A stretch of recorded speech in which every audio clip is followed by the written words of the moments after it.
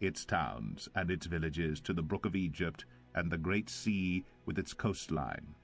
And in the hill country, Shamir, Jatir, Soko, Danah, Kiriath-Sanah, that is Debir, Anab, Eshtemoh, Anim, Goshen, Holon, and Gilo, 11 cities with their villages.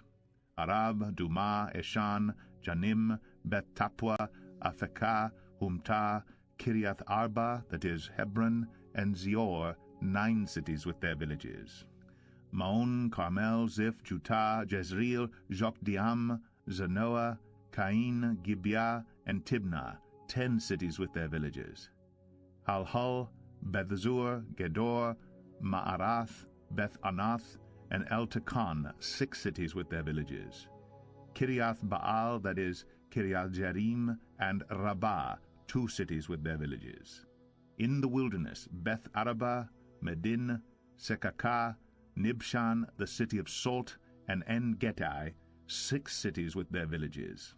But the Jebusites, the inhabitants of Jerusalem, the people of Judah, could not drive out. So the Jebusites dwell with the people of Judah at Jerusalem to this day.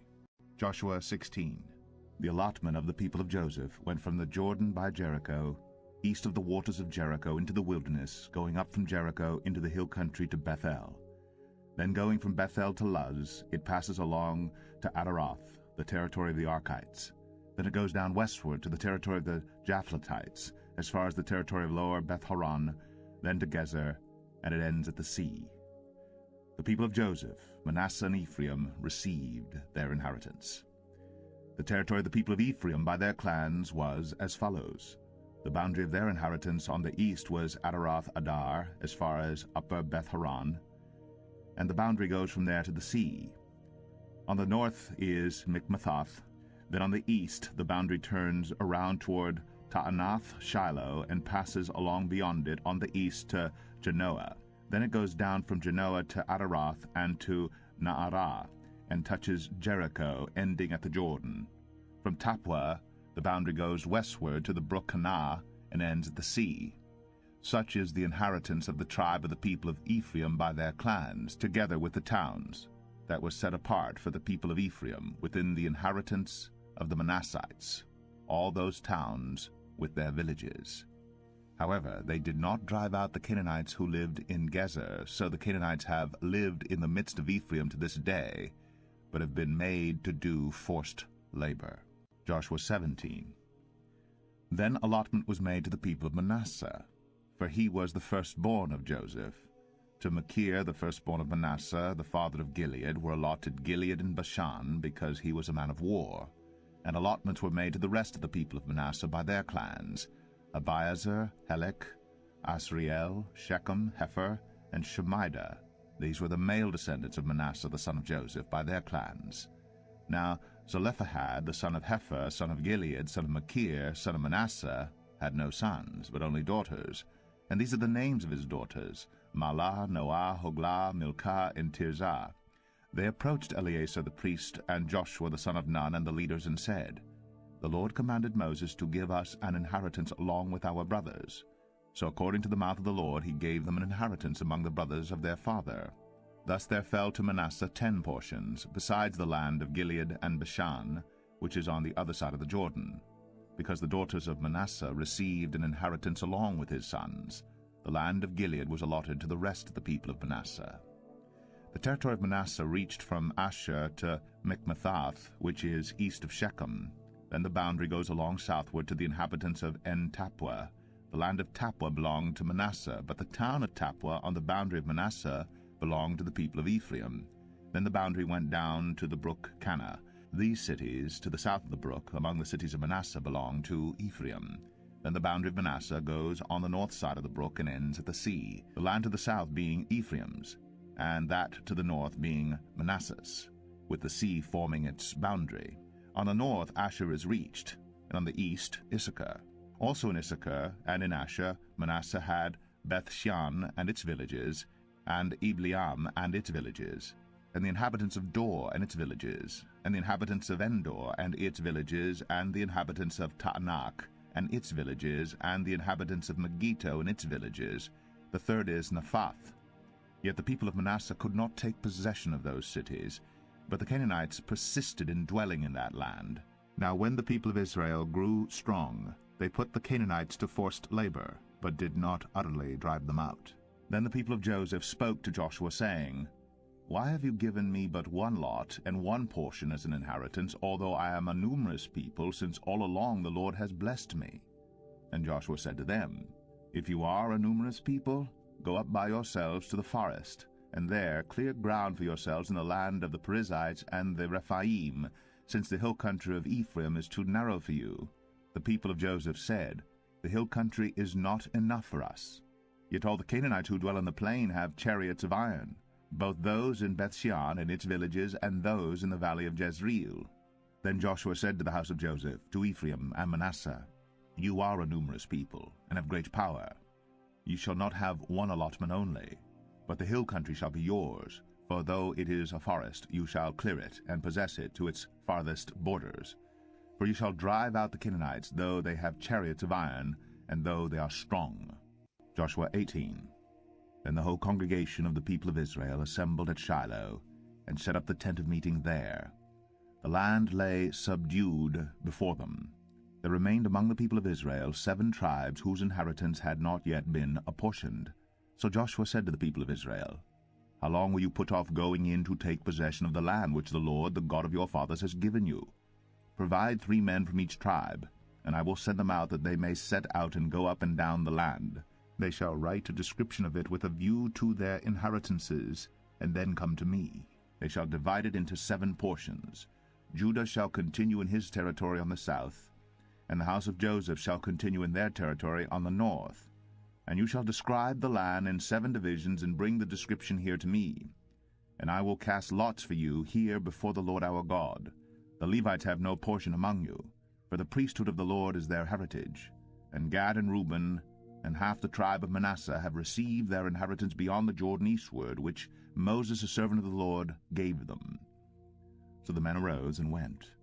And Joshua charged those who went to write the description of the land, saying, Go up and down in the land, and write a description, and return to me, and I will cast lots for you here before the Lord in Shiloh. So the men went, and passed up and down in the land, and wrote in a book a description of it by towns in 7 divisions. Then they came to Joshua to the camp at Shiloh, and Joshua cast lots for them in Shiloh before the Lord. And there Joshua apportioned the land to the people of Israel, to each his portion. The lot of the tribe of the people of Benjamin according to its clans came up, and the territory allotted to it fell between the people of Judah and the people of Joseph. On the north side their boundary began at the Jordan. Then the boundary goes up to the shoulder north of Jericho, then up through the hill country westward, and it ends at the wilderness of Beth-aven. From there the boundary passes along southward in the direction of Luz, to the shoulder of Luz, that is Bethel. Then the boundary goes down to Adarothadar, on the mountain that lies south of Lower Beth-horon. Then the boundary goes in another direction, turning on the western side southward from the mountain that lies to the south, opposite Beth-horon, and it ends at Kiriath-baal, that is Kiriath-jearim, a city belonging to the people of Judah. This forms the western side. And the southern side begins at the outskirts of Kiriath-jearim, and the boundary goes from there to Ephron, to the spring of the waters of Nephtoah. Then the boundary goes down to the border of the mountain that overlooks the valley of the son of Hinnom, which is at the north end of the valley of Rephaim, and it then goes down the valley of Hinnom, south of the shoulder of the Jebusites, and downward to En-rogel. Then it bends in a northerly direction, going on to En-shemesh, and from there goes to Gilaloth, which is opposite the ascent of Adumim. Then it goes down to the stone of Boan, the son of Reuben, and passing on to the north of the shoulder of Beth-arabah, it goes down to the Arabah. Then the boundary passes on to the north of the shoulder of Beth-hoglah, and the boundary ends at the northern bay of the Salt Sea, at the south end of the Jordan. This is the southern border. The Jordan forms its boundary on the eastern side. This is the inheritance of the people of Benjamin, according to their clans, boundary by boundary all around. Now the cities of the tribe of the people of Benjamin according to their clans were Jericho, Beth-hoglah, Emek-keziz, Beth-arabah, Zemaraim, Bethel, Avim, Parah, Ophrah, Shephar, Ammoni, Ophni, Geba, 12 cities with their villages: Gibeon, Ramah, Beeroth, Mizpeh, Chephirah, Moza, Rechem, Irpiel, Taralah, Zelah, Ha-Eleph, Jebus, that is Jerusalem, Gibeah, and Kiriath-Jearim. 14 cities with their villages. This is the inheritance of the people of Benjamin, according to its clans. Joshua 19. The second lot came out for Simeon, for the tribe of the people of Simeon, according to their clans, and their inheritance was in the midst of the inheritance of the people of Judah. And they had for their inheritance Beersheba, Sheba, Moladah, Hazar-Shual, Balah, Ezem, El-Tolad, Bethel, Hormah, Ziklag, Beth-Markaboth, Hazar-Susa, Beth-Lebaoth, and Sharuhen, 13 cities with their villages.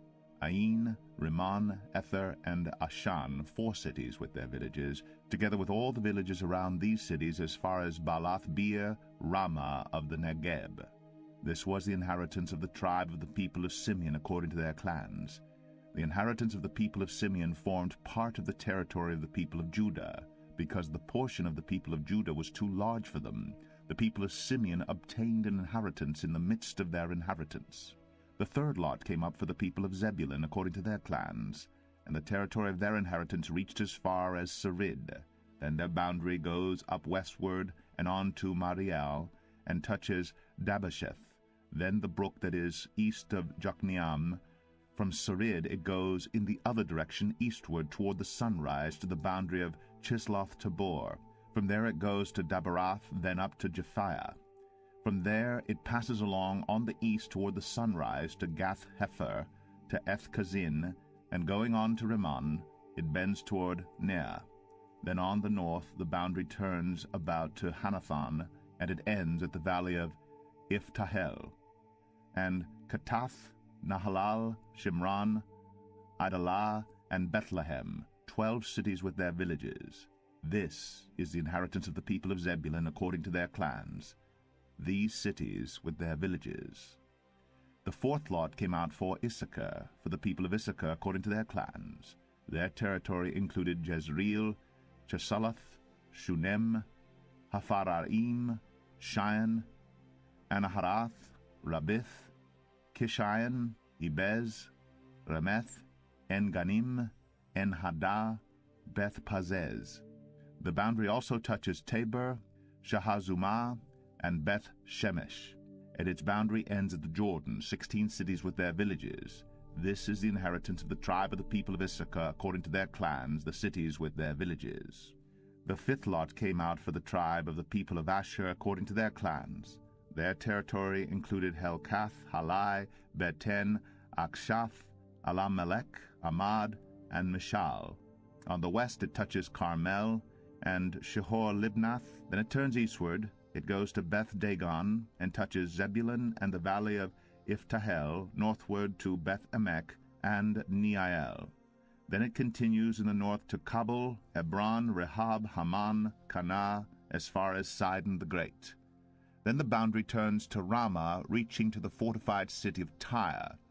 Then the boundary turns to Hosa, and it ends at the sea, Mahalab, Akzib, Umah, Afek, and Rehob, 22 cities with their villages.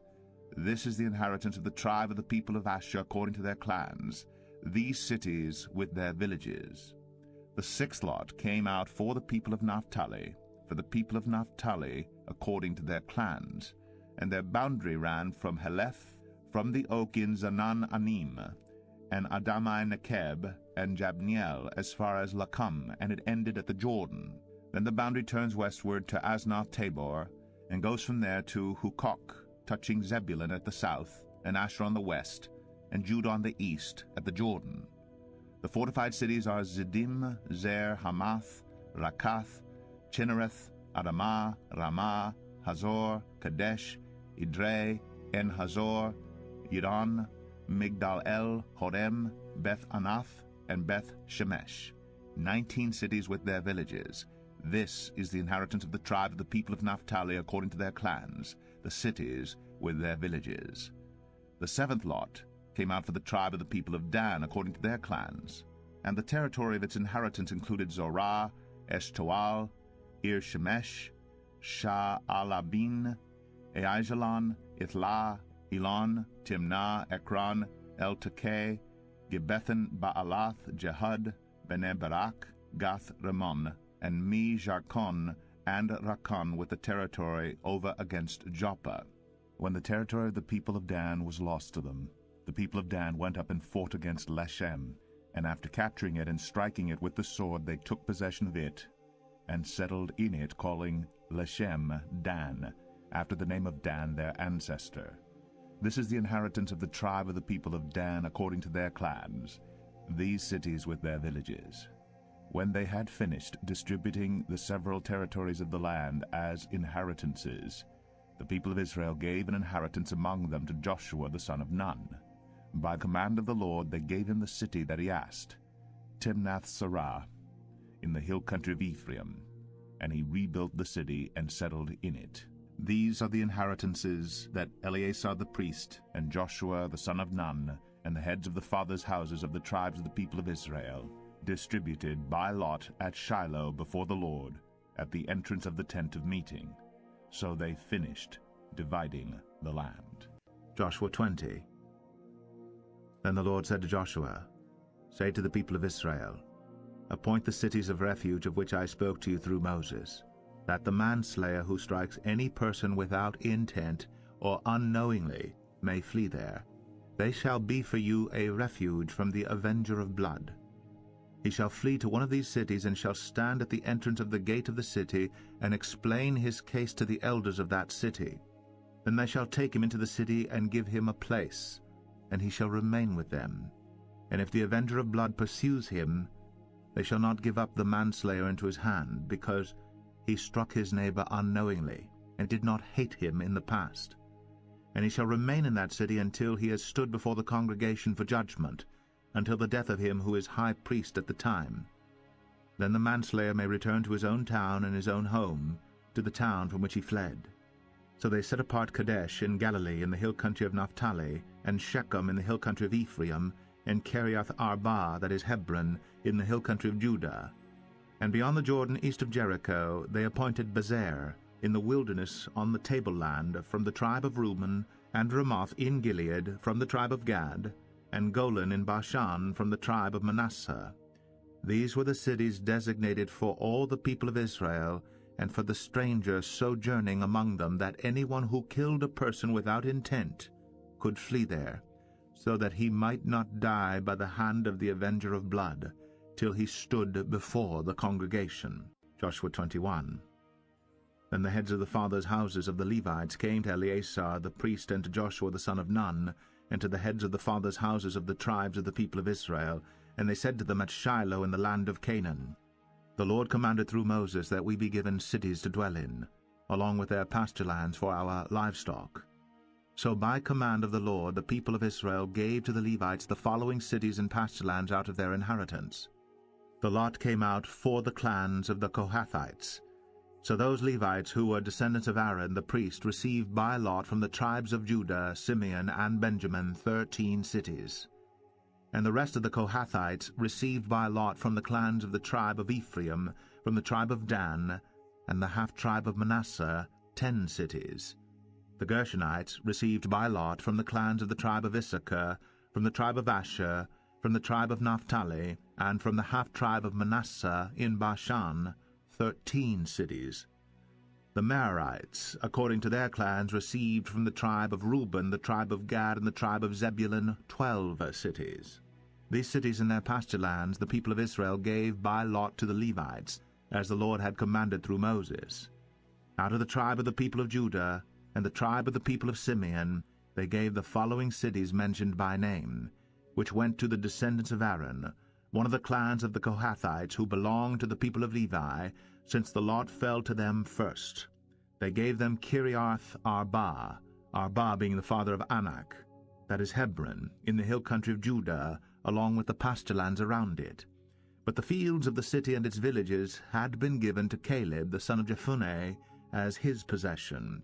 And to the descendants of Aaron the priest they gave Hebron, the city of refuge for the manslayer, with its pasture lands, Libnah with its pasture lands, Jattir with its pasture lands, Estemoa with its pasture lands, Holon with its pasture lands, Debir with its pasture lands, Ain with its pasture lands, Juttah with its pasture lands, Beth Shemesh with its pasture lands, 9 cities out of these 2 tribes. Then out of the tribe of Benjamin, Gibeon with its pasture lands, Gibbah with its pasture lands, Anathoth with its pasture lands, Almon with its pasture lands, 4 cities. The cities of the descendants of Aaron the priests were in all 13 cities with their pasture lands. As to the rest of the Kohathites, belonging to the Kohathite clans of the Levites, the cities allotted to them were out of the tribe of Ephraim. To them were given Shechem, the city of refuge for the manslayer, with its pasture lands in the hill country of Ephraim, Gezer with its pasture lands, Kibzaim with its pasture lands, Beth-horon with its pasture lands, 4 cities, and of the tribe of Dan, El-Tekeh with its pasture lands, Gibbethon with its pasture lands, Ahijalon with its pasture lands, Gath-Rimmon with its pasture lands, 4 cities. And out of the half-tribe of Manasseh, Tanakh with its pasture lands, Gath-Rimmon with its pasture lands, 2 cities. The cities of the clans of the rest of the Kohathites were 10 in all with their pasture lands. And to the Gershonites, one of the clans of the Levites, were given out of the half-tribe of Manasseh, Golan in Bashan with its pasture lands, the city of refuge for the manslayer, Beish Terah with its pasture lands, and out of the tribe of Issachar, Kishion with its pasture lands, Daberoth with its pasture lands, Jarmuth with its pasture lands, En-Ganim with its pasture lands, 4 cities, and out of the tribe of Asher, Mishal with its pasture lands, Abdon with its pasture lands, Helkath with its pasture lands, Rehob with its pasture lands, 4 cities, and out of the tribe of Naphtali, Kadesh in Galilee with its pasture lands, the city of refuge for the manslayer, Hamoth-Dor with its pasture lands, and Kartan with its pasture lands, 3 cities. The cities of the several clans of the Gershonites were in all 13 cities with their pasture lands. And to the rest of the Levites, the Merarite clans were given out of the tribe of Zebulun, Jokneam with its pasture lands, Kartah with its pasture lands, Dimnah with its pasture lands, Nahalal with its pasture lands, 4 cities. And out of the tribe of Reuben, Bezer with its pasture lands, Jahaz with its pasture lands, Kedemoth with its pasture lands, and Mephaath with its pasture lands, 4 cities. And out of the tribe of Gad, Ramoth and Gilead with its pasture lands, a city of refuge for the manslayer, Mahanaim with its pasture lands, Heshbon with its pasture lands, Jazer with its pasture lands, 4 cities in all. As for the cities of the several Merarite clans, that is, the remainder of the clans of the Levites, those allotted to them were in all 12 cities. The cities of the Levites in the midst of the possession of the people of Israel were in all 48 cities with their pasture lands. These cities each had its pasture lands around it. So it was with all these cities. Thus the Lord gave to Israel all the land that he swore to give to their fathers, and they took possession of it, and they settled there. And the Lord gave them rest on every side, just as he had sworn to their fathers. Not one of all their enemies had withstood them, for the Lord had given all their enemies into their hands. Not one word of all the good promises that the Lord had made to the house of Israel had failed. All came to pass. Joshua 22. At that time Joshua summoned the Reubenites and the Gadites and the half-tribe of Manasseh, and he said to them, You have kept all that Moses the servant of the Lord commanded you, and have obeyed my voice in all that I have commanded you. You have not forsaken your brothers these many days, down to this day, but have been careful to keep the charge of the Lord your God. And now the Lord your God has given rest to your brothers, as he promised them. Therefore turn, and go to your tents in the land where your possession lies, which Moses the servant of the Lord gave you on the other side of the Jordan. Only be very careful to observe the commandment and the law that Moses the servant of the Lord commanded you, to love the Lord your God, and to walk in all his ways, and to keep his commandments, and to cling to him, and to serve him with all your heart and with all your soul. So Joshua blessed them, and sent them away, and they went to their tents. Now to the one half of the tribe of Manasseh Moses had given a possession in Bashan, but to the other half Joshua had given a possession beside their brothers in the land west of the Jordan. And when Joshua sent them away to their homes, and blessed them, he said to them, Go back to your tents with much wealth, and with very much livestock, with silver, gold, bronze, and iron, and with much clothing. Divide the spoil of your enemies with your brothers. So the people of Reuben and the people of Gad and the half-tribe of Manasseh returned home, parting from the people of Israel at Shiloh, which is in the land of Canaan, to go to the land of Gilead, their own land, of which they had possessed themselves by command of the Lord through Moses. And when they came to the region of the Jordan that is in the land of Canaan, the people of Reuben and the people of Gad and the half-tribe of Manasseh built there an altar by the Jordan, an altar of imposing size. And the people of Israel heard it said, Behold, the people of Reuben and the people of Gad and the half-tribe of Manasseh have built the altar at the frontier of the land of Canaan, in the region about the Jordan, on the side that belongs to the people of Israel. And when the people of Israel heard of it, the whole assembly of the people of Israel gathered at Shiloh to make war against them. Then the people of Israel sent to the people of Reuben and the people of Gad and the half-tribe of Manasseh in the land of Gilead, Phinehas, the son of Eleazar the priest, and with him 10 chiefs, one from each of the tribal families of Israel, every one of them the head of a family among the clans of Israel. And they came to the people of Reuben, the people of Gad, and the half-tribe of Manasseh in the land of Gilead, and they said to them, Thus says the whole congregation of the Lord, What is this breach of faith that you have committed against the God of Israel in turning away this day from following the Lord by building yourselves an altar this day in rebellion against the Lord? Have we not had enough of the sin at Peor, from which even yet we have not cleansed ourselves, and for which there came a plague upon the congregation of the Lord, that you too must turn away this day from following the Lord? And if you too rebel against the Lord today, then tomorrow he will be angry with the whole congregation of Israel. But now, if the land of your possession is unclean, pass over into the Lord's land where the Lord's tabernacle stands, and take for yourselves a possession among us. Only do not rebel against the Lord, or make us as rebels by building for yourselves an altar other than the altar of the Lord our God.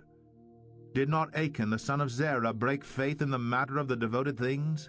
And wrath fell upon all the congregation of Israel? And he did not perish alone for his iniquity. Then the people of Reuben, the people of Gad, and the half-tribe of Manasseh said in answer to the heads of the families of Israel, The mighty one, God, the Lord, the mighty one, God, the Lord, he knows. And let Israel itself know, if it was in rebellion or in breach of faith against the Lord, do not spare us today for building an altar to turn away from following the Lord. Or if we did so to offer burnt offerings or grain offerings or peace offerings on it, may the Lord himself take vengeance. No, but we did it from fear that in time to come your children might say to our children, What have you to do with the Lord, the God of Israel? For the Lord has made the Jordan a boundary between us and you. You people of Reuben and people of Gad, you have no portion in the Lord. So your children might make our children cease to worship the Lord. Therefore we said, Let us now build an altar, not for burnt offering, nor for sacrifice, but to be a witness between us and you, and between our generations after us, that we do perform the service of the Lord in his presence with our burnt offerings and sacrifices and peace offerings, so your children will not say to our children in time to come, You have no portion in the Lord. And we thought, if this should be said to us or to our descendants in time to come, we should say, Behold, the copy of the altar of the Lord which our fathers made, not for burnt offerings nor for sacrifice, but to be a witness between us and you. Far be it from us that we should rebel against the Lord, and turn away this day from following the Lord, by building an altar for burnt offering, grain offering, or sacrifice, other than the altar of the Lord our God that stands before his tabernacle. When Phinehas the priest, and the chiefs of the congregation, the heads of the families of Israel who were with him, heard the words that the people of Reuben and the people of Gad and the people of Manasseh spoke, it was good in their eyes. And Phinehas the son of Eleazar the priest said to the people of Reuben and the people of Gad and the people of Manasseh, Today we know that the Lord is in our midst, because you have not committed this breach of faith against the Lord. Now you have delivered the people of Israel from the hand of the Lord. Then Phinehas the son of Eleazar the priest, and the chiefs, returned from the people of Reuben and the people of Gad, in the land of Gilead to the land of Canaan, to the people of Israel, and brought back word to them. And the report was good in the eyes of the people of Israel. And the people of Israel blessed God, and spoke no more of making war against them to destroy the land where the people of Reuben and the people of Gad were settled. The people of Reuben and the people of Gad called the altar Witness, for, they said, it is a witness between us that the Lord is God. Joshua 23. A long time afterward, when the Lord had given rest to Israel from all their surrounding enemies, and Joshua was old and well advanced in years, Joshua summoned all Israel, its elders and heads, its judges and officers, and said to them, I am now old and well advanced in years, and you have seen all that the Lord your God has done to all these nations for your sake. For it is the Lord your God who has fought for you. Behold, I have allotted to you as an inheritance for your tribes those nations that remain, along with all the nations that I have already cut off, from the Jordan to the great sea in the west. The Lord your God will push them back before you, and drive them out of your sight, and you shall possess their land, just as the Lord your God promised you. Therefore, be very strong to keep and to do all that is written in the book of the law of Moses, turning aside from it neither to the right hand nor to the left, that you may not mix with these nations remaining among you, or make mention of the names of their gods, or swear by them, or serve them, or bow down to them. But you shall cling to the Lord your God, just as you have done to this day. For the Lord has driven out before you great and strong nations. And as for you, no man has been able to stand before you to this day. One man of you puts to flight 1,000, since it is the Lord your God who fights for you, just as he promised you. Be very careful, therefore, to love the Lord your God. For if you turn back and cling to the remnant of these nations remaining among you, and make marriages with them, so that you associate with them and they with you, know for certain that the Lord your God will no longer drive out these nations before you, but they shall be a snare and a trap for you, a whip on your sides, and thorns in your eyes, until you perish from off this good ground that the Lord your God has given you. And now I am about to go the way of all the earth. And you know in your hearts and souls, all of you, that not one word has failed of all the good things that the Lord your God promised concerning you. All have come to pass for you, not one of them has failed. But just as all the good things that the Lord your God promised concerning you have been fulfilled for you, so the Lord will bring upon you all the evil things, until he has destroyed you from off this good land that the Lord your God has given you. If you transgress the covenant of the Lord your God, which he commanded you, and go and serve other gods and bow down to them, then the anger of the Lord will be kindled against you, and you shall perish quickly from off the good land that he has given to you.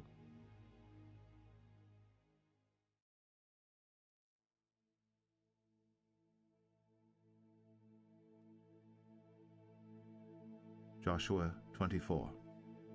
Joshua gathered all the tribes of Israel to Shechem, and summoned the elders, the heads, the judges, and the officers of Israel. And they presented themselves before God.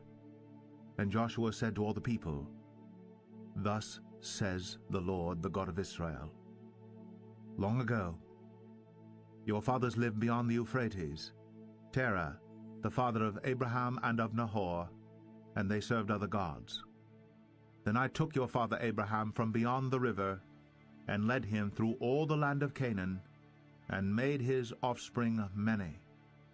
I gave him Isaac, and to Isaac I gave Jacob and Esau. And I gave Esau the hill country of Seir to possess.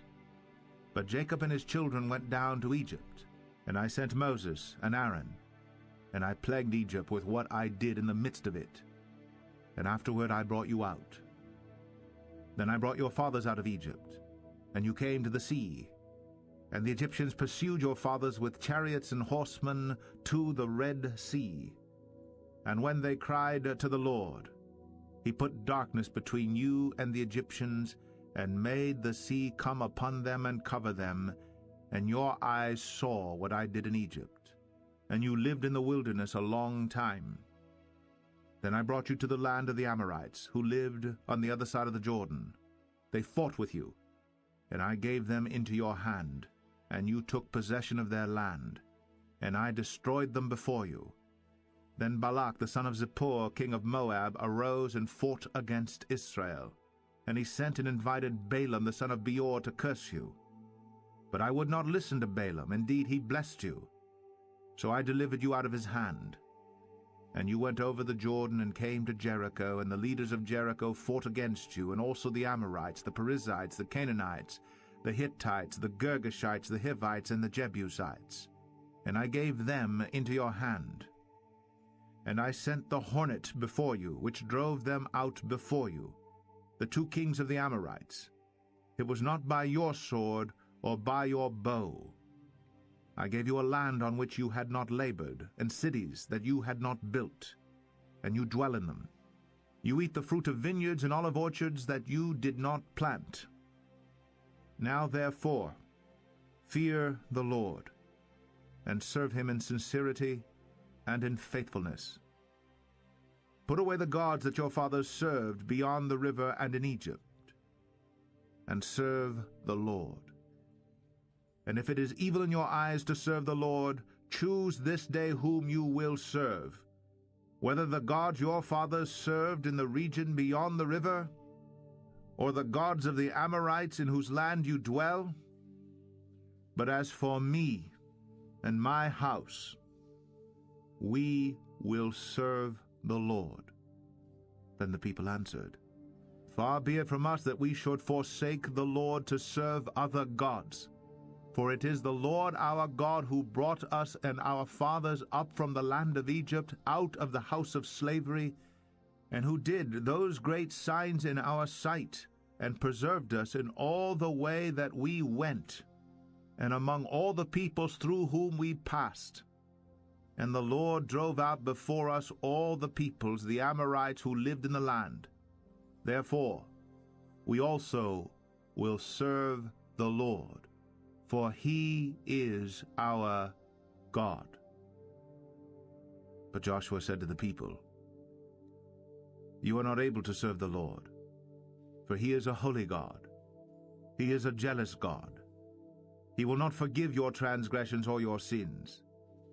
If you forsake the Lord and serve foreign gods, then he will turn and do you harm and consume you, after having done you good. And the people said to Joshua, No, but we will serve the Lord.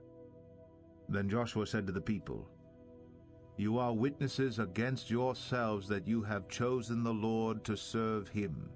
And they said, We are witnesses. He said, Then put away the foreign gods that are among you, and incline your heart to the Lord, the God of Israel. And the people said to Joshua, The Lord our God we will serve, and his voice we will obey. So Joshua made a covenant with the people that day, and put in place statutes and rules for them at Shechem. And Joshua wrote these words in the book of the law of God. And he took a large stone and set it up there under the terebinth that was by the sanctuary of the Lord. And Joshua said to all the people, Behold, this stone shall be a witness against us, for it has heard all the words of the Lord that he spoke to us. Therefore it shall be a witness against you, lest you deal falsely with your God. So Joshua sent the people away, every man to his inheritance. After these things, Joshua the son of Nun, the servant of the Lord, died, being 110 years old. And they buried him in his own inheritance at Timnath-Serah, which is in the hill country of Ephraim, north of the mountain of Gaash. Israel served the Lord all the days of Joshua, and all the days of the elders who outlived Joshua, and had known all the work that the Lord did for Israel. As for the bones of Joseph, which the people of Israel brought up from Egypt, they buried them at Shechem, in the piece of land that Jacob bought from the sons of Hamor, the father of Shechem, for 100 pieces of money. It became an inheritance of the descendants of Joseph.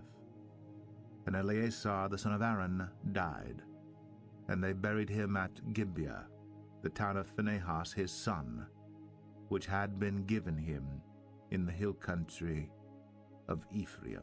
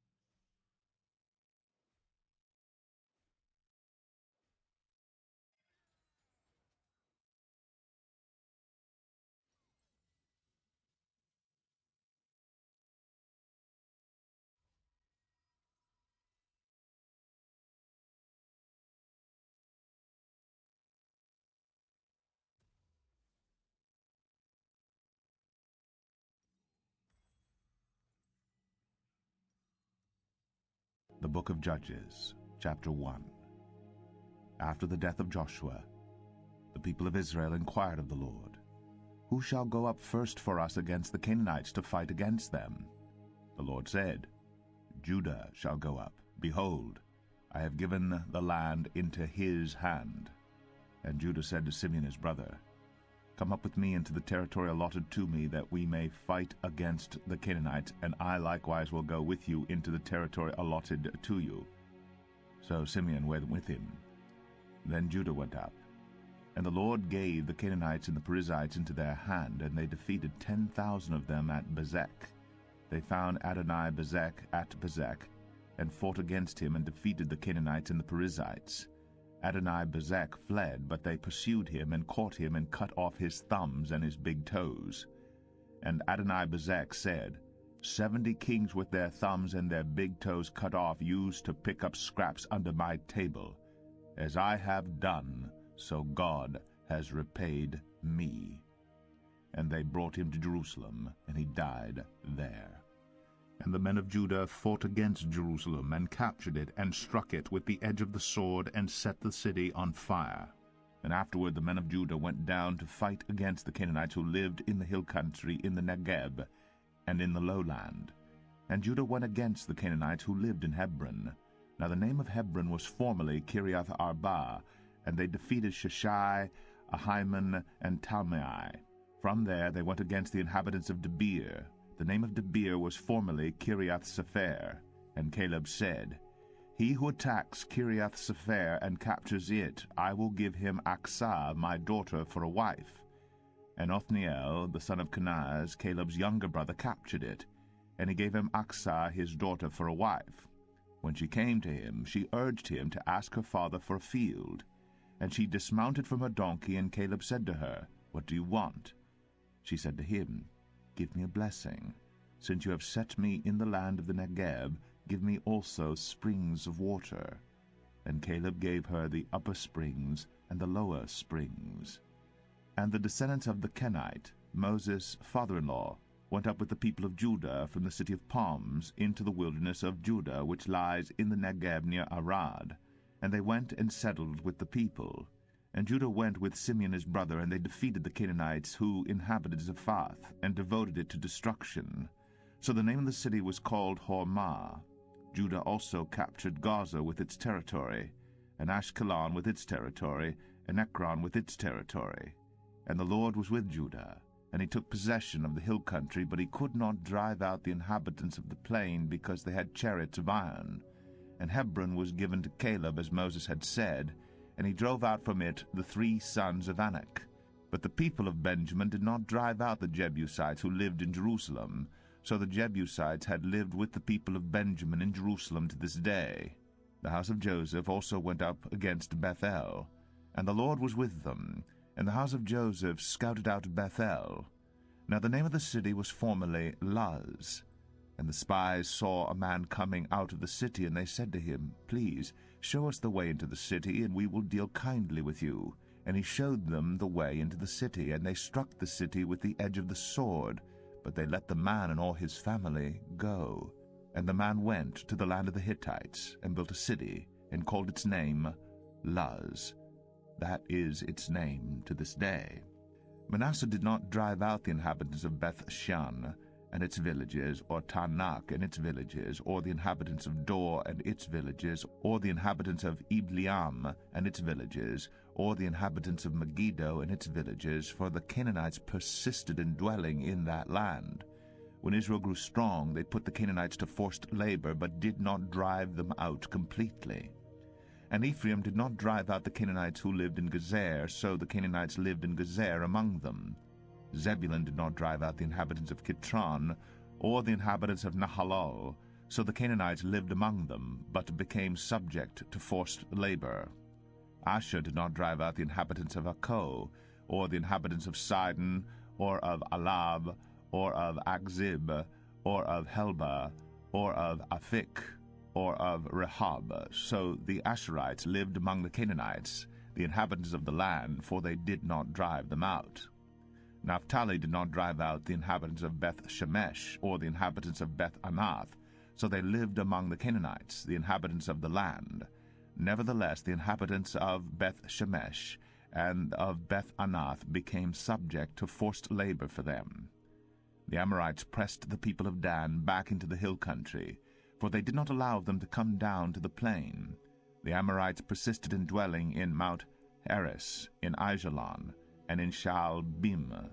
But the hand of the house of Joseph rested heavily on them, and they became subject to forced labor. And the border of the Amorites ran from the ascent of Akrabim, from Selah and upward. Judges 2. Now the angel of the Lord went up from Gilgal to Bochim, and he said, I brought you up from Egypt, and brought you into the land that I swore to give to your fathers. I said, I will never break my covenant with you, and you shall make no covenant with the inhabitants of this land. You shall break down their altars, but you have not obeyed my voice. What is this you have done?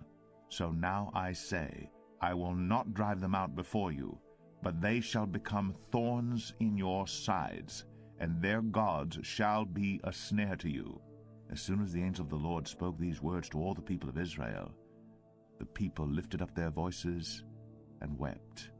And they called the name of that place Bochim, and they sacrificed there to the Lord. When Joshua dismissed the people of Israel went each to his inheritance to take possession of the land.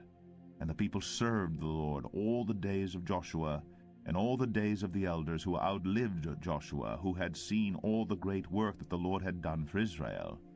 And Joshua the son of Nun, the servant of the Lord, died at the age of 110 years. And they buried him within the boundaries of his inheritance in Timnath-Heres, in the hill country of Ephraim, north of the mountain of Gash. And all that generation also were gathered to their fathers, and there arose another generation after them who did not know the Lord, or the work that he had done for Israel. And the people of Israel did what was evil in the sight of the Lord, and served the Baals. And they abandoned the Lord, the God of their fathers, who had brought them out of the land of Egypt. They went after other gods from among the gods of the peoples who were around them, and bowed down to them. And they provoked the Lord to anger. They abandoned the Lord, and served the Baals and the Ashtoreth. So the anger of the Lord was kindled against Israel, and he gave them over to plunderers, who plundered them. And he sold them into the hand of their surrounding enemies, so that they could no longer withstand their enemies. Whenever they marched out, the hand of the Lord was against them for harm, as the Lord had warned, and as the Lord had sworn to them, and they were in terrible distress. Then the Lord raised up judges, who saved them out of the hand of those who plundered them.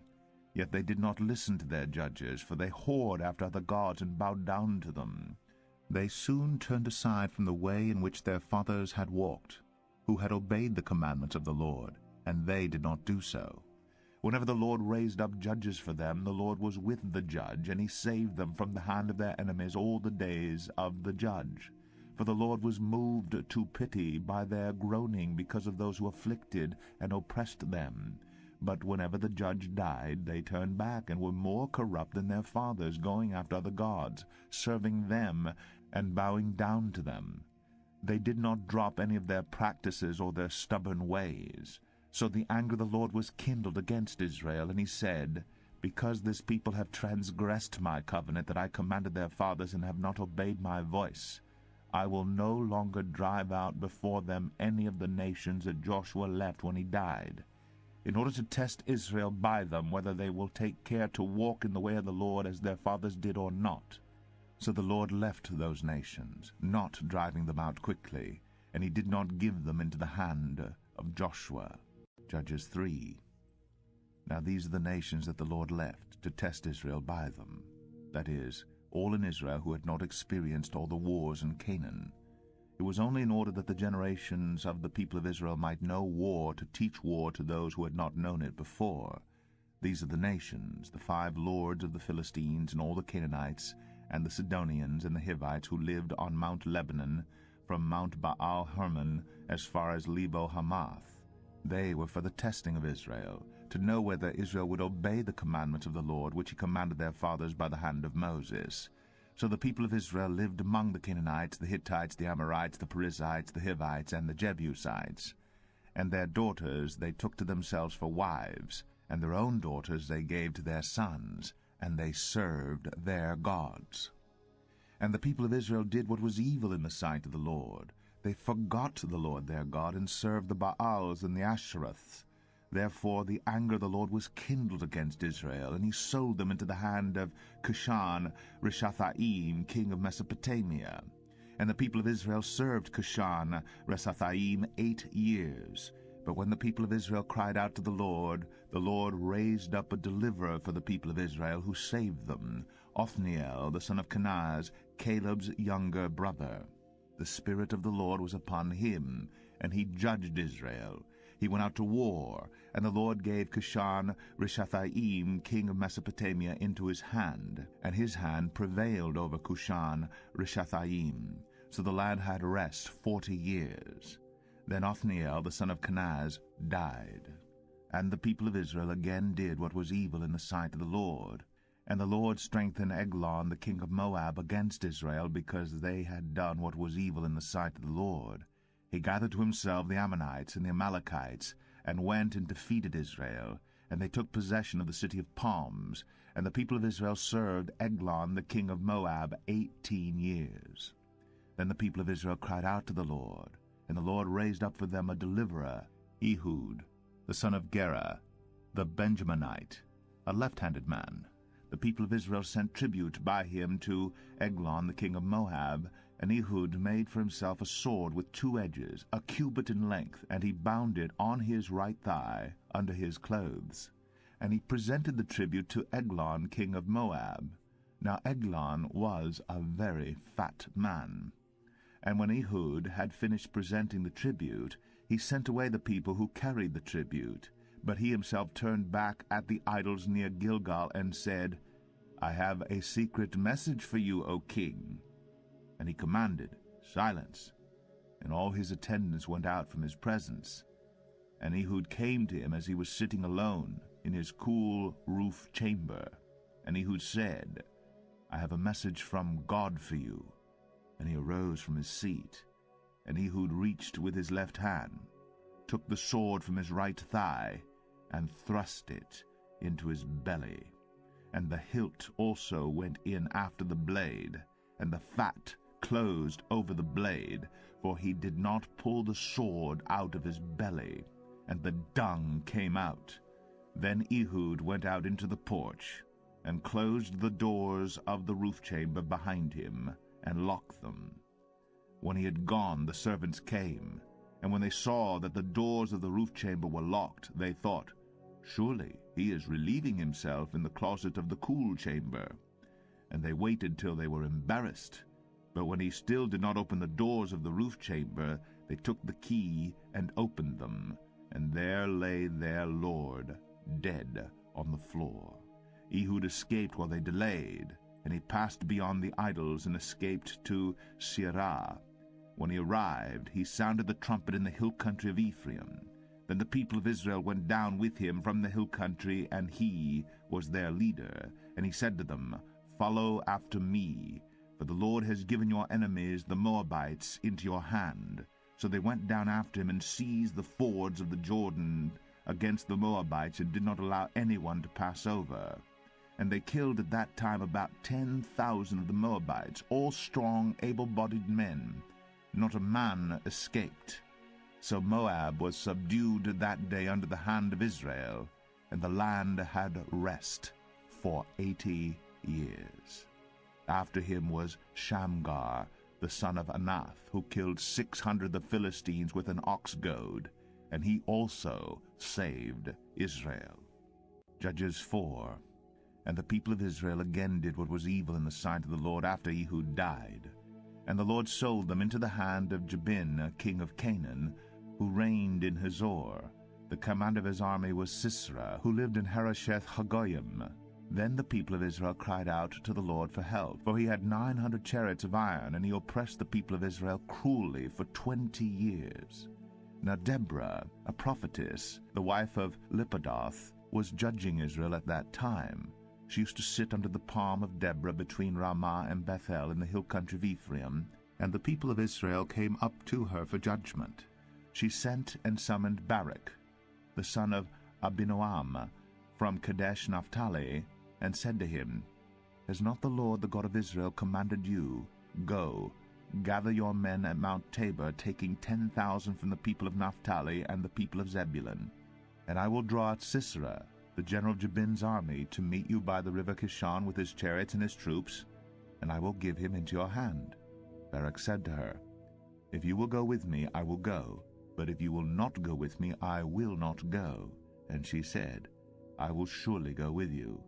Nevertheless, the road on which you are going will not lead to your glory, for the Lord will sell Sisera into the hand of a woman. Then Deborah rose, and went with Barak to Kadesh. And Barak called out Zebulun and Naphtali to Kadesh. And 10,000 men went up at his heels, and Deborah went up with him. Now Heber the Kenite had separated from the Kenites, the descendants of Hobab, the father-in-law of Moses, and had pitched his tent as far away as the oak in Zaanim, which is near Kadesh. When Sisera was told that Barak the son of Abinoam had gone up to Mount Tabor, Sisera called out all his chariots, 900 chariots of iron, and all the men who were with him, from Harosheth Hagoyim to the river Kishon. And Deborah said to Barak, Up, for this is the day in which the Lord has given Sisera into your hand. Does not the Lord go out before you? So Barak went down from Mount Tabor with 10,000 men following him. And the Lord routed Sisera and all his chariots and all his army before Barak by the edge of the sword. And Sisera got down from his chariot and fled away on foot. And Barak pursued the chariots and the army to Harosheth Hagoyim, and all the army of Sisera fell by the edge of the sword, not a man was left. But Sisera fled away on foot to the tent of Jael, the wife of Heber the Kenite, for there was peace between Jabin the king of Hazor and the house of Heber the Kenite. And Jael came out to meet Sisera and said to him, Turn aside, my lord, turn aside to me, do not be afraid. So he turned aside to her into the tent, and she covered him with a rug. And he said to her, Please give me a little water to drink, for I am thirsty. So she opened a skin of milk, and gave him a drink, and covered him. And he said to her, Stand at the opening of the tent. If any man comes and asks you, Is anyone here? Say, No. But Jael, the wife of Heber, took a tent peg, and took a hammer in her hand. Then she went softly to him, and drove the peg into his temple until it went down into the ground while he was lying fast asleep from weariness. So he died. And behold, as Barak was pursuing Sisera, Jael went out to meet him and said to him, Come, and I will show you the man whom you are seeking. So he went into a tent, and there lay Sisera dead, with the tent peg in his temple. So on that day God subdued Jabin the king of Canaan before the people of Israel, and the hand of the people of Israel pressed harder and harder against Jabin the king of Canaan, until they destroyed Jabin king of Canaan. Judges 5. Then sang Deborah and Barak the son of Abinoam on that day, that the leaders took the lead in Israel, that the people offered themselves willingly. Bless the Lord. Hear, O kings, give ear, O princes, to the Lord I will sing. I will make melody to the Lord, the God of Israel. Lord, when you went out from Seir, when you marched from the region of Edom, the earth trembled and the heavens dropped. Yes, the clouds dropped water, the mountains quaked before the Lord, even Sinai before the Lord, the God of Israel. In the days of Shamgar, son of Anath, in the days of Jael, the highways were abandoned, and travelers kept to the byways. The villagers ceased in Israel. They ceased to be until I arose. I, Deborah, arose as a mother in Israel. When new gods were chosen, then war was in the gates. Was shield or spear to be seen among 40,000 in Israel? My heart goes out to the commanders of Israel, who offered themselves willingly among the people. Bless the Lord. Tell of it, you who ride on white donkeys, you who sit on rich carpets, and you who walk by the way. To the sound of musicians at the watering places, there they repeat the righteous triumphs of the Lord, the righteous triumphs of his villagers in Israel. Then down to the gates marched the people of the Lord. Awake, awake, Deborah. Awake, awake, break out in a song. Arise, Barak. Lead away your captives, O son of Abinoam. Then down marched the remnant of the noble. The people of the Lord marched down for me against the mighty. From Ephraim, their root, they marched down into the valley, following you, Benjamin, with your kinsmen. From Machir marched down the commanders, and from Zebulun those who bear the lieutenant's staff. The princes of Issachar came with Deborah, and Issachar, faithful to Barak, into the valley they rushed at his heels. Among the clans of Reuben there were great searchings of heart. Why did you sit still among the sheepfolds to hear the whistling for the flocks? Among the clans of Reuben there were great searchings of heart. Gilead stayed beyond the Jordan, and Dan, why did he stay with the ships? Asher sat still at the coast of the sea, staying by his landings. Zebulun is a people who risked their lives to the death.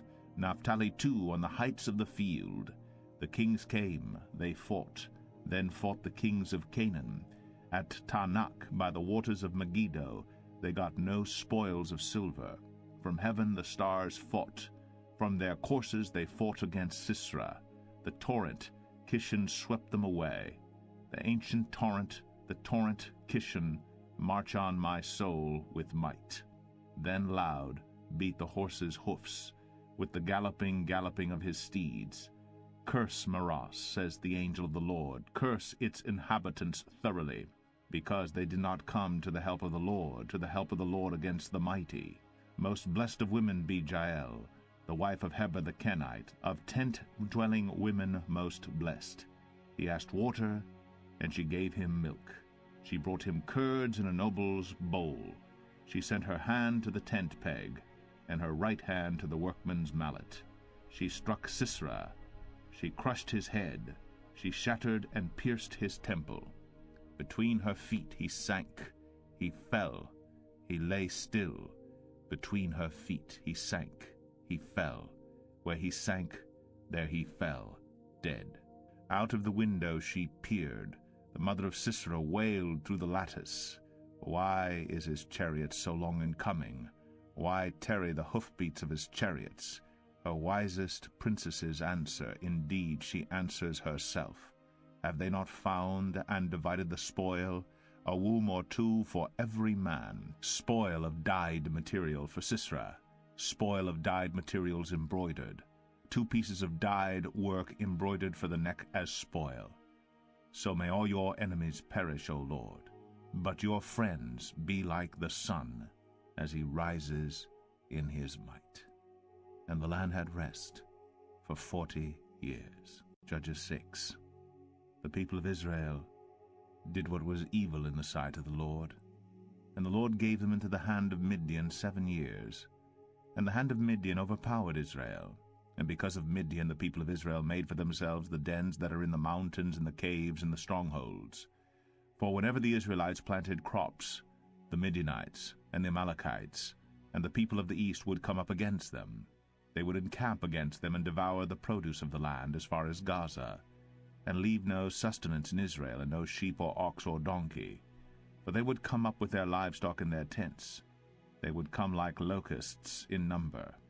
Both they and their camels could not be counted, so that they laid waste the land as they came in. And Israel was brought very low because of Midian. And the people of Israel cried out for help to the Lord. When the people of Israel cried out to the Lord on account of the Midianites, the Lord sent a prophet to the people of Israel.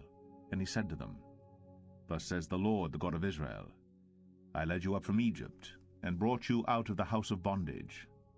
And I delivered you from the hand of the Egyptians, and from the hand of all who oppressed you, and drove them out before you, and gave you their land. And I said to you, I am the Lord your God. You shall not fear the gods of the Amorites in whose land you dwell. But you have not obeyed my voice. Now the angel of the Lord came and sat under the terebinth at Ophrah, which belonged to Joash the Abiezerite, while his son Gideon was beating out wheat in the winepress to hide it from the Midianites. And the angel of the Lord appeared to him and said to him, The Lord is with you, O mighty man of valor. And Gideon said to him, Please, sir, if the Lord is with us, why then has all this happened to us? And where are all his wonderful deeds that our fathers recounted to us, saying, Did not the Lord bring us up from Egypt? But now the Lord has forsaken us, and given us into the hand of Midian. And the Lord turned to him and said, Go in this might of yours, and save Israel from the hand of Midian. Do not I send you? And he said to him, Please, Lord, how can I save Israel? Behold, my clan is the weakest in Manasseh, and I am the least in my father's house. And the Lord said to him, But I will be with you, and you shall strike the Midianites as one man. And he said to him, If now I have found favor in your eyes, then show me a sign that it is you who speaks with me. Please do not depart from here until I come to you and bring out my present and set it before you. And he said, I will stay till you return. So Gideon went into his house, and prepared a young goat and unleavened cakes from an ephah of flour.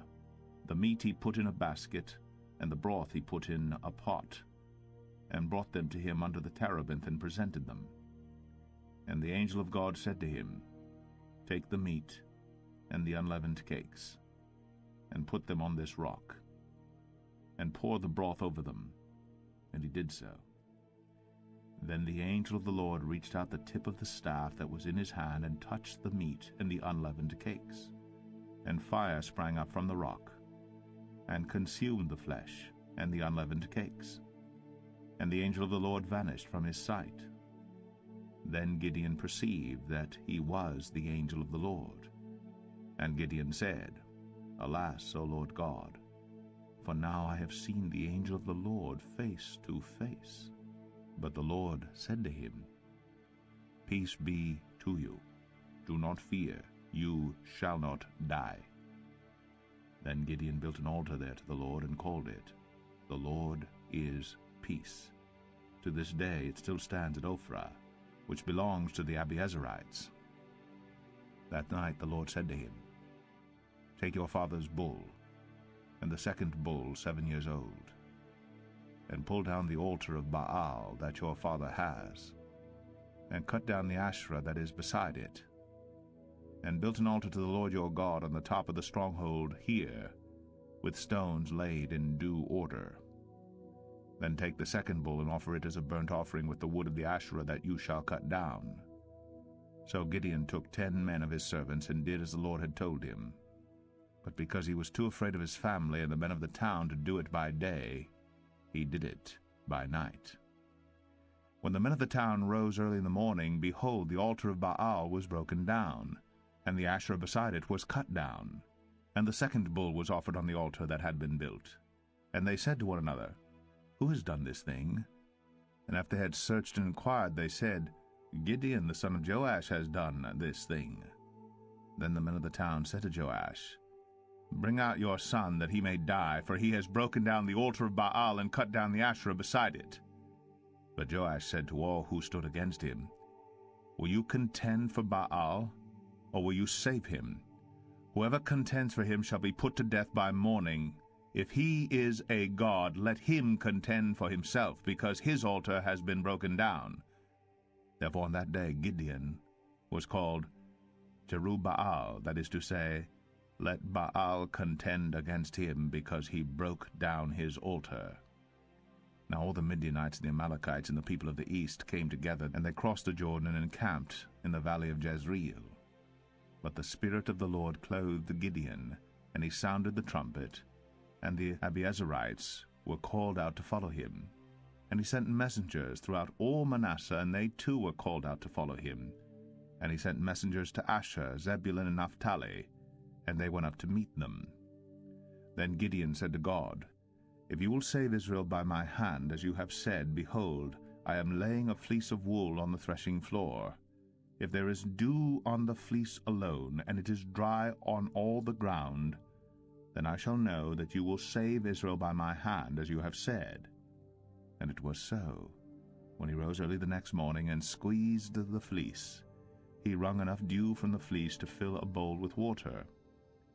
Then Gideon said to God, "Let not your anger burn against me. Let me speak just once more. Please, let me test just once more with the fleece. Please, let it be dry on the fleece only, and on all the ground let there be dew." And God did so that night. And it was dry on the fleece only, and on all the ground there was dew.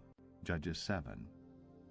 Then Jerubbaal, that is, Gideon, and all the people who were with him rose early and encamped beside the spring of Harod. And the camp of Midian was north of them, by the hill of Moreh, in the valley.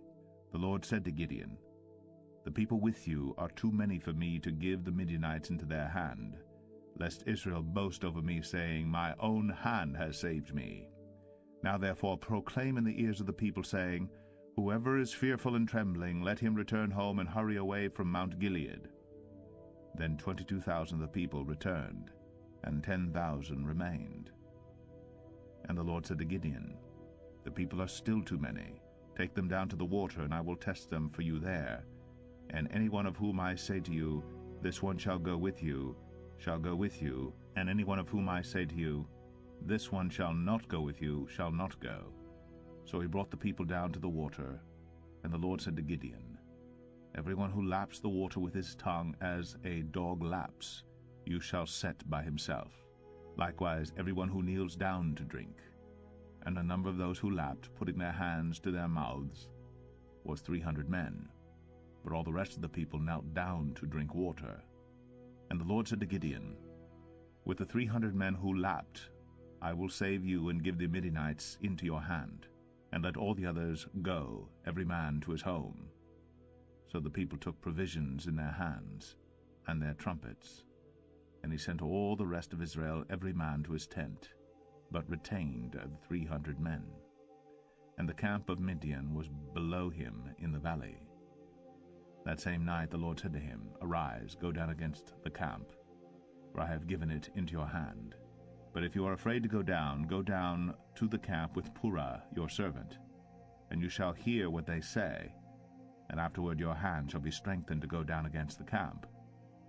Then he went down with Purah his servant to the outposts of the armed men who were in the camp, and the Midianites, and the Amalekites, and all the people of the east lay along the valley like locusts in abundance, and their camels were without number.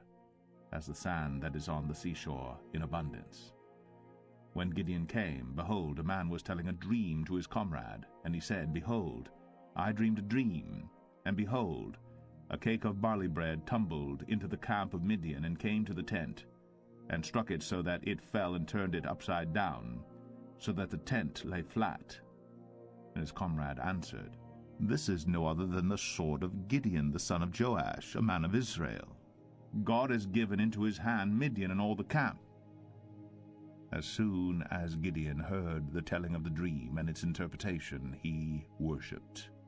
And he returned to the camp of Israel and said, Arise, for the Lord has given the host of Midian into your hand.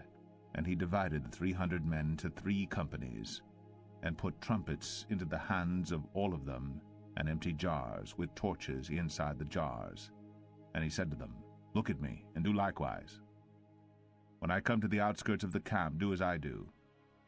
When I blow the trumpet, I and all who are with me, then blow the trumpets also on every side of all the camp, and shout, For the Lord and for Gideon. So Gideon and the 100 men who were with him came to the outskirts of the camp at the beginning of the middle watch, when they had just set the watch. And they blew the trumpets, and smashed the jars that were in their hands. Then the 3 companies blew the trumpets and broke the jars. They held in their left hands the torches, and in their right hands the trumpets to blow. And they cried out, A sword for the Lord, and for Gideon. Every man stood in his place around the camp, and all the army ran. They cried out and fled. When they blew the 300 trumpets, the Lord set every man's sword against his comrade, and against all the army. And the army fled as far as Beth-shittah toward Zererah, as far as the border of Abel-meholah by Tabbath. And the men of Israel were called out from Naphtali, and from Asher, and from all Manasseh, and they pursued after Midian. Gideon sent messengers throughout all the hill country of Ephraim, saying, Come down against the Midianites, and capture the waters against them, as far as Beth-barah, and also the Jordan. So all the men of Ephraim were called out, and they captured the waters as far as Beth-barah, and also the Jordan. And they captured the 2 princes of Midian, Oreb and Zeb. They killed Oreb at the rock of Oreb, and Zeb they killed at the winepress of Zeb. Then they pursued Midian, and they brought the heads of Oreb and Zeb to Gideon across the Jordan. Judges 8. Then the men of Ephraim said to him, What is this that you have done to us, not to call us when you went to fight with Midian? And they accused him fiercely, and he said to them, What have I done now in comparison with you? Is not the gleaning of the grapes of Ephraim better than the grape harvests of Abiezer? God has given into your hands the princes of Midian, Oreb and Zeb. What have I been able to do in comparison with you? Then their anger against him subsided when he said this. And Gideon came to the Jordan and crossed over, he and the 300 men who were with him, exhausted yet pursuing. So he said to the men of Succoth, Please, give loaves of bread to the people who follow me, for they are exhausted, and I am pursuing after Zebah and Zalmunna, the kings of Midian. And the officials of Succoth said, Are the hands of Zebah and Zalmunna already in your hand, that we should give bread to your army? So Gideon said, Well then, when the Lord has given Zebah and Zalmunna into my hand, I will flail your flesh with the thorns of the wilderness and with briars. And from there he went up to Penuel, and spoke to them in the same way, and the men of Penuel answered him as the men of Succoth had answered. And he said to the men of Penuel, When I come again in peace, I will break down this tower. Now Zebah and Zalmunna were in Karkor with their army, about 15,000 men, all who were left of all the army of the people of the east. For there had fallen 120,000 men who drew the sword. And Gideon went up by the way of the tent dwellers east of Nobah and Jogbehah, and attacked the army. For the army felt secure, and Zebah and Zalmunna fled, and he pursued them and captured the 2 kings of Midian, Zebah and Zalmunna, and he threw all the army into a panic. Then Gideon the son of Joash returned from the battle by the ascent of Heres, and he captured a young man of Succoth and questioned him. And he wrote down for him the officials and elders of Succoth, 77 men. And he came to the men of Succoth and said, Behold, Zebah and Zalmunna, about whom you taunted me, saying, Are the hands of Zebah and Zalmunna already in your hand, that we should give bread to your men who are exhausted? And he took the elders of the city, and he took thorns of the wilderness and briars, and with them taught the men of Succoth a lesson. And he broke down the tower of Penuel, and killed the men of the city. Then he said to Zebah and Zalmunna, Where are the men whom you killed at Tabor? They answered, As you are, so were they. Every one of them resembled the son of a king.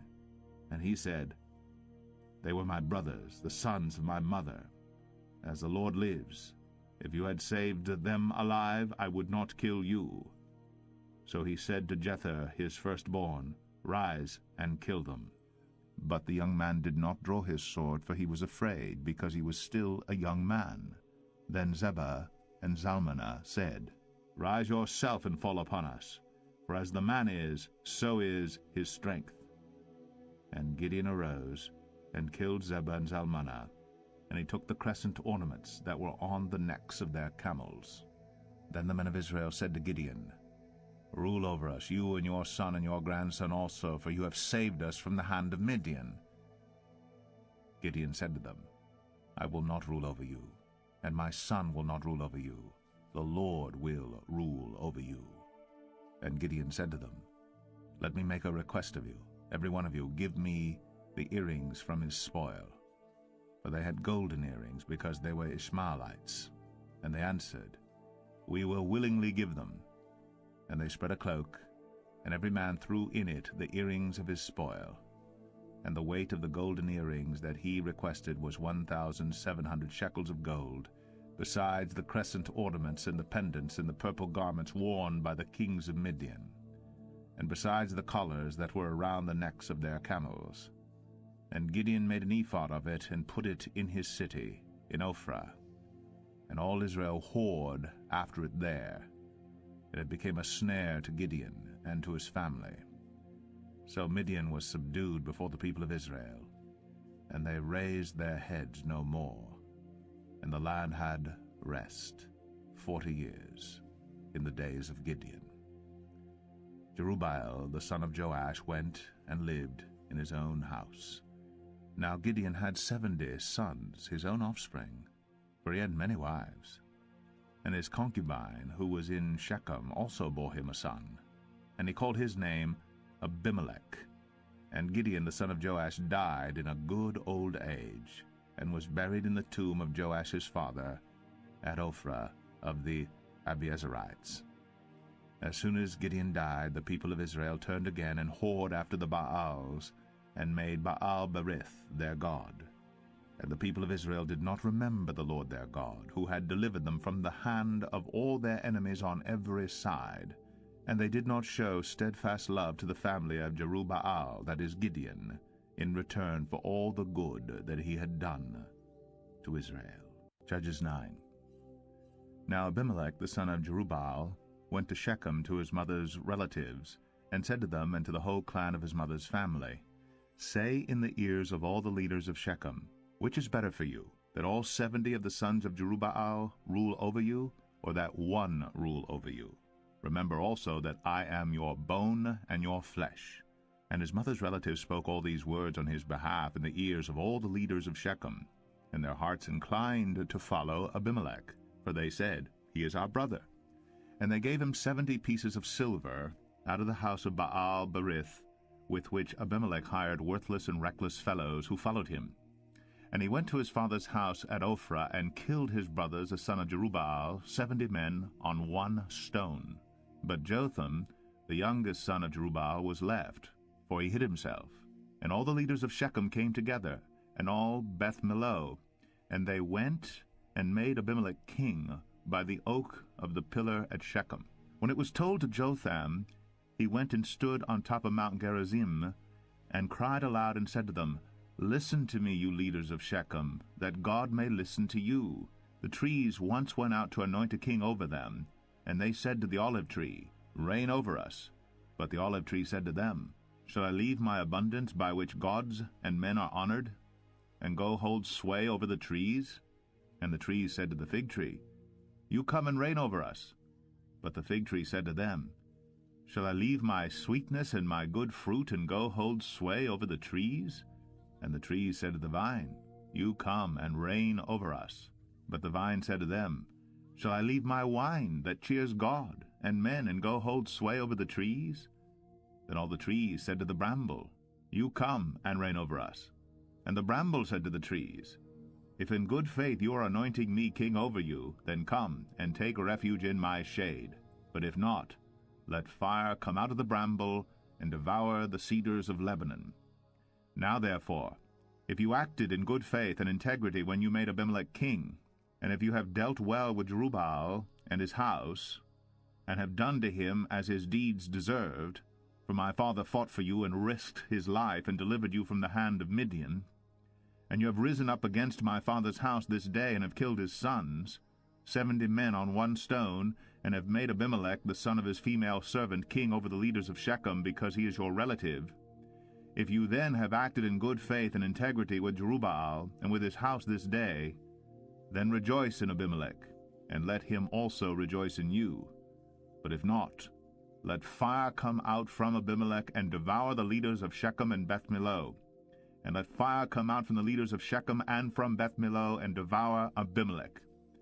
And Jotham ran away and fled, and went to Beer, and lived there because of Abimelech his brother. Abimelech ruled over Israel 3 years. And God sent an evil spirit between Abimelech and the leaders of Shechem.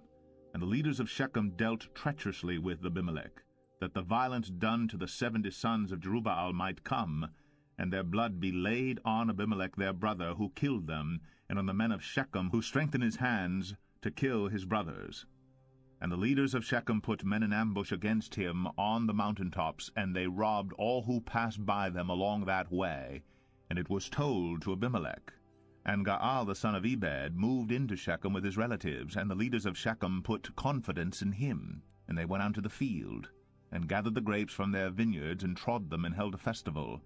And they went into the house of their God, and ate and drank, and reviled Abimelech. And Gaal the son of Ebed said, Who is Abimelech? And who are we of Shechem, that we should serve him? Is he not the son of Jerubbaal? And is not Zebul his officer? Serve the men of Hamor the father of Shechem, but why should we serve him? Would that this people were under my hand, then I would remove Abimelech. I would say to Abimelech, Increase your army, and come out. When Zebul, the ruler of the city, heard the words of Gaal the son of Ebed, his anger was kindled. And he sent messengers to Abimelech secretly, saying, Behold, Gaal the son of Ebed and his relatives have come to Shechem, and they are stirring up the city against you. Now therefore go by night, you and the people who are with you, and set an ambush in the field. Then in the morning, as soon as the sun is up, rise early and rush upon the city. And when he and the people who are with him come out against you, you may do to them as your hand finds to do. So Abimelech and all the men who are with him rose up by night and set an ambush against Shechem in 4 companies. And Gaal the son of Ebed went out and stood in the entrance of the gate of the city. And Abimelech and the people who were with him rose from the ambush. And when Gaal saw the people, he said to Zebul, Look, people are coming down from the mountaintops. And Zebul said to him, You mistake the shadow of the mountains for men. Gaal spoke again and said, Look, people are coming down from the center of the land, and one company is coming from the direction of the diviner's oak. Then Zebul said to him, Where is your mouth now, you who said, Who is Abimelech, that we should serve him? Are not these the people whom you despised? Go out now and fight with them. And Gaal went out at the head of the leaders of Shechem, and fought with Abimelech. And Abimelech chased him, and he fled before him. And many fell wounded up to the entrance of the gate. And Abimelech lived at Arumah, and Zebul drove out Gaal and his relatives, so that they could not dwell at Shechem. On the following day the people went out into the field, and Abimelech was told. He took his people and divided them into 3 companies, and set an ambush in the fields. And he looked and saw the people coming out of the city, so he rose against them and killed them. Abimelech and the company that was with him rushed forward and stood at the entrance of the gate of the city, while the 2 companies rushed upon all who were in the field and killed them. And Abimelech fought against the city all that day. He captured the city and killed the people who are in it, and he razed the city and sowed it with salt. When all the leaders of the tower of Shechem heard of it, they entered the stronghold of the house of El-Berith. Abimelech was told that all the leaders of the tower of Shechem were gathered together. And Abimelech went up to Mount Zalmon, he and all the people were with him. And Abimelech took an axe in his hand and cut down a bundle of brushwood and took it up and laid it on his shoulder. And he said to the men who were with him, "What you have seen me do, hurry, and do as I have done." So every one of the people cut down his bundle, and following Abimelech put it against the stronghold, and they set the stronghold on fire over them, so that all the people of the tower of Shechem also died, about 1,000 men and women. Then Abimelech went to Thebez, and encamped against Thebez, and captured it. But there was a strong tower within the city, and all the men and women and all the leaders of the city fled to it, and shut themselves in, and they went up to the roof of the tower. And Abimelech came to the tower and fought against it, and drew near to the door of the tower to burn it with fire. And a certain woman threw an upper millstone on Abimelech's head, and crushed his skull. Then he called quickly to the young man his armor-bearer, and said to him, "Draw your sword and kill me, lest they say of me, a woman killed him." And his young man thrust him through, and he died. And when the men of Israel saw that Abimelech was dead, every one departed to his home. Thus God returned the evil of Abimelech, which he committed against his father in killing his 70 brothers. And God also made all the evil of the men of Shechem return on their heads, and upon them came the curse of Jotham, the son of Jerubbaal. Judges 10. After Abimelech there arose to save Israel, Tola the son of Puah, son of Dodo, a man of Issachar, and he lived at Shamir in the hill country of Ephraim. And he judged Israel 23 years. Then he died and was buried at Shamir. After him arose Jair the Gileadite, who judged Israel 22 years. And he had 30 sons, who rode on 30 donkeys, and they had 30 cities, called Havoth-Jair to this day, which are in the land of Gilead. And Jair died and was buried in Kaman. The people of Israel again did what was evil in the sight of the Lord, and served the Baals and the Ashtoreths, the gods of Syria, the gods of Sidon, the gods of Moab, the gods of the Ammonites, and the gods of the Philistines. And they forsook the Lord, and did not serve him. So the anger of the Lord was kindled against Israel. And he sold them into the hand of the Philistines, and into the hand of the Ammonites. And they crushed and oppressed the people of Israel that year. For 18 years they oppressed all the people of Israel who were beyond the Jordan in the land of the Amorites, which is in Gilead. And the Ammonites crossed the Jordan to fight also against Judah, and against Benjamin, and against the house of Ephraim, so that Israel was severely distressed. And the people of Israel cried out to the Lord, saying, "We have sinned against you, because we have forsaken our God, and have served the Baals." And the Lord said to the people of Israel, "Did I not save you from the Egyptians, and from the Amorites, from the Ammonites, and from the Philistines?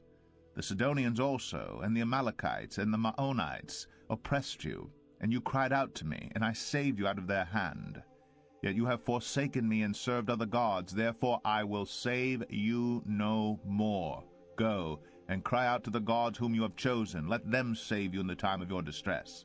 And the people of Israel said to the Lord, "We have sinned. Do to us whatever seems good to you. Only please deliver us this day."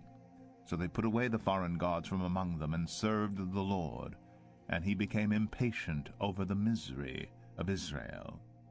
Then the Ammonites were called to arms, and they encamped in Gilead. And the people of Israel came together, and they encamped at Mizpah. And the people, the leaders of Gilead, said one to another, "Who is the man who will begin to fight against the Ammonites? He shall be head over all the inhabitants of Gilead." Judges 11. Now Jephthah the Gileadite was a mighty warrior, but he was the son of a prostitute. Gilead was the father of Jephthah, and Gilead's wife also bore him sons. And when his wife's sons grew up, they drove Jephthah out, and said to him, "You shall not have an inheritance in our father's house, for you are the son of another woman." Then Jephthah fled from his brothers, and lived in the land of Tob. And worthless fellows collected around Jephthah, and went out with him. After a time the Ammonites made war against Israel. And when the Ammonites made war against Israel, the elders of Gilead went to bring Jephthah from the land of Tob. And they said to Jephthah, Come and be our leader, that we may fight with the Ammonites. But Jephthah said to the elders of Gilead, Did you not hate me and drive me out of my father's house? Why have you come to me now when you are in distress? And the elders of Gilead said to Jephthah, That is why we have turned to you now, that you may go with us and fight with the Ammonites and be our head over all the inhabitants of Gilead. Jephthah said to the elders of Gilead, If you bring me home again to fight with the Ammonites, and the Lord gives them over to me, I will be your head. And the elders of Gilead said to Jephthah, The Lord will be witness between us if we do not do as you say. So Jephthah went with the elders of Gilead, and the people made him head and leader over them. And Jephthah spoke all his words before the Lord at Mizpah. Then Jephthah sent messengers to the king of the Ammonites and said, What do you have against me, that you have come to me to fight against my land? And the king of the Ammonites answered the messengers of Jephthah, Because Israel on coming up from Egypt took away my land from the Arnon to the Jabbok and to the Jordan. Now therefore restore it peaceably. Jephthah again sent messengers to the king of the Ammonites, and said to him, Thus says Jephthah, Israel did not take away the land of Moab, or the land of the Ammonites. But when they came up from Egypt, Israel went through the wilderness to the Red Sea and came to Kadesh. Israel then sent messengers to the king of Edom, saying, Please, let us pass through your land. But the king of Edom would not listen. And they sent also to the king of Moab, but he would not consent. So Israel remained at Kadesh. Then they journeyed through the wilderness and went around the land of Edom and the land of Moab, and arrived on the east side of the land of Moab, and camped on the other side of the Arnon. But they did not enter the territory of Moab, for the Arnon was the boundary of Moab. Israel then sent messengers to Sihon king of the Amorites, king of Heshbon, and Israel said to him, Please, let us pass through your land to our country. But Sihon did not trust Israel to pass through his territory, so Sihon gathered all his people together and encamped at Jahaz and fought with Israel. And the Lord, the God of Israel, gave Sihon and all his people into the hand of Israel, and they defeated them. So Israel took possession of all the land of the Amorites who inhabited that country. And they took possession of all the territory of the Amorites, from the Arnon to the Jabbok, and from the wilderness to the Jordan. So then the Lord, the God of Israel, dispossessed the Amorites from before his people Israel. And are you to take possession of them? Will you not possess what Chemosh your God gives you to possess? And all that the Lord our God has dispossessed before us, we will possess. Now are you any better than Balak, the son of Zippor, king of Moab? Did he ever contend against Israel, or did he ever go to war with them? While Israel lived in Heshbon and its villages, and in Aroer and its villages, and in all the cities that are on the banks of the Arnon, 300 years, why did you not deliver them within that time? I therefore have not sinned against you, and you do me wrong by making war on me. The Lord, the judge, decide this day between the people of Israel and the people of Ammon. But the king of the Ammonites did not listen to the words of Jephthah that he sent to him. Then the Spirit of the Lord was upon Jephthah, and he passed through Gilead and Manasseh, and passed on to Mizpah of Gilead, and from Mizpah of Gilead he passed on to the Ammonites. And Jephthah made a vow to the Lord, and said, If you will give the Ammonites into my hand, then whatever comes out from the doors of my house to meet me when I return in peace from the Ammonites shall be the Lord's, and I will offer it up for a burnt offering. So Jephthah crossed over to the Ammonites to fight against them, and the Lord gave them into his hand. And he struck them from Aroer to the neighborhood of Manith, 20 cities, and as far as Abel Keramim, with a great blow. So the Ammonites were subdued before the people of Israel. Then Jephthah came to his home at Mizpah, and behold, his daughter came out to meet him with tambourines and with dances. She was his only child. Beside her he had neither son nor daughter. And as soon as he saw her, he tore his clothes and said, Alas, my daughter, you have brought me very low, and you have become the cause of great trouble to me. For I have opened my mouth to the Lord, and I cannot take back my vow. And she said to him, My father, you have opened your mouth to the Lord.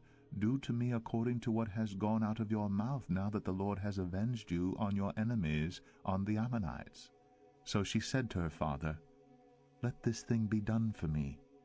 Leave me alone 2 months, that I may go up and down on the mountains, and weep for my virginity, I and my companions. So he said, Go. Then he sent her away for 2 months. And she departed, she and her companions, and wept for her virginity on the mountains. And at the end of 2 months she returned to her father, who did with her according to his vow that he had made. She had never known a man, and it became a custom in Israel that the daughters of Israel went year by year to lament the daughter of Jephthah the Gileadite 4 days in the year. Judges 12. The men of Ephraim were called to arms, and they crossed to Zaphon and said to Jephthah, Why did you cross over to fight against the Ammonites and did not call us to go with you? We will burn your house over you with fire. And Jephthah said to them, I and my people had a great dispute with the Ammonites, and when I called you, you did not save me from their hand. And when I saw that you would not save me, I took my life in my hand and crossed over against the Ammonites, and the Lord gave them into my hand. Why then have you come up to me this day to fight against me? Then Jephthah gathered all the men of Gilead, and fought with Ephraim. And the men of Gilead struck Ephraim, because they said, You are fugitives of Ephraim, you Gileadites, in the midst of Ephraim and Manasseh. And the Gileadites captured the fords of the Jordan against the Ephraimites. And when any of the fugitives of Ephraim said, Let me go over, the men of Gilead said to him, Are you an Ephraimite? When he said, No, they said to him, Then say, Shibboleth. And he said, Sibboleth, for he could not pronounce it right. Then they seized him, and slaughtered him at the fords of the Jordan. At that time 42,000 of the Ephraimites fell. Jephthah judged Israel 6 years. Then Jephthah the Gileadite died, and was buried in his city in Gilead. After him Ibzan of Bethlehem judged Israel. He had 30 sons, and 30 daughters he gave in marriage outside his clan, and 30 daughters he brought in from outside for his sons. And he judged Israel 7 years. Then Ibzan died, and was buried at Bethlehem. After him Elon the Zebulunite judged Israel, and he judged Israel 10 years.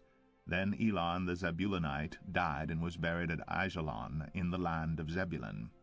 After him Abdon the son of Hillel the Pirathonite judged Israel. He had 40 sons and 30 grandsons, who rode on 70 donkeys, and he judged Israel 8 years. Then Abdon the son of Hillel the Pirathonite died, and was buried at Pirathon in the land of Ephraim, in the hill country of the Amalekites. Judges 13. And the people of Israel again did what was evil in the sight of the Lord. So the Lord gave them into the hand of the Philistines for 40 years.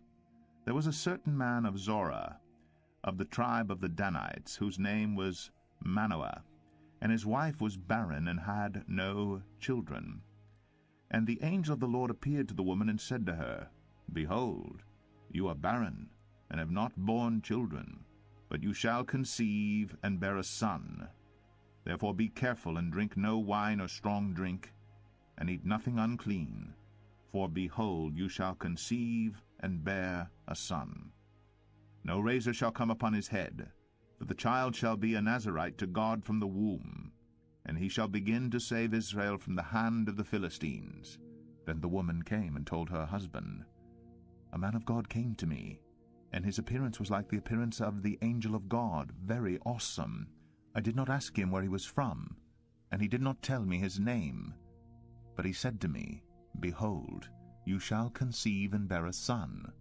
So then drink no wine or strong drink, and eat nothing unclean, for the child shall be a Nazarite to God from the womb to the day of his death. Then Manoah prayed to the Lord and said, O Lord, please let the man of God whom you sent come again to us and teach us what we are to do with the child who will be born. And God listened to the voice of Manoah. And the angel of God came again to the woman as she sat in the field. But Manoah her husband was not with her. So the woman ran quickly and told her husband, Behold, the man who came to me the other day has appeared to me. And Manoah arose and went after his wife, and came to the man and said to him, Are you the man who spoke to this woman? And he said, I am. And Manoah said, Now, when your words come true, what is to be the child's manner of life, and what is his mission? And the angel of the Lord said to Manoah, Of all that I said to the woman, let her be careful. She may not eat of anything that comes from the vine, neither let her drink wine or strong drink, or eat any unclean thing. All that I commanded her, let her observe. Manoah said to the angel of the Lord, Please, let us detain you and prepare a young goat for you. And the angel of the Lord said to Manoah, If you detain me, I will not eat of your food. But if you prepare a burnt offering, then offer it to the Lord. For Manoah did not know that he was the angel of the Lord. And Manoah said to the angel of the Lord, What is your name, so that when your words come true, we may honor you? And the angel of the Lord said to him, Why do you ask my name? Seeing it is wonderful. So Manoah took the young goat with the grain offering, and offered it on the rock to the Lord, to the one who works wonders. And Manoah and his wife were watching. And when the flame went up toward heaven from the altar, the angel of the Lord went up in the flame of the altar. Now Manoah and his wife were watching, and they fell on their faces to the ground. The angel of the Lord appeared no more to Manoah and to his wife. Then Manoah knew that he was the angel of the Lord. And Manoah said to his wife, We shall surely die, for we have seen God. But his wife said to him, If the Lord had meant to kill us, he would not have accepted a burnt offering and a grain offering at our hands, or shown us all these things, or now announced to us such things as these. And the woman bore a son, and called his name Samson. And the young man grew, and the Lord blessed him. And the Spirit of the Lord began to stir him in Mahane Dan, between Zorah and Eshtaol. Judges 14. Samson went down to Timnah, and at Timnah he saw one of the daughters of the Philistines. Then he came up and told his father and mother, I saw one of the daughters of the Philistines at Timnah. Now get her for me as my wife. But his father and mother said to him, Is there not a woman among the daughters of your relatives, or among all our people, that you must go to take a wife from the uncircumcised Philistines? But Samson said to his father, Get her for me, for she is right in my eyes. His father and mother did not know that it was from the Lord, for he was seeking an opportunity against the Philistines. At that time the Philistines ruled over Israel. Then Samson went down with his father and mother to Timnah. And they came to the vineyards of Timnah, and behold, a young lion came toward him roaring. Then the Spirit of the Lord rushed upon him, and although he had nothing in his hand, he tore the lion in pieces as one tears a young goat. But he did not tell his father or his mother what he had done. Then he went down and talked with the woman, and she was right in Samson's eyes. After some days he returned to take her, and he turned aside to see the carcass of the lion, and behold, there was a swarm of bees in the body of the lion, and honey. He scraped it out into his hands, and went on, eating as he went. And he came to his father and mother, and gave some to them, and they ate. But he did not tell them that he had scraped the honey from the carcass of the lion. His father went down to the woman, and Samson prepared a feast there, for so the young men used to do. As soon as the people saw him, they brought 30 companions to be with him. And Samson said to them, Let me now put a riddle to you. If you can tell me what it is within the 7 days of the feast, and find it out, then I will give you 30 linen garments and 30 changes of clothes. But if you cannot tell me what it is, Then you shall give me 30 linen garments and 30 changes of clothes. And they said to him, Put your riddle, that we may hear it. And he said to them, Out of the eater came something to eat. Out of the strong came something sweet. And in 3 days they could not solve the riddle.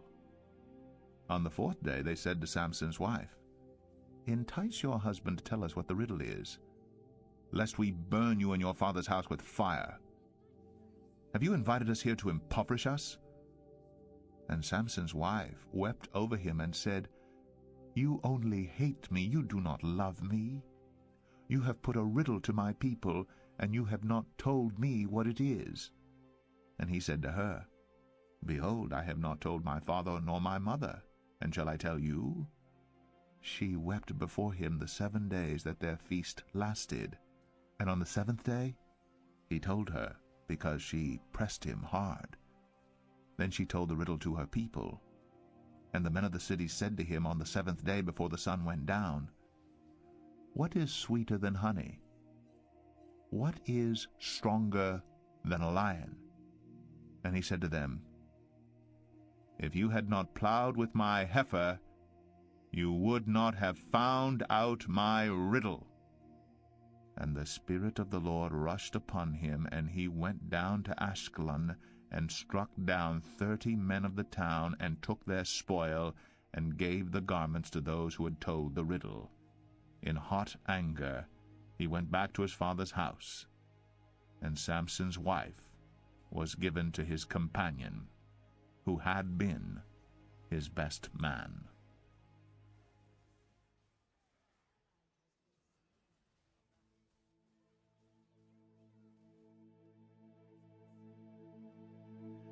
Judges 15. After some days, at the time of wheat harvest, Samson went to visit his wife with a young goat. And he said, I will go in to my wife in the chamber. But her father would not allow him to go in. And her father said, I really thought that you utterly hated her, so I gave her to your companion. Is not her younger sister more beautiful than she? Please take her instead. And Samson said to them, This time I shall be innocent in regard to the Philistines, when I do them harm. So Samson went and caught 300 foxes and took torches. And he turned them tail to tail, and put a torch between each pair of tails. And when he had set fire to the torches, he let the foxes go into the standing grain of the Philistines, and set fire to the stacked grain and the standing grain, as well as the olive orchards. Then the Philistines said, Who has done this? And they said, Samson, the son-in-law of the Timnite, because he has taken his wife and given her to his companion. And the Philistines came up and burned her and her father with fire. And Samson said to them, If this is what you do, I swear I will be avenged on you, and after that I will quit.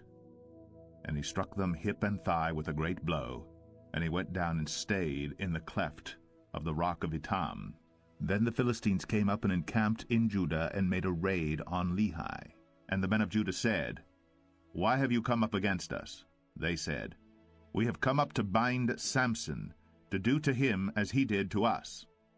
Then 3,000 men of Judah went down to the cleft of the rock of Etam, and said to Samson, Do you not know that the Philistines are rulers over us? What then is this that you have done to us? As they did to me, so have I done to them. And they said to him, We have come down to bind you, that we may give you into the hands of the Philistines. And Samson said to them, Swear to me that you will not attack me yourselves. They said to him, No, we will only bind you and give you into their hands.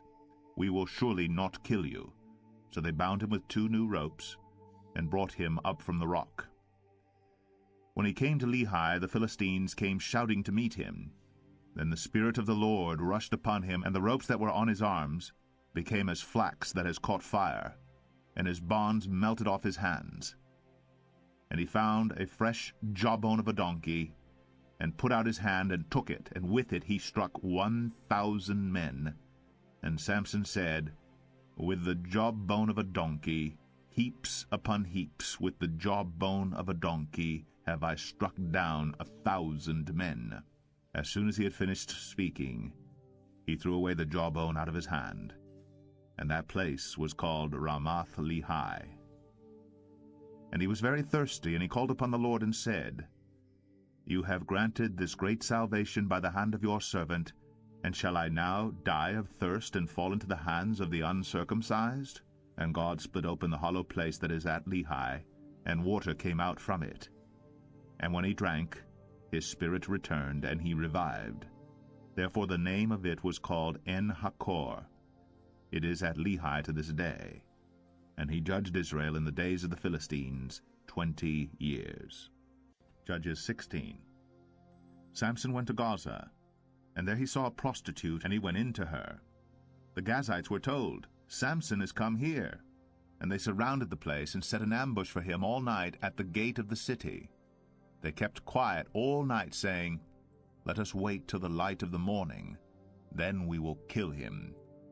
But Samson lay till midnight, and at midnight he arose and took hold of the doors of the gate of the city and the 2 posts, and pulled them up, bar and all, and put them on his shoulders, and carried them to the top of the hill that is in front of Hebron.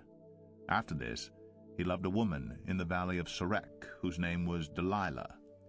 And the lords of the Philistines came up to her and said to her, Seduce him, and see where his great strength lies, and by what means we may overpower him, that we may bind him to humble him. And we will each give you 1,100 pieces of silver. So Delilah said to Samson, Please tell me where your great strength lies, and how you might be bound, that one could subdue you. Samson said to her, If they bind me with 7 fresh bowstrings that have not been dried, then I shall become weak, and be like any other man. Then the lords of the Philistines brought up to her 7 fresh bowstrings that had not been dried, and she bound him with them. Now she had men lying in ambush in an inner chamber, and she said to him, The Philistines are upon you, Samson. But he snapped the bowstrings, as a thread of flax snaps when it touches the fire. So the secret of his strength was not known. Then Delilah said to Samson, Behold, you have mocked me and told me lies. Please tell me how you might be bound. And he said to her, If they bind me with new ropes that have not been used, then I shall become weak and be like any other man. So Delilah took new ropes and bound him with them, and said to him, The Philistines are upon you, Samson. And the men lying in ambush were in an inner chamber, but he snapped the ropes off his arms like a thread. Then Delilah said to Samson, Until now you have mocked me and told me lies. Tell me how you might be bound. And he said to her, If you weave the 7 locks of my head with the web and fasten it tight with the pin, then I shall become weak and be like any other man. So while he slept, Delilah took the 7 locks of his head and wove them into the web. And she made them tight with the pin and said to him, The Philistines are upon you, Samson. But he awoke from his sleep and pulled away the pin, the loom, and the web. And she said to him, How can you say, I love you, when your heart is not with me? You have mocked me these 3 times, and you have not told me where your great strength lies. And when she pressed him hard with her words day after day and urged him, his soul was vexed to death. And he told her all his heart, and said to her, A razor has never come upon my head, for I have been a Nazirite to God from my mother's womb. If my head is shaved, then my strength will leave me, and I shall become weak and be like any other man. When Delilah saw that he had told her all his heart, she sent and called the lords of the Philistines, saying, Come up again, for he has told me all his heart. Then the lords of the Philistines came up to her, and brought the money in their hands. She made him sleep on her knees, and she called a man and had him shave off the 7 locks of his head. Then she began to torment him, and his strength left him. And she said, The Philistines are upon you, Samson. And he awoke from his sleep and said, I will go out as at other times and shake myself free. But he did not know that the Lord had left him. And the Philistines seized him and gouged out his eyes, and brought him down to Gaza, and bound him with bronze shackles. and he ground at the mill in the prison. But the hair of his head began to grow again after it had been shaved. Now the lords of the Philistines gathered to offer a great sacrifice to Dagon their god, and to rejoice. And they said, Our God has given Samson our enemy into our hand. And when the people saw him, they praised their God, for they said, Our God has given our enemy into our hand, the ravager of our country, who has killed many of us. And when their hearts were merry, they said, Call Samson, that he may entertain us. So they called Samson out of the prison, and he entertained them. They made him stand between the pillars. And Samson said to the young man who held him by the hand, Let me feel the pillars on which the house rests, that I may lean against them. Now the house was full of men and women. All the lords of the Philistines were there, and on the roof there were about 3,000 men and women, who looked on while Samson entertained.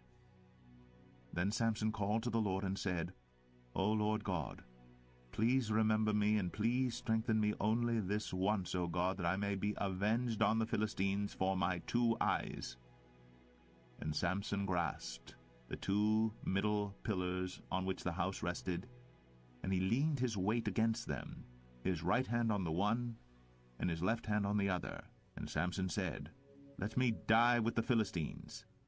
Then he bowed with all his strength, and the house fell upon the lords and upon all the people who were in it. So the dead whom he killed at his death were more than those whom he had killed during his life. Then his brothers and all his family came down, and took him, and brought him up, and buried him between Zorah and Eshtaol, in the tomb of Manoah his father. He had judged Israel 20 years. Judges 17. There was a man of the hill country of Ephraim, whose name was Micah, and he said to his mother, The 1,100 pieces of silver that were taken from you, about which you uttered a curse, and also spoke it in my ears, behold, the silver is with me, I took it.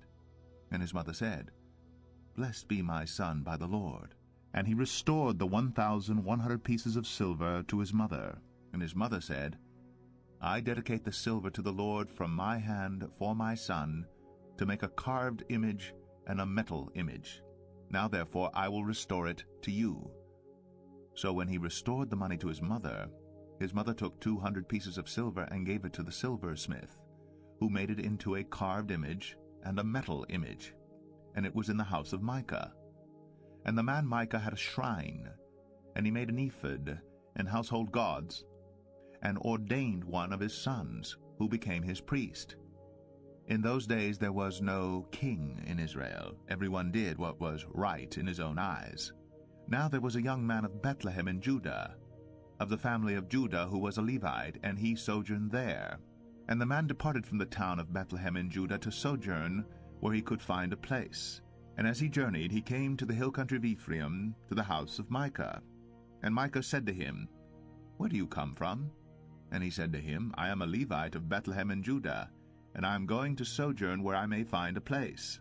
And Micah said to him, Stay with me, and be to me a father and a priest, and I will give you 10 pieces of silver a year, and a suit of clothes, and your living. And the Levite went in. And the Levite was content to dwell with the man, and the young man became to him like one of his sons. And Micah ordained the Levite, and the young man became his priest, and was in the house of Micah. Then Micah said, Now I know that the Lord will prosper me, because I have a Levite as priest. Judges 18. In those days there was no king in Israel. And in those days the tribe of the people of Dan was seeking for itself an inheritance to dwell in, for until then no inheritance among the tribes of Israel had fallen to them. So the people of Dan sent 5 able men from the whole number of their tribe, from Zorah and from Eshtaol, to spy out the land and to explore it. And they said to them, Go and explore the land. And they came to the hill country of Ephraim, to the house of Micah, and lodged there. When they were by the house of Micah, they recognized the voice of the young Levite. And they turned aside and said to him, Who brought you here? What are you doing in this place? What is your business here? And he said to them, This is how Micah dealt with me. He has hired me, and I have become his priest. And they said to him, Inquire of God, please, that we may know whether the journey on which we are setting out will succeed. And the priest said to them, Go in peace. The journey on which you go is under the eye of the Lord. Then the 5 men departed and came to Laish, and saw the people who were there, how they lived in security after the manner of the Sidonians, quiet and unsuspecting, lacking nothing that is in the earth, and possessing wealth, and how they were far from the Sidonians, and had no dealings with anyone. And when they came to their brothers at Zorah and Eshtaol, their brothers said to them, What do you report? They said, Arise, and let us go up against them, for we have seen the land, and behold, it is very good. And will you do nothing? Do not be slow to go to enter in and possess the land. As soon as you go, you will come to an unsuspecting people. The land is spacious, for God has given it into your hands, a place where there is no lack of anything that is in the earth. So 600 men of the tribe of Dan, armed with weapons of war, set out from Zorah and Eshtaol, and went up and encamped at Kiriath-Jearim in Judah. On this account that place is called Mahane Dan to this day. Behold, it is west of Kiriath-Jearim. And they passed on from there to the hill country of Ephraim, and came to the house of Micah. Then the 5 men who had gone to scout out the country of Laish said to their brothers, Do you know that in these houses there are an ephod, household gods, a carved image, and a metal image? Now therefore consider what you will do. And they turned aside there, and came to the house of the young Levite, at the home of Micah, and asked him about his welfare. Now the 600 men of the Danites, armed with their weapons of war, stood by the entrance of the gate. And the 5 men who had gone to scout out the land went up and entered, and took the carved image, the ephod, the household gods, and the metal image, while the priest stood by the entrance of the gate with the 600 men armed with weapons of war. And when these went into Micah's house, and took the carved image, the ephod, the household gods, and the metal image, the priest said to them, What are you doing?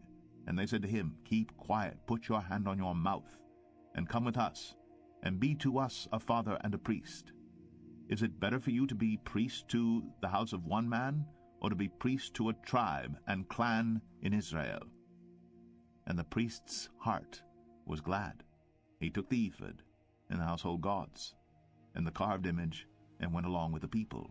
So they turned and departed, putting the little ones and the livestock and the goods in front of them. When they had gone a distance from the home of Micah, the men who were in the houses near Micah's house were called out, and they overtook the people of Dan. And they shouted to the people of Dan, who turned around and said to Micah, What is the matter with you, that you come with such a company? And he said, You take my gods that I made, and the priest, and go away? And what have I left? How then do you ask me, What is the matter with you? And the people of Dan said to him, Do not let your voice be heard among us, lest angry fellows fall upon you, and you lose your life with the lives of your household. Then the people of Dan went their way. And when Micah saw that they were too strong for him, he turned, and went back to his home. But the people of Dan took what Micah had made, and the priest who belonged to him, and they came to Laish, to a people quiet and unsuspecting, and struck them with the edge of the sword, and burned the city with fire. And there was no deliverer, because it was far from Sidon, and they had no dealings with anyone. It was in the valley that belongs to Beth-Rehob. Then they rebuilt the city and lived in it.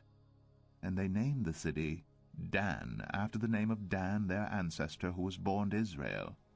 But the name of the city was Laish at the first.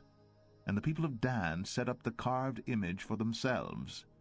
And Jonathan the son of Gershom, son of Moses, and his sons were priests to the tribe of the Danites until the day of the captivity of the land. So they set up Micah's carved image that he made, as long as the house of God was at Shiloh. Judges 19. In those days, when there was no king in Israel, a certain Levite was sojourning in the remote parts of the hill country of Ephraim, who took to himself a concubine from Bethlehem in Judah. And his concubine was unfaithful to him. And she went away from him to her father's house at Bethlehem in Judah, and was there some 4 months. Then her husband arose, and went after her to speak kindly to her and bring her back. He had with him his servant and a couple of donkeys. And she brought him into her father's house. And when the girl's father saw him, he came with joy to meet him. And his father-in-law, the girl's father, made him stay, and he remained with him 3 days. So they ate and drank and spent the night there. And on the 4th day they arose early in the morning, and he prepared to go. But the girl's father said to his son-in-law, "Strengthen your heart with a morsel of bread, and after that you may go." So the two of them sat and ate and drank together. And the girl's father said to the man, "Be pleased to spend the night, and let your heart be merry." And when the man rose up to go, his father-in-law pressed him till he spent the night there again. And on the 5th day he arose early in the morning to depart. And the girl's father said, "Strengthen your heart, and wait until the day declines." So they ate, both of them. And when the man and his concubine and his servant rose up to depart, his father-in-law, the girl's father, said to him, "Behold, now the day has waned toward evening. Please spend the night. Behold, the day draws to its close. Lodge here, and let your heart be merry, and tomorrow you shall arise early in the morning for your journey, and go home." But the man would not spend the night. He rose up and departed, and arrived opposite Jebus, that is, Jerusalem. He had with him a couple of saddled donkeys, and his concubine was with him. When they were near Jebus, the day was nearly over, and the servant said to his master, "Come now, let us turn aside to this city of the Jebusites, and spend the night in it." And his master said to him, "We will not turn aside into the city of foreigners, who do not belong to the people of Israel, but we will pass on to Gibeah." And he said to his young man, "Come, and let us draw near to one of these places, and spend the night at Gibeah or at Ramah." So they passed on and went their way. And the sun went down on them near Gibeah, which belongs to Benjamin, and they turned aside there to go in and spend the night at Gibeah.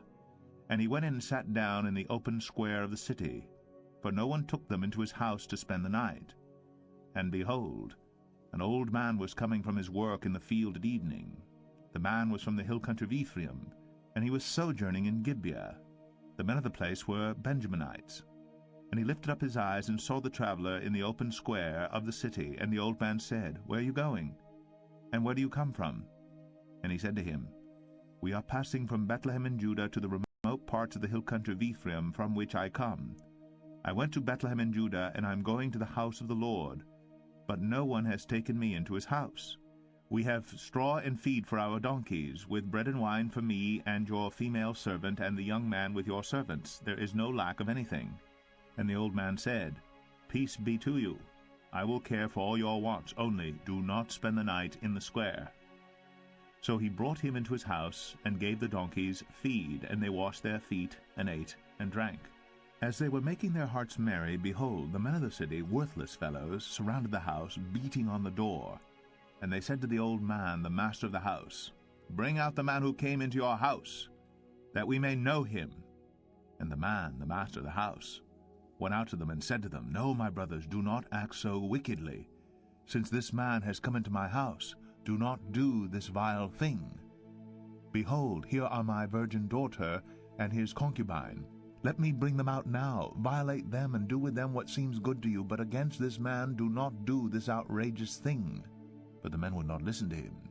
So the man seized his concubine and made her go out to them. And they knew her and abused her all night until the morning. And as the dawn began to break, they let her go. And as morning appeared, the women came and fell down at the door of the man's house where her master was, until it was light. And her master rose up in the morning, and when he opened the doors of the house, and went out to go on his way, behold, there was his concubine lying at the door of the house, with her hands on the threshold. He said to her, "Get up, let us be going." But there was no answer. Then he put her on her donkey, and the man rose up, and went away to his home. And when he entered his house, he took a knife, and taking hold of his concubine, he divided her, limb by limb, into 12 pieces, and sent her throughout all the territory of Israel. And all who saw it said, "Such a thing has never happened, or been seen from the day that the people of Israel came up out of the land of Egypt until this day. Consider it, take counsel, and speak." Judges 20. Then all the people of Israel came out from Dan to Beersheba, including the land of Gilead, and the congregation assembled as one man to the Lord at Mizpah. And the chiefs of all the people of all the tribes of Israel presented themselves in the assembly of the people of God, 400,000 men on foot that drew the sword. Now the people of Benjamin heard that the people of Israel had gone up to Mizpah. And the people of Israel said, Tell us, how did this evil happen? And the Levite, the husband of the woman who was murdered, answered and said, I came to Gibeah that belongs to Benjamin, I and my concubine, to spend the night. And the leaders of Gibeah rose against me and surrounded the house against me by night.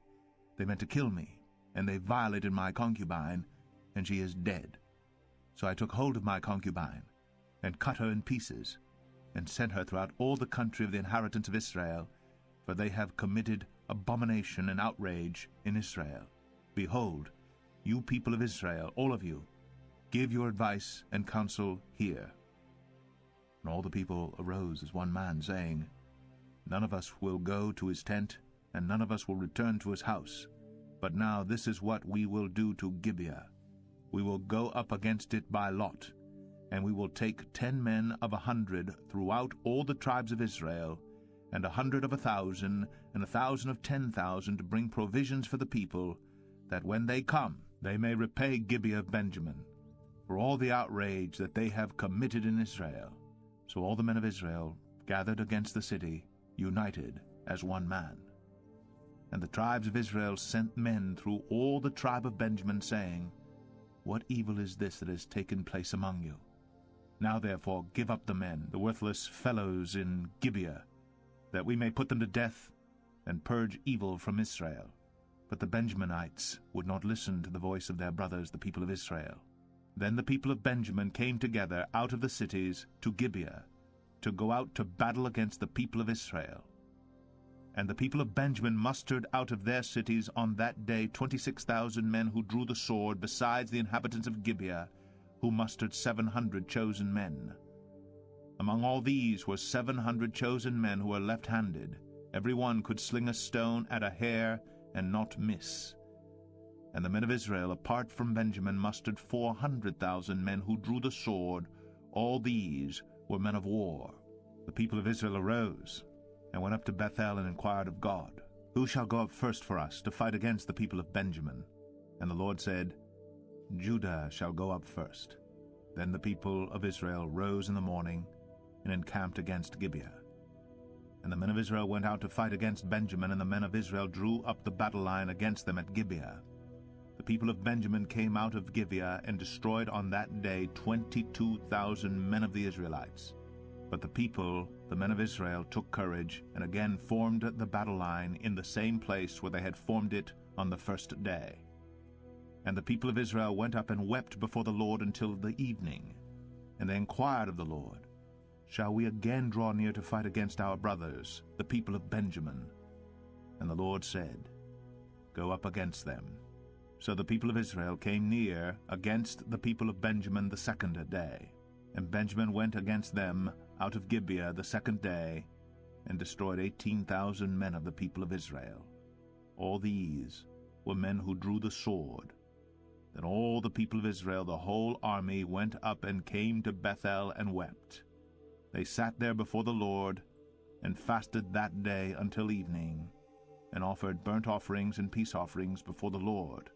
And the people of Israel inquired of the Lord, for the ark of the covenant of God was there in those days, and Phinehas the son of Eleazar, son of Aaron, ministered before it in those days, saying, Shall we go out once more to battle against our brothers, the people of Benjamin, or shall we cease? And the Lord said, Go up, for tomorrow I will give them into your hand. So Israel set men in ambush around Gibeah. And the people of Israel went up against the people of Benjamin on the third day, and set themselves in array against Gibeah, as at other times. And the people of Benjamin went out against the people and were drawn away from the city, and as at other times they began to strike and kill some of the people in the highways, one of which goes up to Bethel, and the other to Gibeah, and in the open country about 30 men of Israel. And the people of Benjamin said, They are routed before us as at the first. But the people of Israel said, Let us flee and draw them away from the cities of the highways. And all the men of Israel rose up out of their place, and set themselves in array at Baal Tamar. And the men of Israel, who were in ambush, rushed out of their place from Mareh Geba. And there came against Gibeah 10,000 chosen men out of all Israel. And the battle was hard, but the Benjaminites did not know that disaster was close upon them. And the Lord defeated Benjamin before Israel, and the people of Israel destroyed 25,100 men of Benjamin that day. All these were men who drew the sword. So the people of Benjamin saw that they were defeated. The men of Israel gave ground to Benjamin, because they trusted the men in ambush whom they had set against Gibeah. Then the men in ambush hurried and rushed against Gibeah.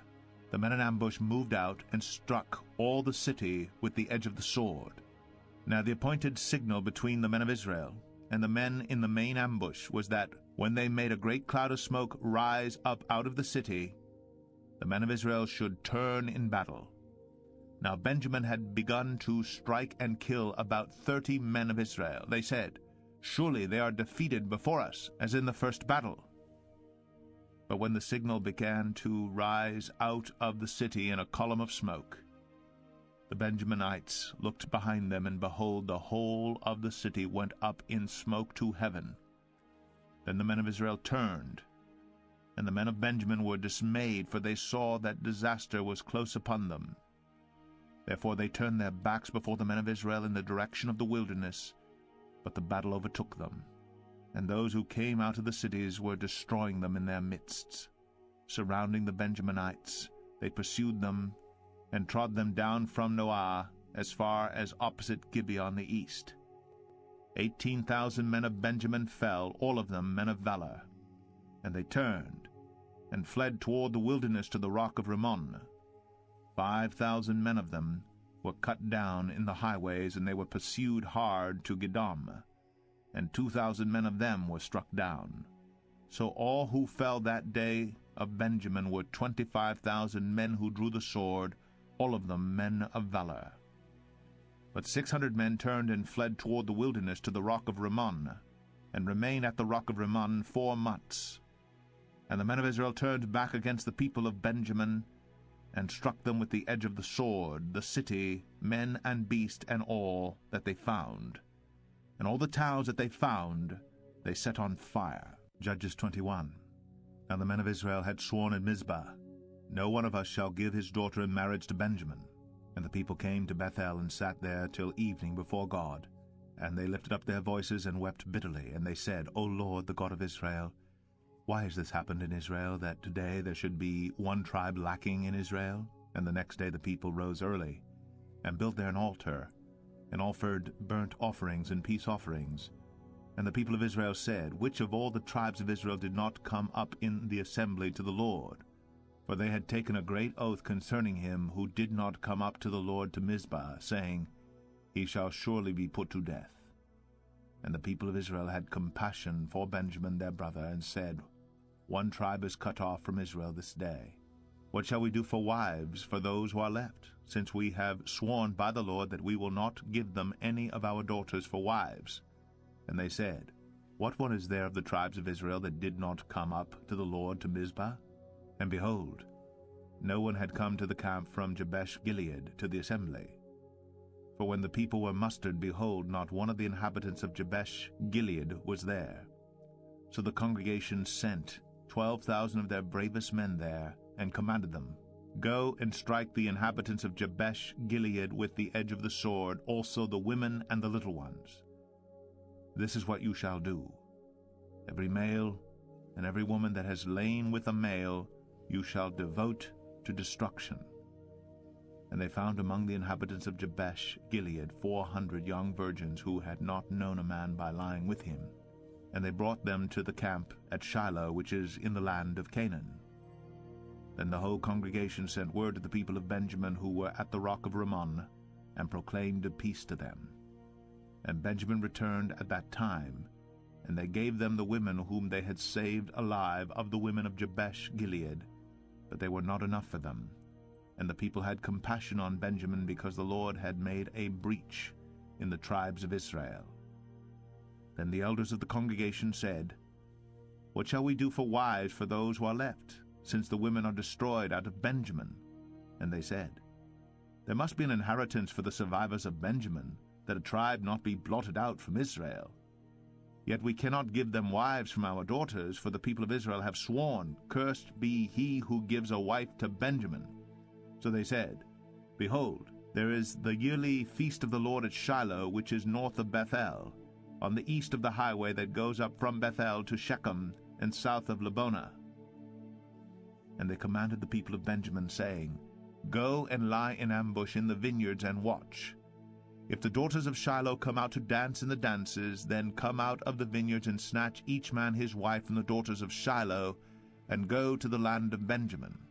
And when their fathers or their brothers come to complain to us, we will say to them, Grant them graciously to us, because we did not take for each man of them his wife in battle, neither did you give them to them, else you would now be guilty.' And the people of Benjamin did so, and took their wives according to their number from the dancers whom they carried off. Then they went and returned to their inheritance, and rebuilt the towns and lived in them. And the people of Israel departed from there at that time, every man to his tribe and family, and they went out from there, every man to his inheritance.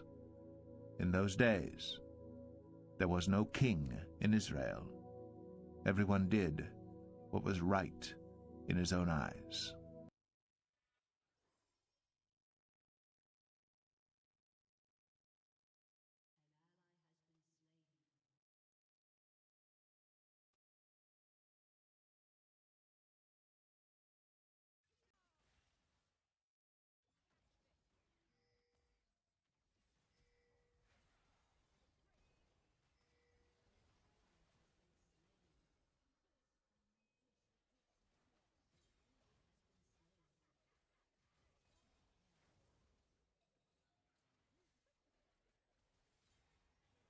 The Book of Ruth, Chapter 1. In the days when the judges ruled, there was a famine in the land. And a man of Bethlehem in Judah went to sojourn in the country of Moab, he and his wife and his 2 sons. The name of the man was Elimelech, and the name of his wife Naomi. And the names of his 2 sons were Mahlon and Chilion. They were Ephrathites from Bethlehem in Judah. They went into the country of Moab and remained there. But Elimelech, the husband of Naomi, died, and she was left with her 2 sons. These took Moabite wives. The name of the one was Orpah, and the name of the other Ruth. They lived there about 10 years.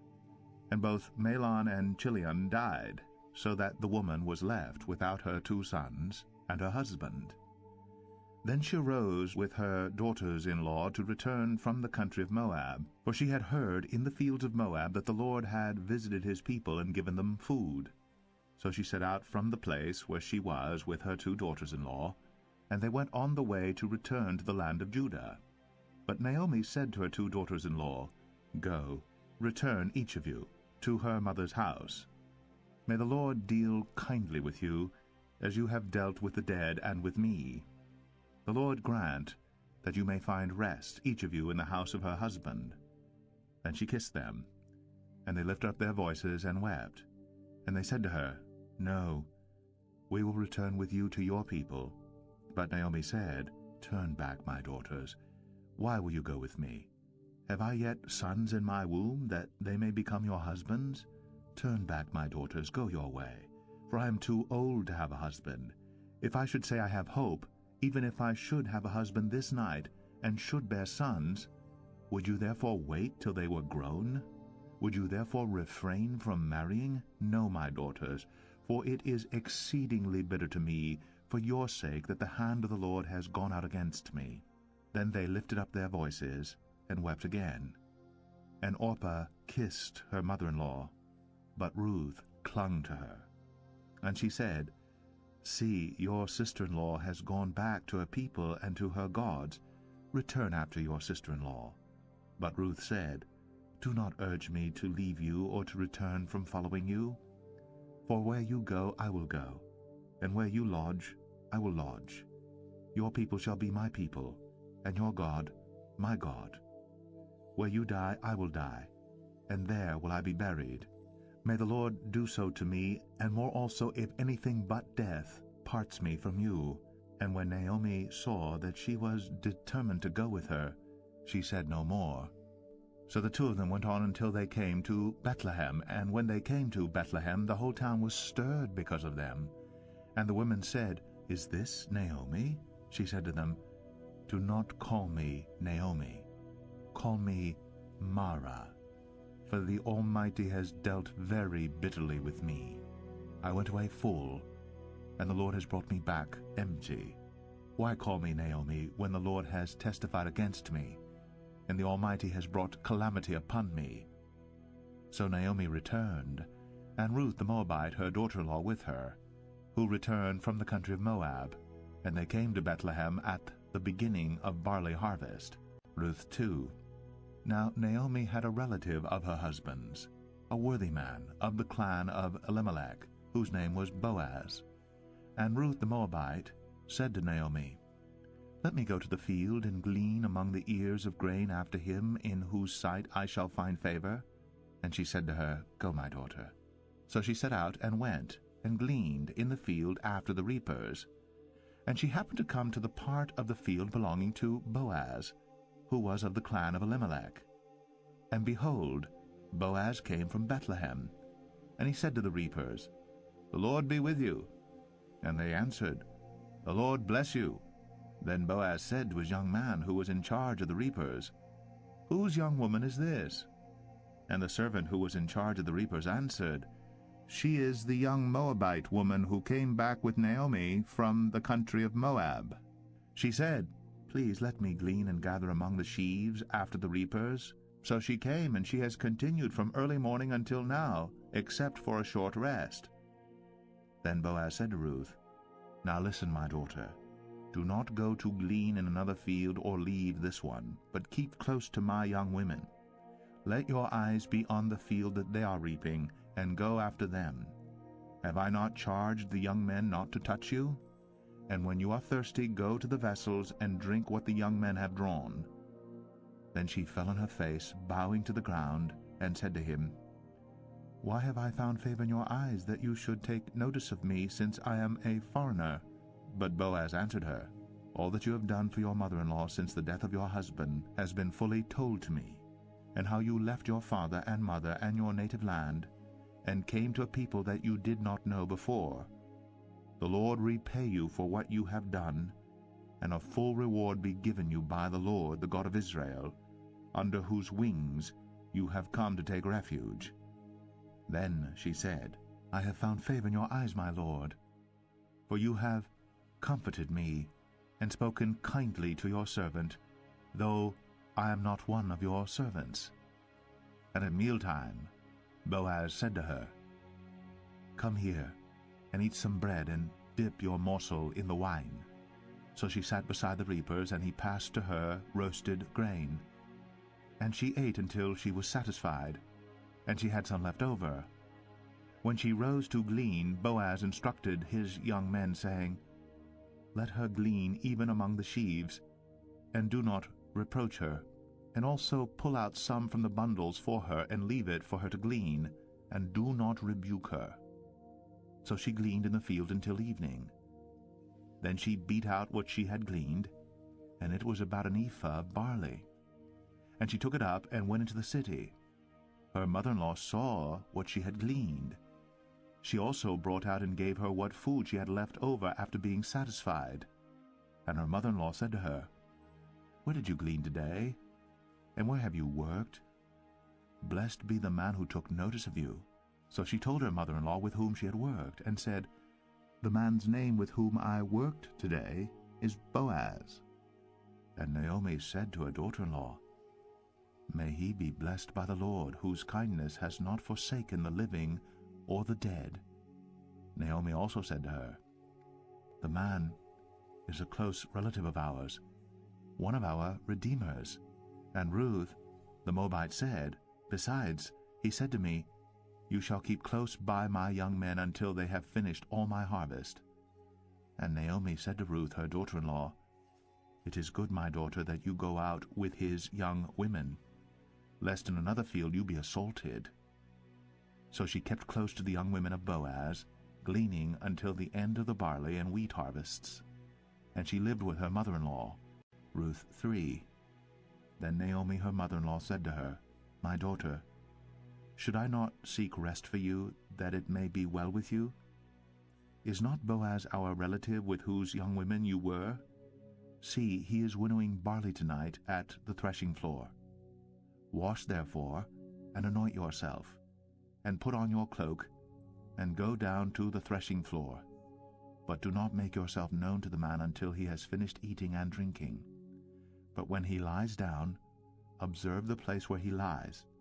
Then go, and uncover his feet, and lie down, and he will tell you what to do." And she replied, "All that you say I will do."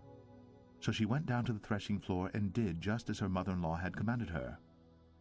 And when Boaz had eaten and drunk, and his heart was merry, he went to lie down at the end of the heap of grain. Then she came softly, and uncovered his feet, and lay down.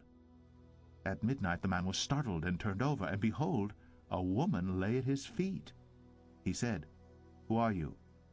And she answered, "I am Ruth, your servant. Spread your wings over your servant, for you are a redeemer." And he said, "May you be blessed by the Lord, my daughter. You have made this last kindness greater than the first, in that you have not gone after young men, whether poor or rich. And now, my daughter, do not fear. I will do for you all that you ask, for all my fellow townsmen know that you are a worthy woman. And now it is true that I am a redeemer, yet there is a redeemer nearer than I. Remain tonight, and in the morning, if he will redeem you, good, let him do it. But if he is not willing to redeem you, then, as the Lord lives, I will redeem you. Lie down until the morning." So she lay at his feet until the morning, but arose before one could recognize another, and he said, "Let it not be known that the woman came to the threshing floor." And he said, "Bring the garment you are wearing, and hold it out." So she held it, and he measured out 6 measures of barley, and put it on her. Then she went into the city. And when she came to her mother-in-law, she said, "How did you fare, my daughter?" Then she told her all that the man had done for her, saying, "These 6 measures of barley he gave to me, for he said to me, 'You must not go back empty-handed to your mother-in-law.' She replied, 'Wait, my daughter, until you learn how the matter turns out, for the man will not rest, but will settle the matter today.'"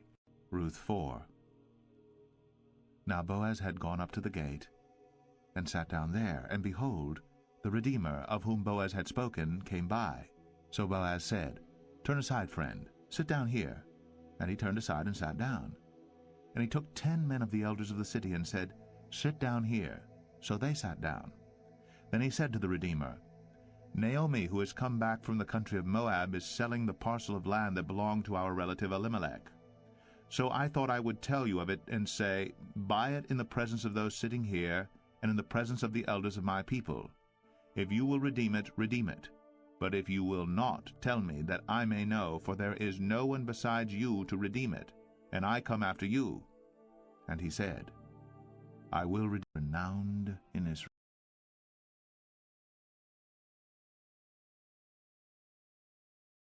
His young women, lest in another field you be assaulted.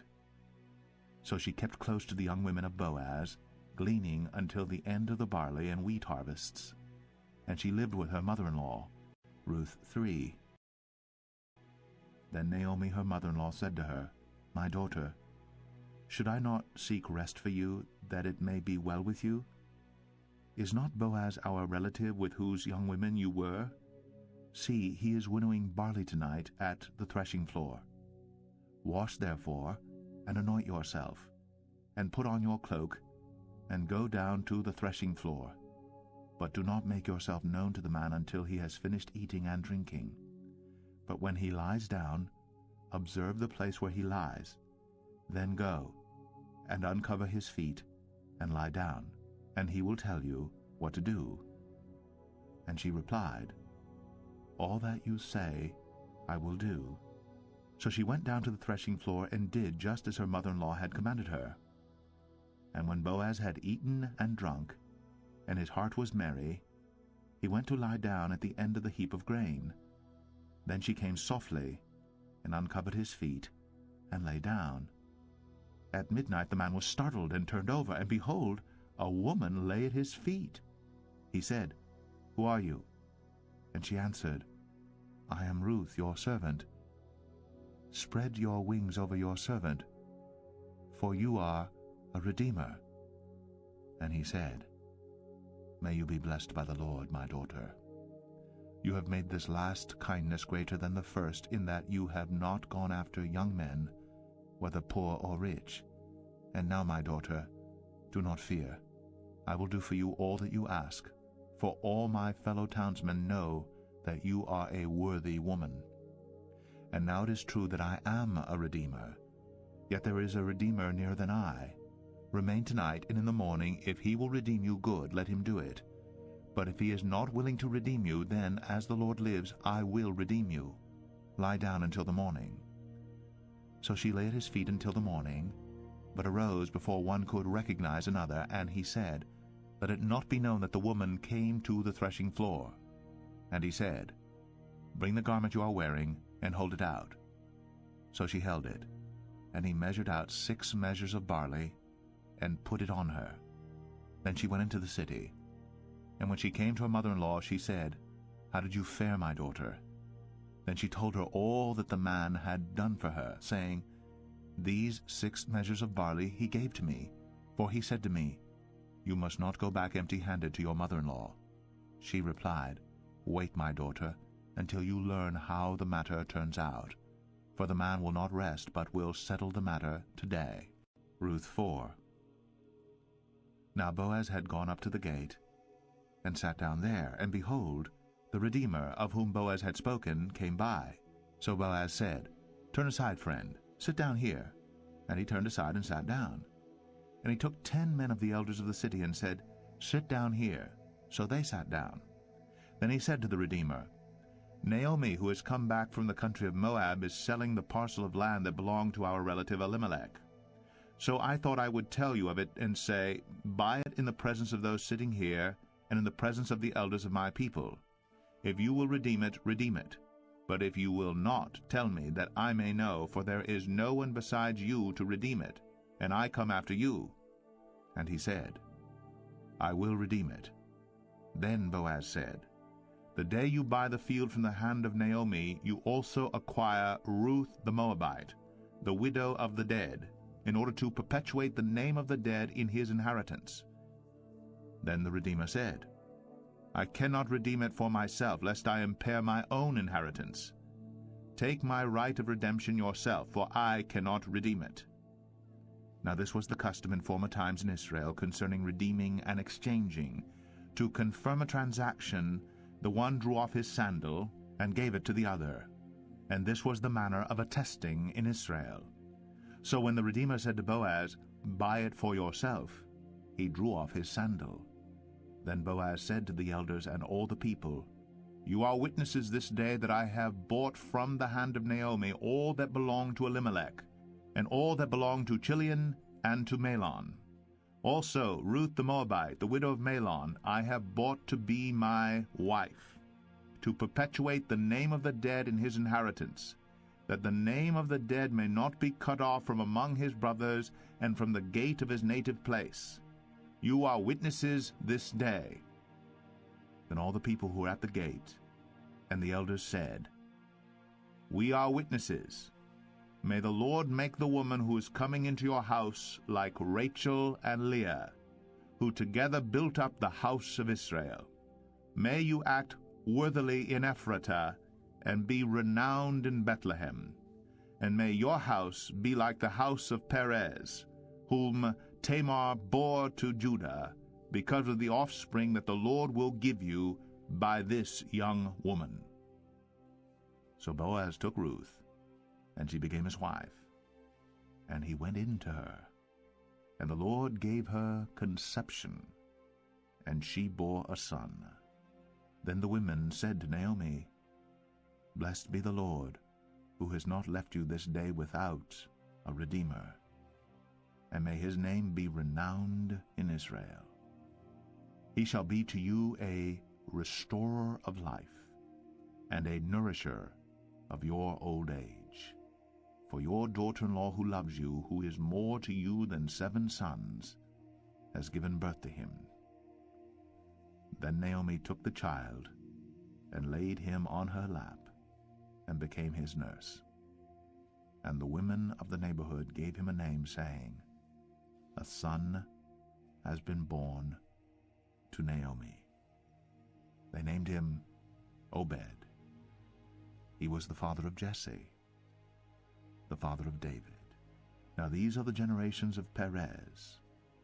Perez fathered Hezron, Hezron fathered Ram, Ram fathered Amminadab, Amminadab fathered Nahshon, Nahshon fathered Salmon, Salmon fathered Boaz, Boaz fathered Obed, Obed fathered Jesse, and Jesse fathered David.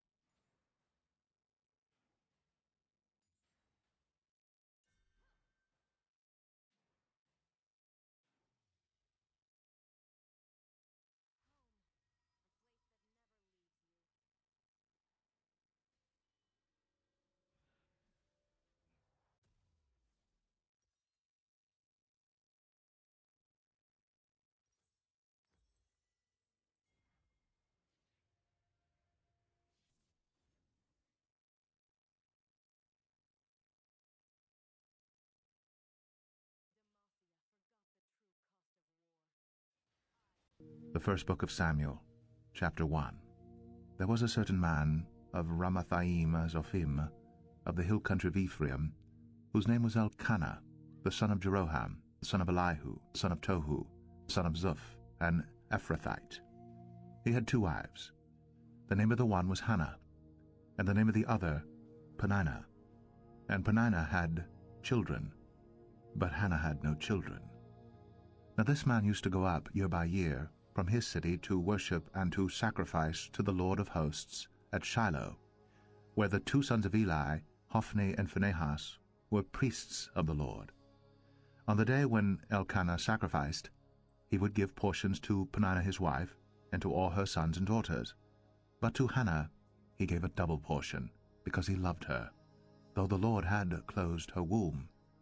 And her rival used to provoke her grievously to irritate her, because the Lord had closed her womb.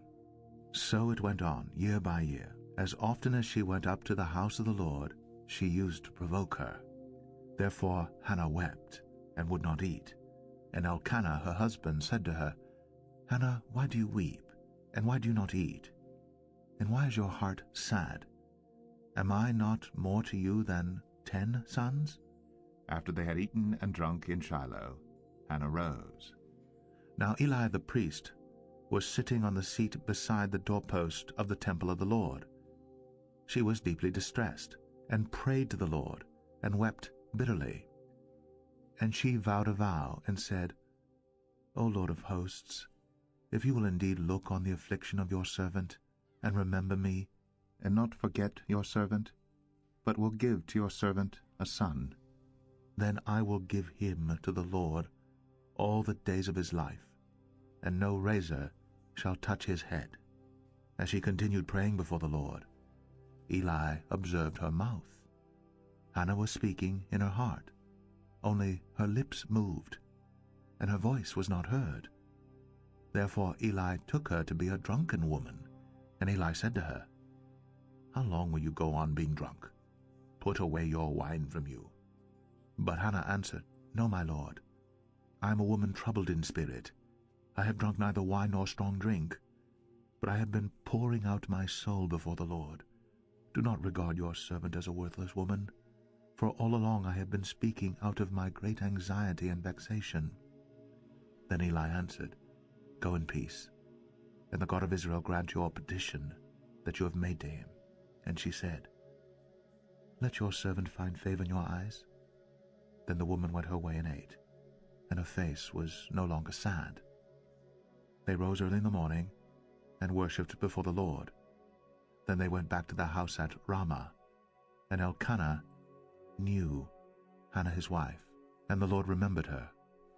And in due time Hannah conceived and bore a son, and she called his name Samuel, for she said, "I have asked for him from the Lord."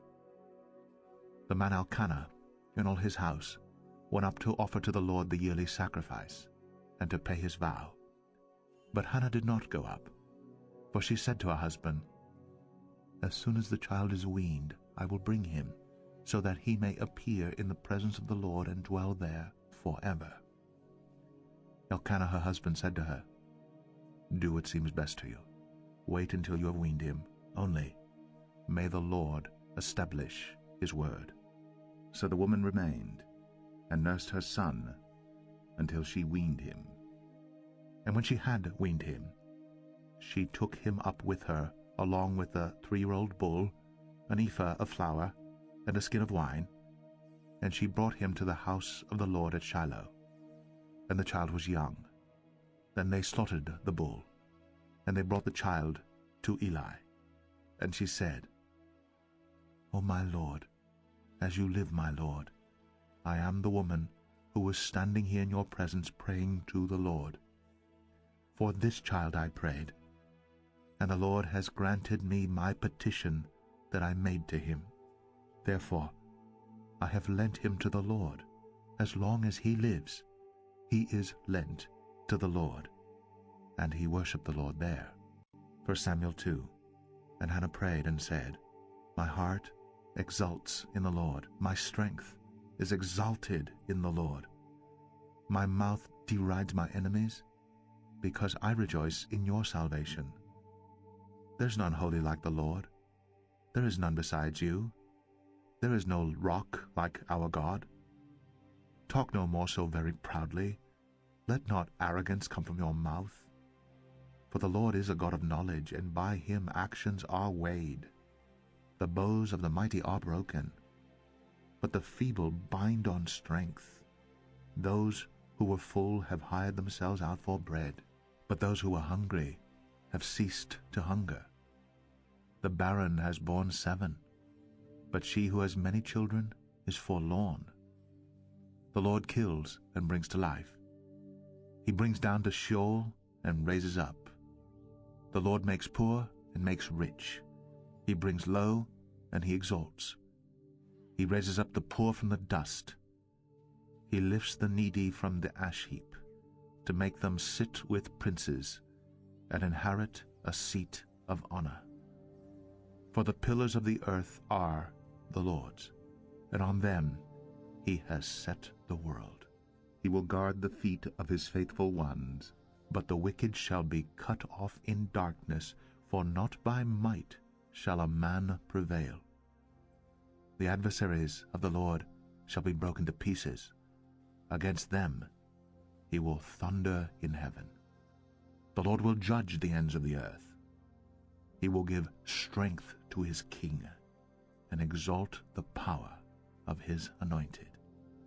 Then Elkanah went home to Ramah, and the boy ministered to the Lord in the presence of Eli, the priest. Now the sons of Eli were worthless men. They did not know the Lord. The custom of the priests with the people was that when any man offered sacrifice, the priest's servant would come while the meat was boiling, with a 3-pronged fork in his hand, and he would thrust it into the pan or kettle or cauldron or pot. All that the fork brought up, the priest would take for himself. This is what they did at Shiloh to all the Israelites who came there.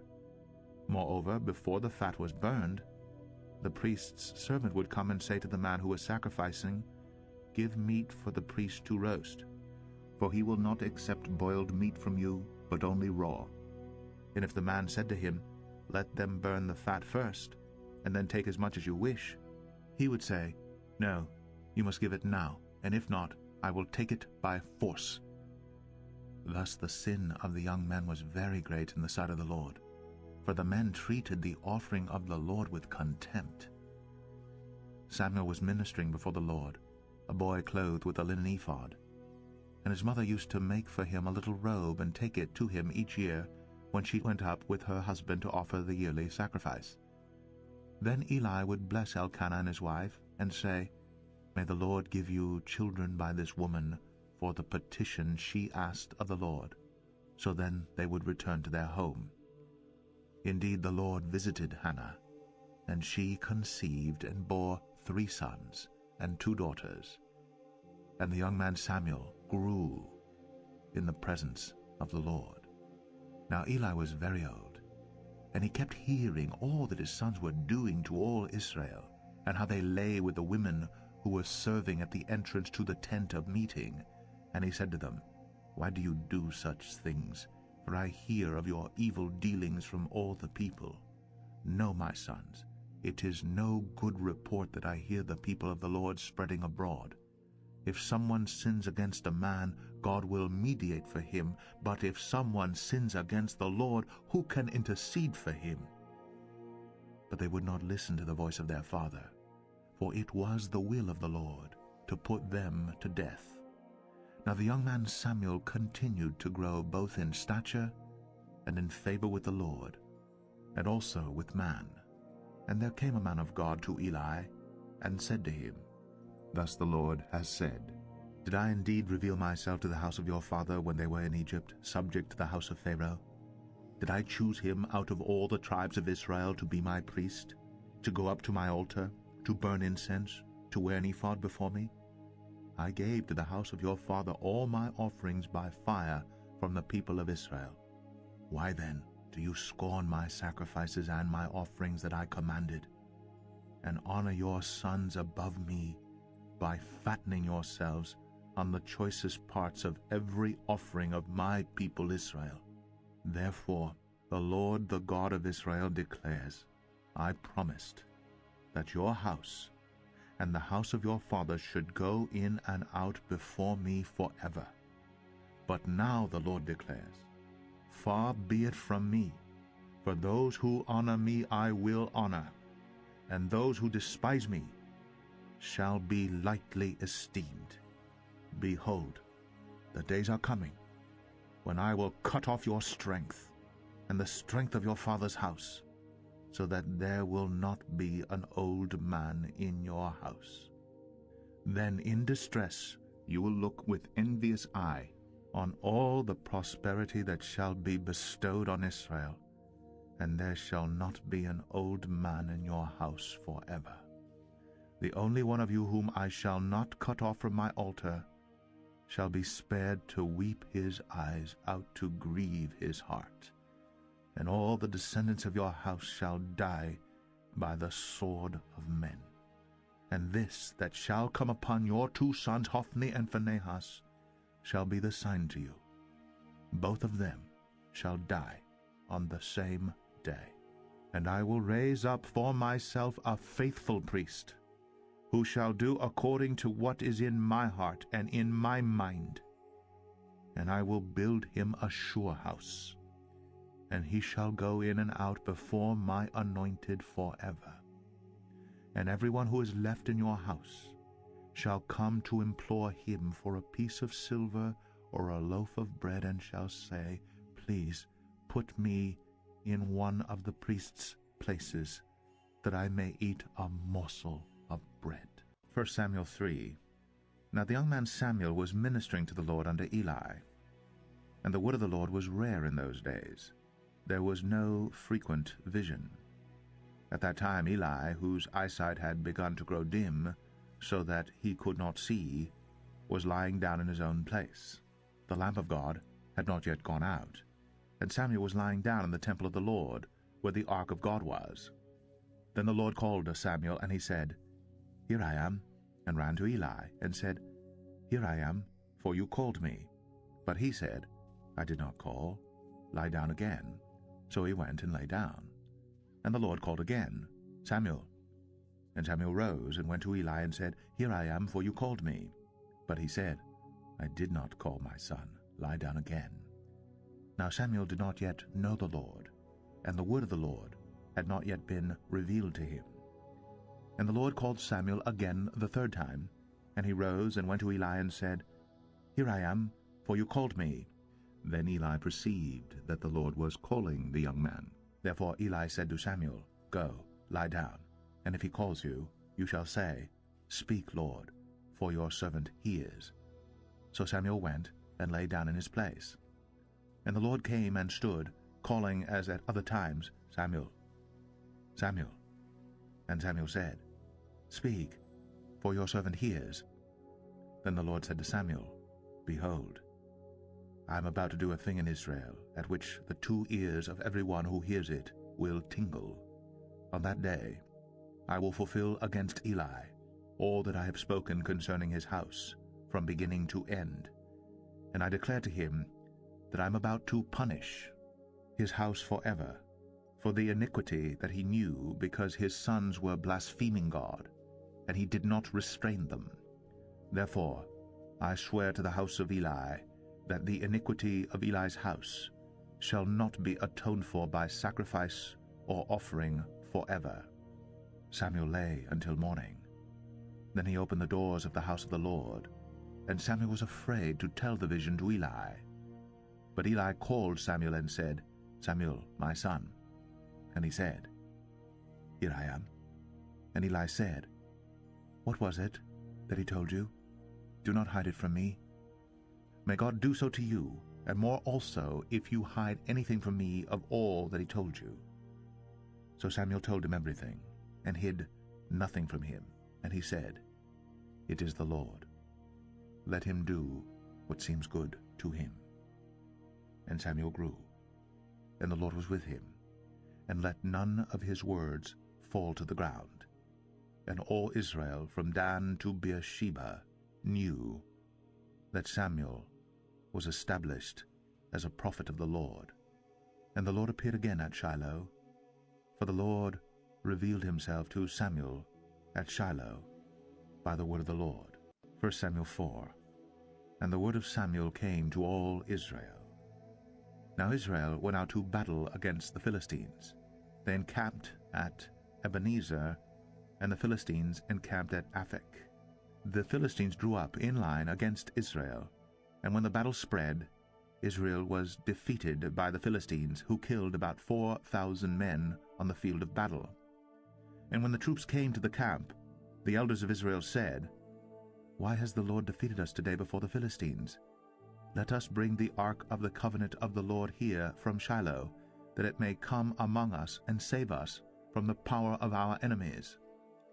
So the people sent to Shiloh, and brought from there the ark of the covenant of the Lord of hosts, who is enthroned on the cherubim. And the 2 sons of Eli, Hophni and Phinehas, were there with the ark of the covenant of God. As soon as the ark of the covenant of the Lord came into the camp, all Israel gave a mighty shout, so that the earth resounded.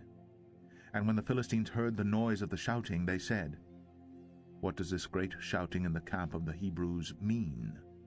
And when they learned that the ark of the Lord had come to the camp, the Philistines were afraid, for they said, A god has come into the camp. And they said, Woe to us! For nothing like this has happened before. Woe to us! Who can deliver us from the power of these mighty gods? These are the gods who struck the Egyptians with every sort of plague in the wilderness. Take courage and be men, O Philistines, lest you become slaves to the Hebrews, as they have been to you. Be men and fight. So the Philistines fought, and Israel was defeated, and they fled, every man to his home. And there was a very great slaughter, for there fell of Israel 30,000 foot soldiers. And the ark of God was captured, and the 2 sons of Eli, Hophni and Phinehas, died. A man of Benjamin ran from the battle line and came to Shiloh the same day, with his clothes torn and with dirt on his head. When he arrived, Eli was sitting on his seat by the road watching, for his heart trembled for the ark of God. And when the man came into the city and told the news, all the city cried out. When Eli heard the sound of the outcry, he said, "What is this uproar?" Then the man hurried and came and told Eli. Now Eli was 98 years old, and his eyes were set so that he could not see. And the man said to Eli, "I am he who has come from the battle. I fled from the battle today." And he said, "How did it go, my son?" He who brought the news answered and said, "Israel has fled before the Philistines, and there has also been a great defeat among the people. Your 2 sons also, Hophni and Phinehas, are dead, and the ark of God has been captured." As soon as he mentioned the ark of God, Eli fell over backward from his seat by the side of the gate, and his neck was broken, and he died. For the man was old and heavy. He had judged Israel 40 years. Now his daughter-in-law, the wife of Phinehas, was pregnant, about to give birth. And when she heard the news that the ark of God was captured, and that her father-in-law and her husband were dead, she bowed and gave birth, for her pains came upon her. And about the time of her death, the women attending her said to her, "Do not be afraid, for you have borne a son."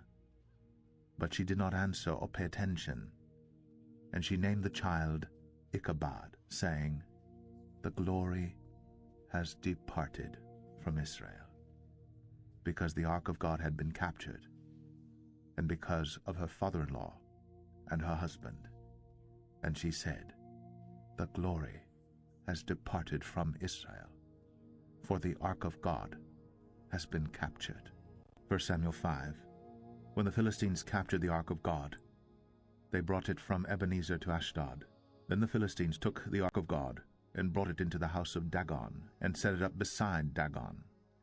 And when the people of Ashdod rose early the next day, behold, Dagon had fallen face downward on the ground before the ark of the Lord. So they took Dagon and put him back in his place. But when they rose early on the next morning, behold, Dagon had fallen face downward on the ground before the ark of the Lord, and the head of Dagon and both his hands were lying cut off on the threshold. Only the trunk of Dagon was left to him. This is why the priest of Dagon and all who enter the house of Dagon do not tread on the threshold of Dagon in Ashdod to this day. The hand of the Lord was heavy against the people of Ashdod, and he terrified and afflicted them with tumors, both Ashdod and its territory. And when the men of Ashdod saw how things were, they said, "The ark of the God of Israel must not remain with us, for his hand is hard against us and against Dagon our God." So they sent and gathered together all the lords of the Philistines and said, "What shall we do with the ark of the God of Israel?" They answered, "Let the ark of the God of Israel be brought around to Gath." So they brought the ark of the God of Israel there. But after they had brought it around, the hand of the Lord was against the city, causing a very great panic. And he afflicted the men of the city, both young and old, so that tumors broke out on them. So they sent the ark of God to Ekron. But as soon as the ark of God came to Ekron, the people of Ekron cried out, "They have brought around to us the ark of the God of Israel to kill us and our people." They sent therefore and gathered together all the lords of the Philistines and said, "Send away the ark of the God of Israel, and let it return to its own place, that it may not kill us and our people." For there was a deathly panic throughout the whole city. The hand of God was very heavy there. The men who did not die were struck with tumors, and the cry of the city went up to heaven. 1 Samuel 6. The ark of the Lord was in the country of the Philistines 7 months. And the Philistines called for the priests and the diviners and said, "What shall we do with the ark of the Lord? Tell us, with what shall we send it to its place?" They said, "If you send away the ark of the God of Israel, do not send it empty, but by all means return him a guilt offering. Then you will be healed, and it will be known to you why his hand does not turn away from you." And they said, "What is the guilt offering that we shall return to him?" They answered, 5 golden tumors, and 5 golden mice, according to the number of the lords of the Philistines, for the same plague was on all of you and on your lords. So you must make images of your tumors and images of your mice, that ravage the land, and give glory to the God of Israel. Perhaps he will lighten his hand from off you and your gods and your land. Why should you harden your hearts, as the Egyptians and Pharaoh hardened their hearts? After he had dealt severely with them, did they not send the people away, and they departed? Now then, take and prepare a new cart, and 2 milk cows on which there has never come a yoke, and yoke the cows to the cart, but take their calves home away from them, and take the ark of the Lord, and place it on the cart, and put in a box at its side the figures of gold, which you are returning to him as a guilt offering. Then send it off and let it go its way, and watch. If it goes up on the way to its own land to Beth Shemesh, then it is he who has done us this great harm. But if not, then we shall know that it is not his hand that struck us. It happened to us by coincidence. The men did so, and took 2 milk cows, and yoked them to the cart, and shut up their calves at home. And they put the ark of the Lord on the cart, and the box, with the golden mice, and the images of their tumors. And the cows went straight in the direction of Beth Shemesh, along one highway, lowing as they went. They turned neither to the right nor to the left. And the lords of the Philistines went after them as far as the border of Beth Shemesh. Now the people of Beth Shemesh were reaping their wheat harvest in the valley. And when they lifted up their eyes and saw the ark, they rejoiced to see it. The cart came into the field of Joshua of Beth Shemesh, and stopped there. A great stone was there, and they split up the wood of the cart, and offered the cows as a burnt offering to the Lord. And the Levites took down the ark of the Lord, and the box that was beside it, in which were the golden figures, and set them upon the great stone. And the men of Beth Shemesh offered burnt offerings and sacrificed sacrifices on that day to the Lord. And when the 5 lords of the Philistines saw it, they returned that day to Ekron. These are the golden tumors that the Philistines returned as a guilt offering to the Lord: 1 for Ashdod, 1 for Gaza, 1 for Ashkelon, 1 for Gath, 1 for Ekron. And the golden mice, according to the number of all the cities of the Philistines belonging to the 5 lords, both fortified cities and unwalled villages. The great stone beside which they set down the ark of the Lord is a witness to this day in the field of Joshua of Beth Shemesh. And he struck some of the men of Beth Shemesh, because they looked upon the ark of the Lord. He struck 70 men of them, and the people mourned because the Lord had struck the people with a great blow. Then the men of Beth Shemesh said, Who is able to stand before the Lord this holy God? And to whom shall he go up away from us? So they sent messengers to the inhabitants of Kiriath-Jearim, saying, The Philistines have returned the ark of the Lord. Come down and take it up to you.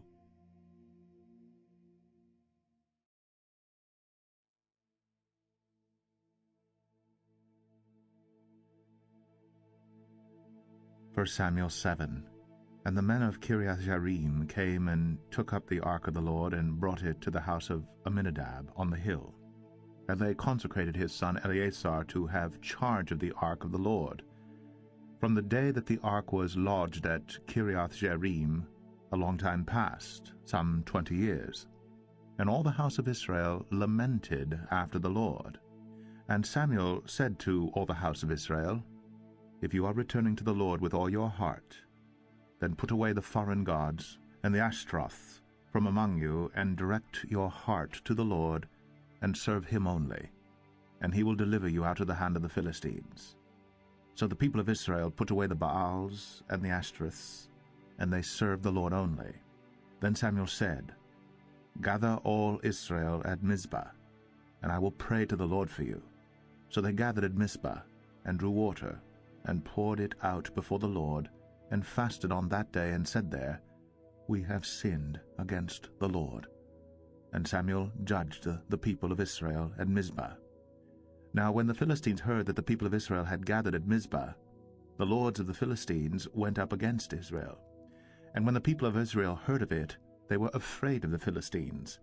And the people of Israel said to Samuel, Do not cease to cry out to the Lord our God for us, that he may save us from the hand of the Philistines. So Samuel took a nursing lamb, and offered it as a whole burnt offering to the Lord. And Samuel cried out to the Lord for Israel. And the Lord answered him. As Samuel was offering up the burnt offering, The Philistines drew near to attack Israel. But the Lord thundered with a mighty sound that day against the Philistines, and threw them into confusion, and they were routed before Israel. And the men of Israel went out from Mizpah, and pursued the Philistines, and struck them as far as below Bethkar. Then Samuel took a stone and set it up between Mizpah and Shen, and called its name Ebenezer, for he said, Till now the Lord has helped us. So the Philistines were subdued, and did not again enter the territory of Israel. And the hand of the Lord was against the Philistines all the days of Samuel.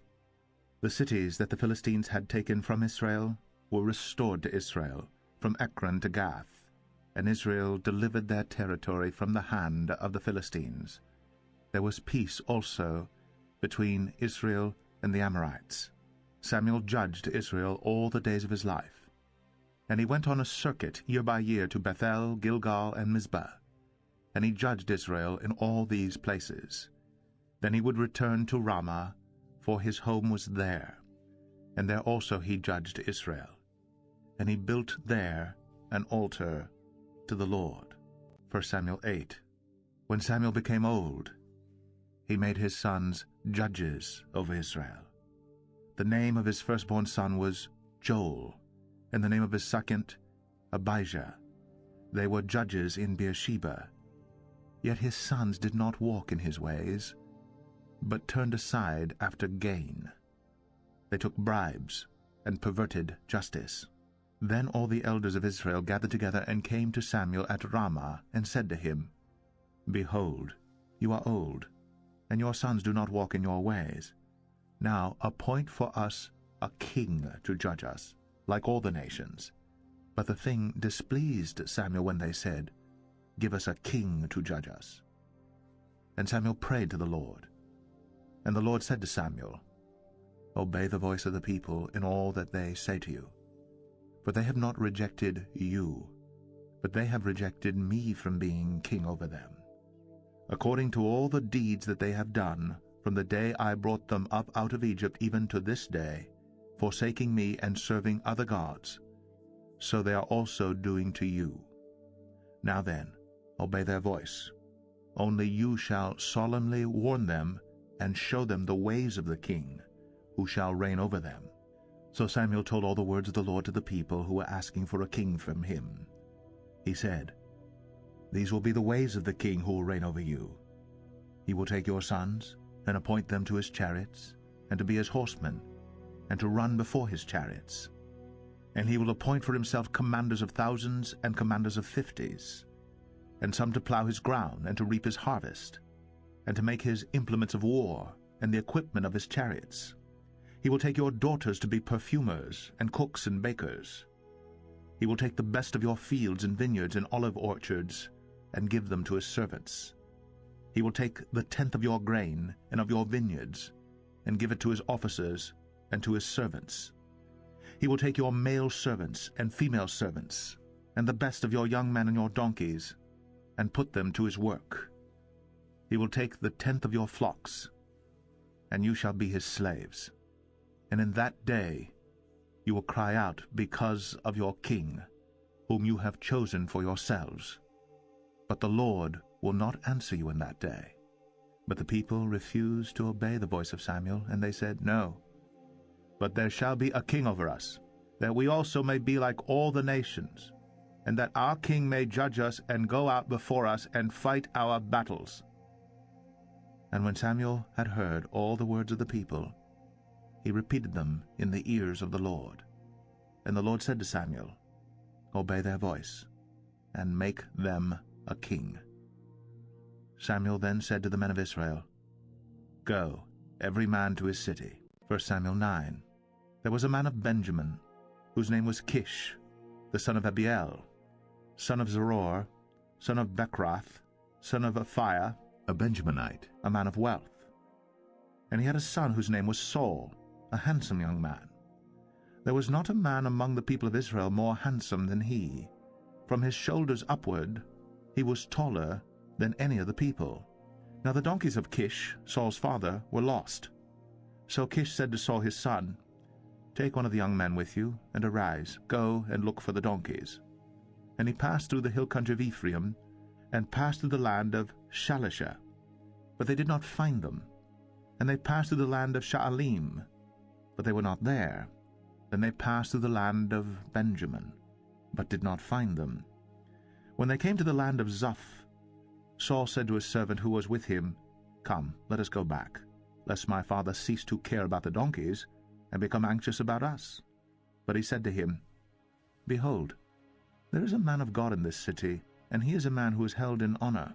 All that he says comes true. So now let us go there. Perhaps he can tell us the way we should go. Then Saul said to his servant, But if we go, what can we bring the man? For the bread in our sacks is gone, and there is no present to bring to the man of God. What do we have? The servant answered Saul again, Here, I have with me 1/4 of a shekel of silver, and I will give it to the man of God to tell us our way. Formerly in Israel, when a man went to inquire of God, he said, Come, let us go to the seer. For today's prophet was formerly called a seer. And Saul said to his servant, Well said, come, let us go. So they went to the city where the man of God was. As they went up to the hill to the city, they met young women coming out to draw water, and said to them, Is the seer here? They answered, He is. Behold, he is just ahead of you. Hurry. He has come just now to the city, because the people have sacrificed today on the high place. As soon as you enter the city you will find him, before he goes up to the high place to eat. For the people will not eat till he comes, since he must bless the sacrifice. Afterward, those who are invited will eat. Now go up, for you will meet him immediately. So they went up to the city. As they were entering the city, they saw Samuel coming out toward them on his way up to the high place.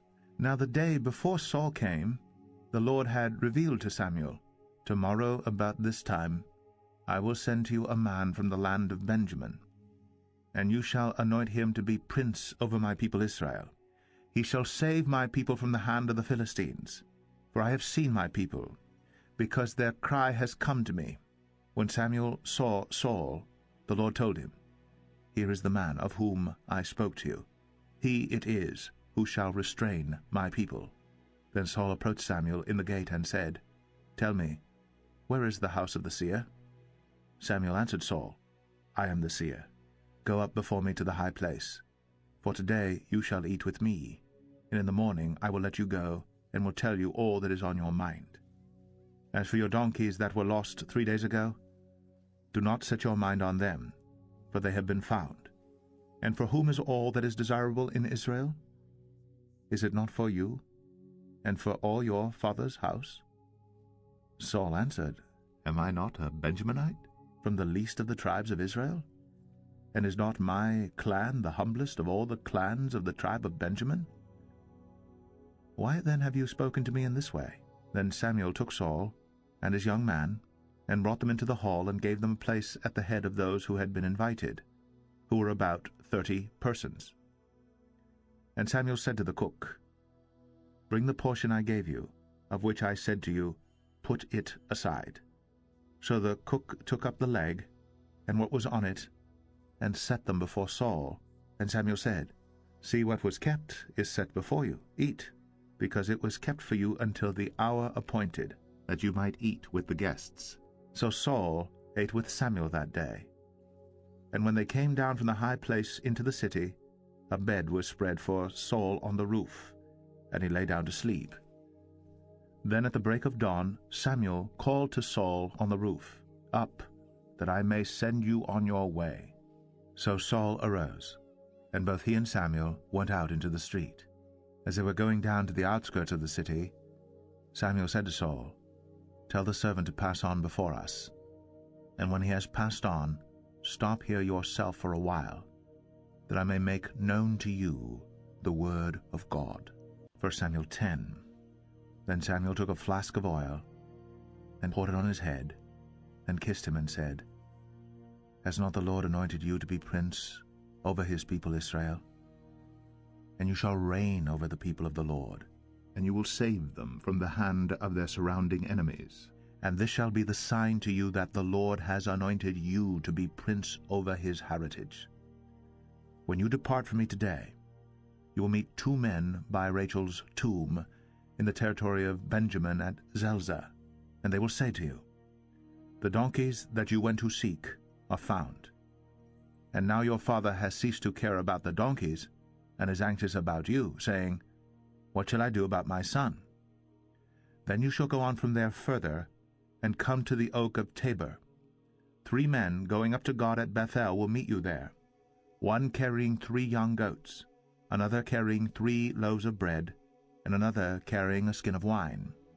And they will greet you, and give you 2 loaves of bread, which you shall accept from their hand. After that You shall come to Gibeath Elohim, where there is a garrison of the Philistines, and there, as soon as you come to the city, you will meet a group of prophets coming down from the high place with harp, tambourine, flute, and lyre before them, prophesying. Then the Spirit of the Lord will rush upon you, and you will prophesy with them, and be turned into another man.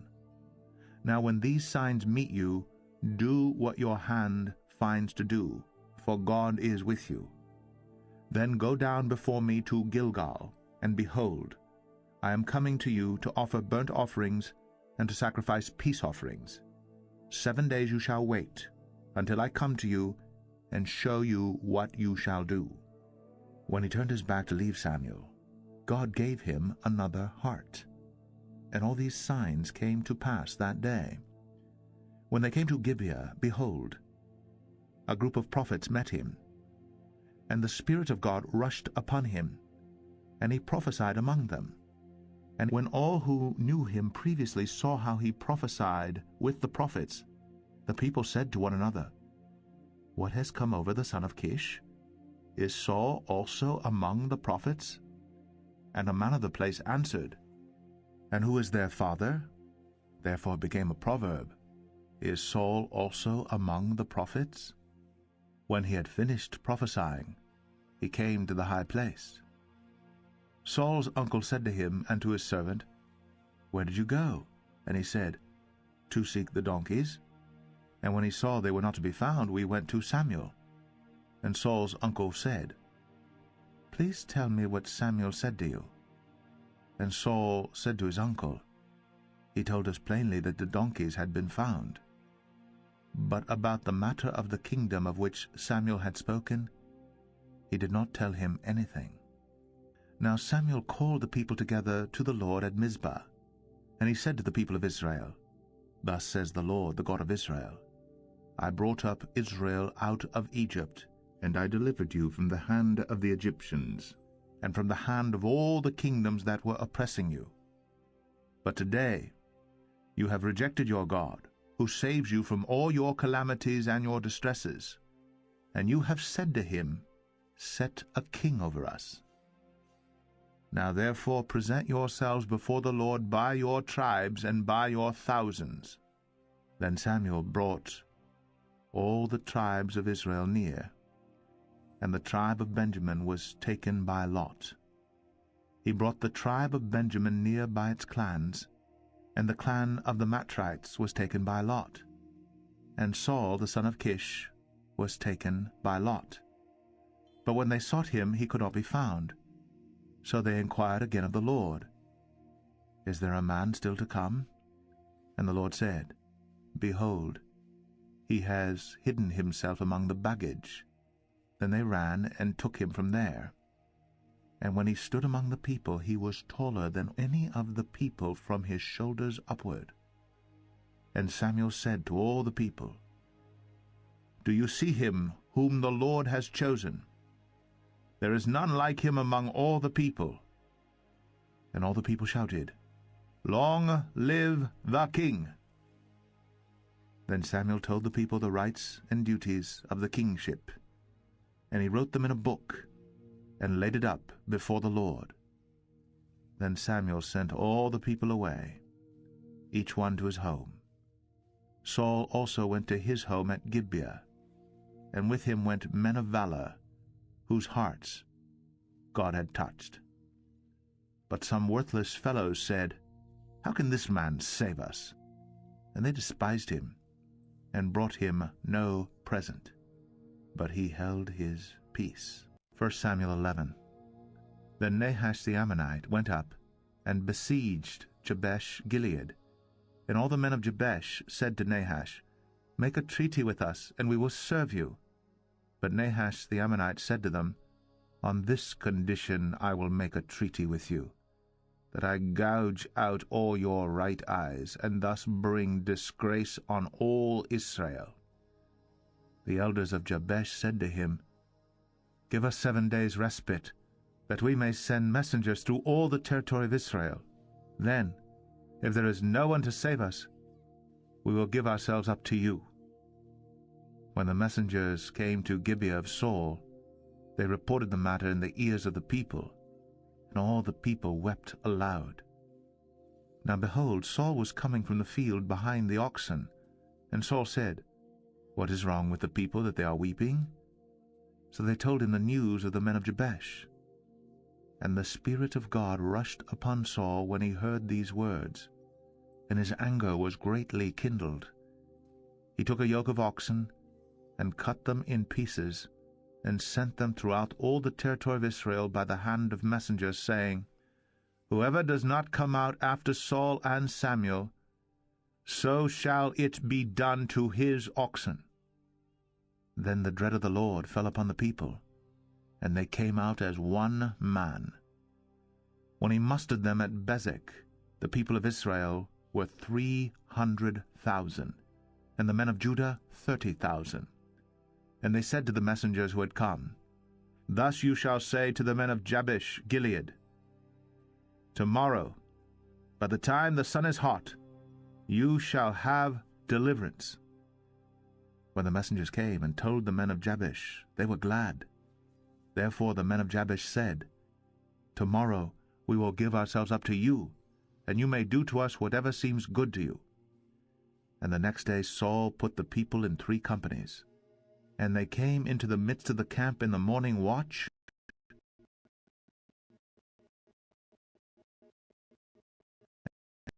and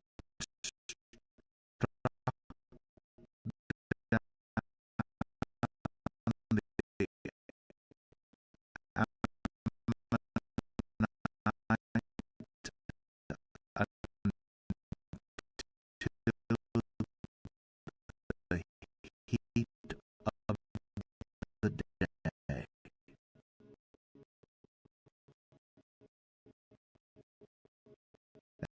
And those who survived were scattered, so that no two of them were left together. Then the people said to Samuel, "Who is it that said, 'Shall Saul reign over us?' Bring the men, that we may put them to death." But Saul said, "Not a man shall be put to death this day, for today the Lord has worked salvation in Israel." Then Samuel said to the people, "Come, let us go to Gilgal, and there renew the kingdom." So all the people went to Gilgal, and there they made Saul king before the Lord in Gilgal. There they sacrificed peace offerings before the Lord, and there Saul and all the men of Israel rejoiced greatly. 1 Samuel 12. And Samuel said to all Israel, "Behold, I have obeyed your voice in all that you have said to me, and have made a king over you.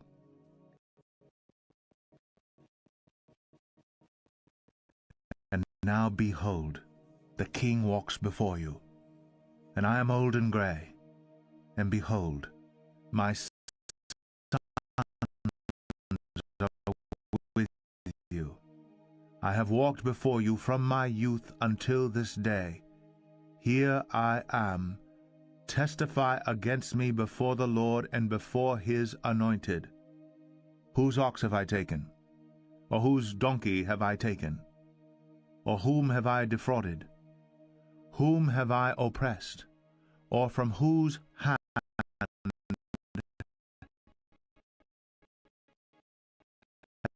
a bribe to blind my eyes with it?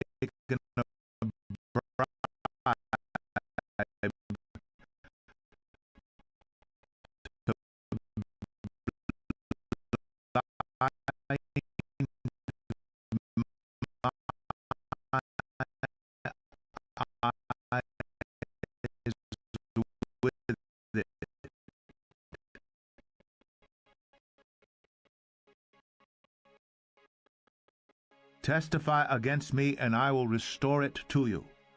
They said, 1,000. And they said to the messengers who had come, Thus you shall say to the men of Jabesh Gilead, Tomorrow, by the time the sun is hot, you shall have deliverance. When the messengers came and told the men of Jabesh, they were glad. Therefore the men of Jabesh said, Tomorrow we will give ourselves up to you, and you may do to us whatever seems good to you. And the next day Saul put the people in 3 companies. And they came into the midst of the camp in the morning watch, and struck down the Ammonites until the heat of the day. And those who survived were scattered, so that no 2 of them were left together.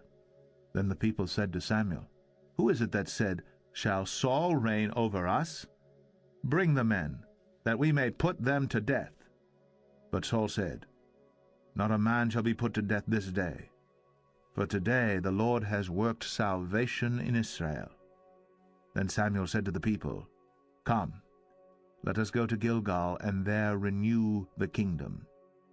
So all the people went to Gilgal, and there they made Saul king before the Lord in Gilgal. There they sacrificed peace offerings before the Lord, and there Saul and all the men of Israel rejoiced greatly. 1 Samuel 12. And Samuel said to all Israel, Behold, I have obeyed your voice in all that you have said to me, and have made a king over you. And now, behold, the king walks before you, and I am old and gray. And behold, my sons are with you. I have walked before you from my youth until this day. Here I am. Testify against me before the Lord and before his anointed. Whose ox have I taken? Or whose donkey have I taken? Or whom have I defrauded? Whom have I oppressed? Or from whose hand have I taken a bribe to blind my eyes with it? Testify against me, and I will restore it to you. They said, You have not defrauded us, or oppressed us, or taken anything from any man's hand. And he said to them, The Lord is witness against you, and his anointed is witness this day, that you have not found anything in my hand. And they said, He is witness. And Samuel said to the people, The Lord is witness, who appointed Moses and Aaron, and brought your fathers up out of the land of Egypt. Now therefore stand still, that I may plead with you before the Lord concerning all the righteous deeds of the Lord that he performed for you and for your fathers. When Jacob went into Egypt, and the Egyptians oppressed them, then your fathers cried out to the Lord, and the Lord sent Moses and Aaron, who brought your fathers out of Egypt, and made them dwell in this place. But they forgot the Lord their God, and he sold them into the hand of Sisera, commander of the army of Hazor, and into the hand of the Philistines, and into the hand of the king of Moab, and they fought against them.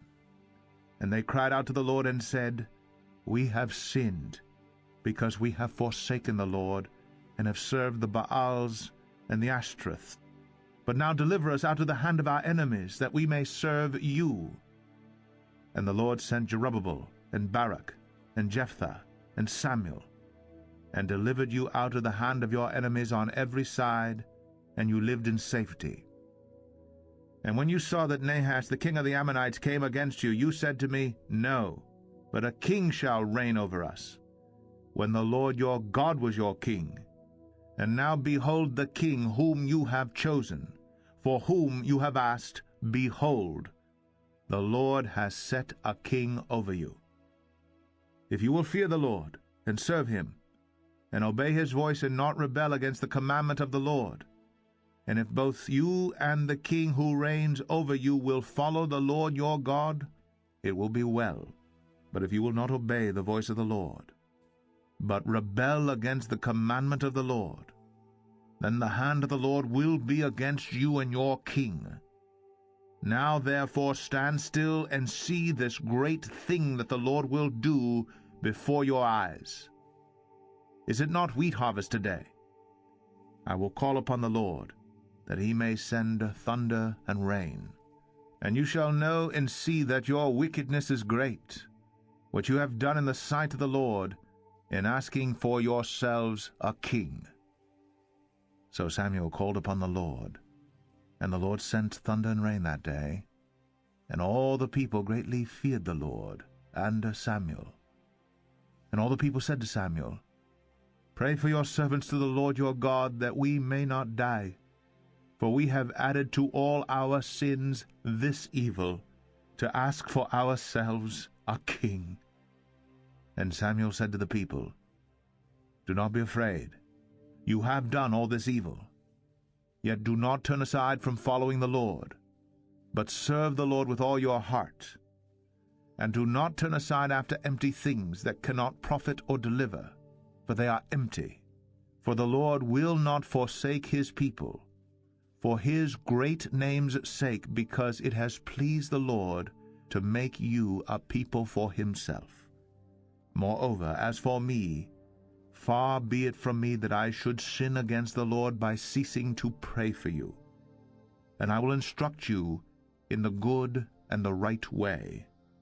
Only fear the Lord, and serve him faithfully with all your heart. For consider what great things he has done for you. But if you still do wickedly, you shall be swept away, both you and your king. 1 Samuel 13. Saul was years old when he began to reign, and he reigned 2 years over Israel. Saul chose 3,000 men of Israel. 2,000 were with Saul in Michmash and the hill country of Bethel, and 1,000 were with Jonathan in Gibeah of Benjamin. The rest of the people he sent home, every man to his tent. Jonathan defeated the garrison of the Philistines that was at Geba, and the Philistines heard of it. And Saul blew the trumpet throughout all the land, saying, Let the Hebrews hear. And all Israel heard it said that Saul had defeated the garrison of the Philistines, and also that Israel had become a stench to the Philistines. And the people were called out to join Saul at Gilgal. And the Philistines mustered to fight with Israel, 30,000 chariots and 6,000 horsemen, and troops like the sand on the seashore in multitude. They came up and encamped in Michmash, to the east of Bethaven. When the men of Israel saw that they were in trouble, for the people were hard pressed, the people hid themselves in caves, and in holes, and in rocks, and in tombs, and in cisterns. And some Hebrews crossed the fords of the Jordan to the land of Gad and Gilead. Saul was still at Gilgal, and all the people followed him trembling. He waited 7 days, the time appointed by Samuel. But Samuel did not come to Gilgal, and the people were scattering from him. So Saul said, Bring the burnt offering here to me, and the peace offerings. And he offered the burnt offering. As soon as he had finished offering the burnt offering, behold, Samuel came. And Saul went out to meet him and greet him. Samuel said, What have you done? And Saul said, When I saw that the people were scattering from me, and that you did not come within the days appointed, and that the Philistines had mustered at Michmash, I said, Now the Philistines will come down against me at Gilgal, and I have not sought the favor of the Lord. So I forced myself, and offered the burnt offering. And Samuel said to Saul, You have done foolishly. You have not kept the command of the Lord your God with which he commanded you, for then the Lord would have established your kingdom over Israel forever. But now your kingdom shall not continue. The Lord has sought out a man after his own heart, and the Lord has commanded him to be prince over his people, because you have not kept what the Lord commanded you."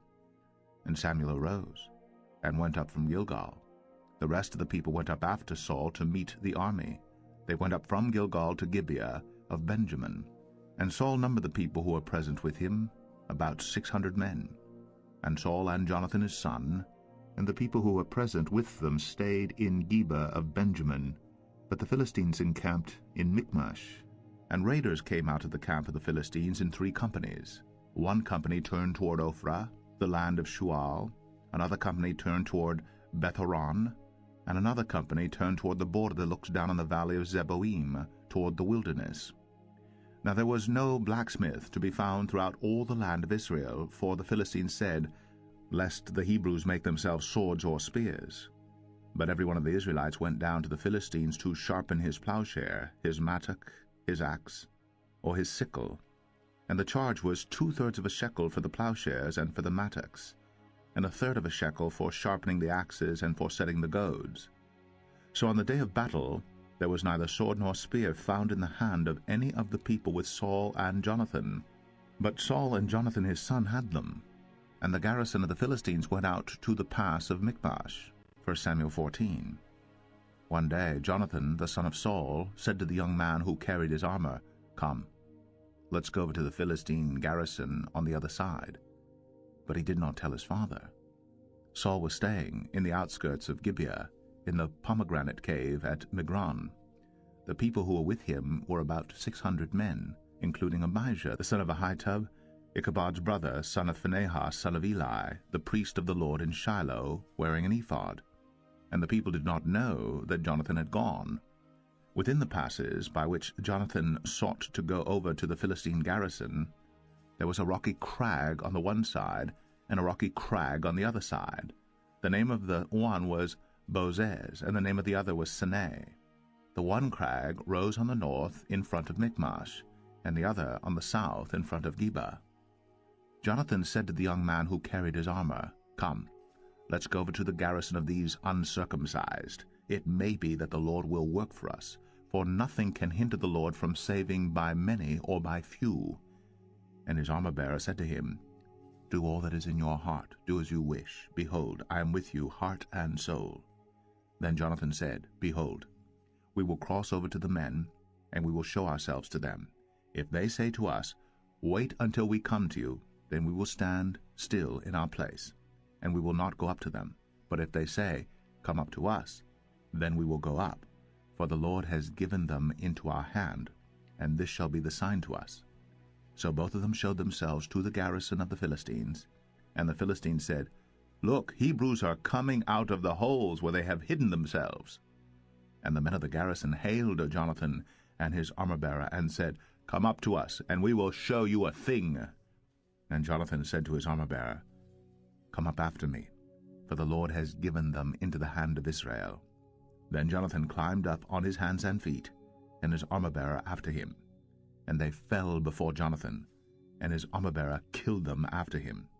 And that first strike, which Jonathan and his armor-bearer made, killed about 20 men, within, as it were, a half a furrow's length in an acre of land.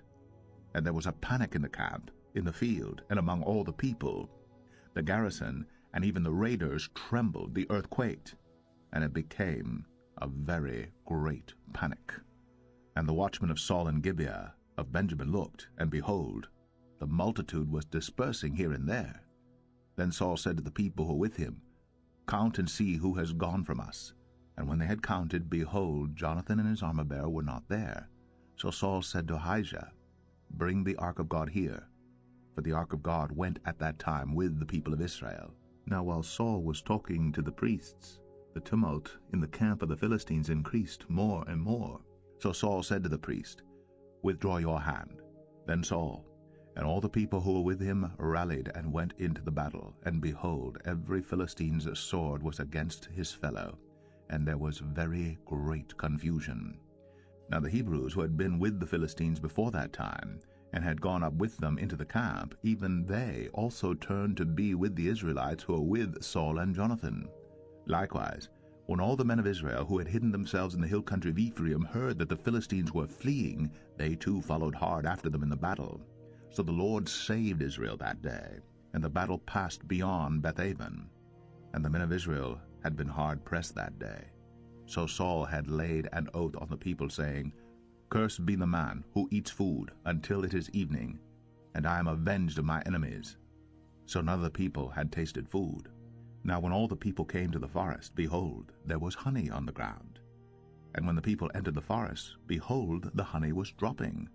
But no one put his hand to his mouth, for the people feared the oath. But Jonathan had not heard his father charge the people with the oath. So he put out the tip of the staff that was in his hand, and dipped it in the honeycomb, and put his hand to his mouth. And his eyes became bright. Then one of the people said, Your father strictly charged the people with an oath, saying, Cursed be the man who eats food this day. And the people were faint. Then Jonathan said, My father has troubled the land. See how my eyes have become bright, because I tasted a little of this honey? How much better if the people had eaten freely today of the spoils of their enemies that they found. For now the defeat among the Philistines has not been great. They struck down the Philistines that day from Michmash to Aijalon, and the people were very faint. The people pounced on the spoil, and took sheep and oxen and calves, and slaughtered them on the ground. And the people ate them with the blood. Then they told Saul, Behold, the people are sinning against the Lord by eating with the blood. And he said, You have dealt treacherously. Roll a great stone to me here. And Saul said, Disperse yourselves among the people, and say to them, Let every man bring his ox or sheep, and slaughter them here and eat, and do not sin against the Lord by eating with the blood. So every one of the people brought his ox with him that night, and they slaughtered them there. And Saul built an altar to the Lord. It was the first altar that he built to the Lord. Then Saul said, Let us go down after the Philistines by night, and plunder them until the morning light. Let us not leave a man of them. And they said, Do whatever seems good to you. But the priest said, Let us draw near to God here. And Saul inquired of God, Shall I go down after the Philistines? Will you give them into the hand of Israel? But he did not answer him that day. And Saul said, Come here, all you leaders of the people, and know and see how this sin has arisen today. For as the Lord lives who saves Israel, though it be in Jonathan my son, he shall surely die. But there was not a man among all the people who answered him. Then he said to all Israel, You shall be on one side, and I and Jonathan my son will be on the other side. And the people said to Saul, Do what seems good to you. Therefore Saul said, O Lord God of Israel, why have you not answered your servant this day? If this guilt is in me or in Jonathan my son, O Lord God of Israel, give Urim.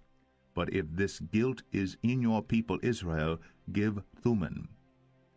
And Jonathan and Saul were taken, but the people escaped.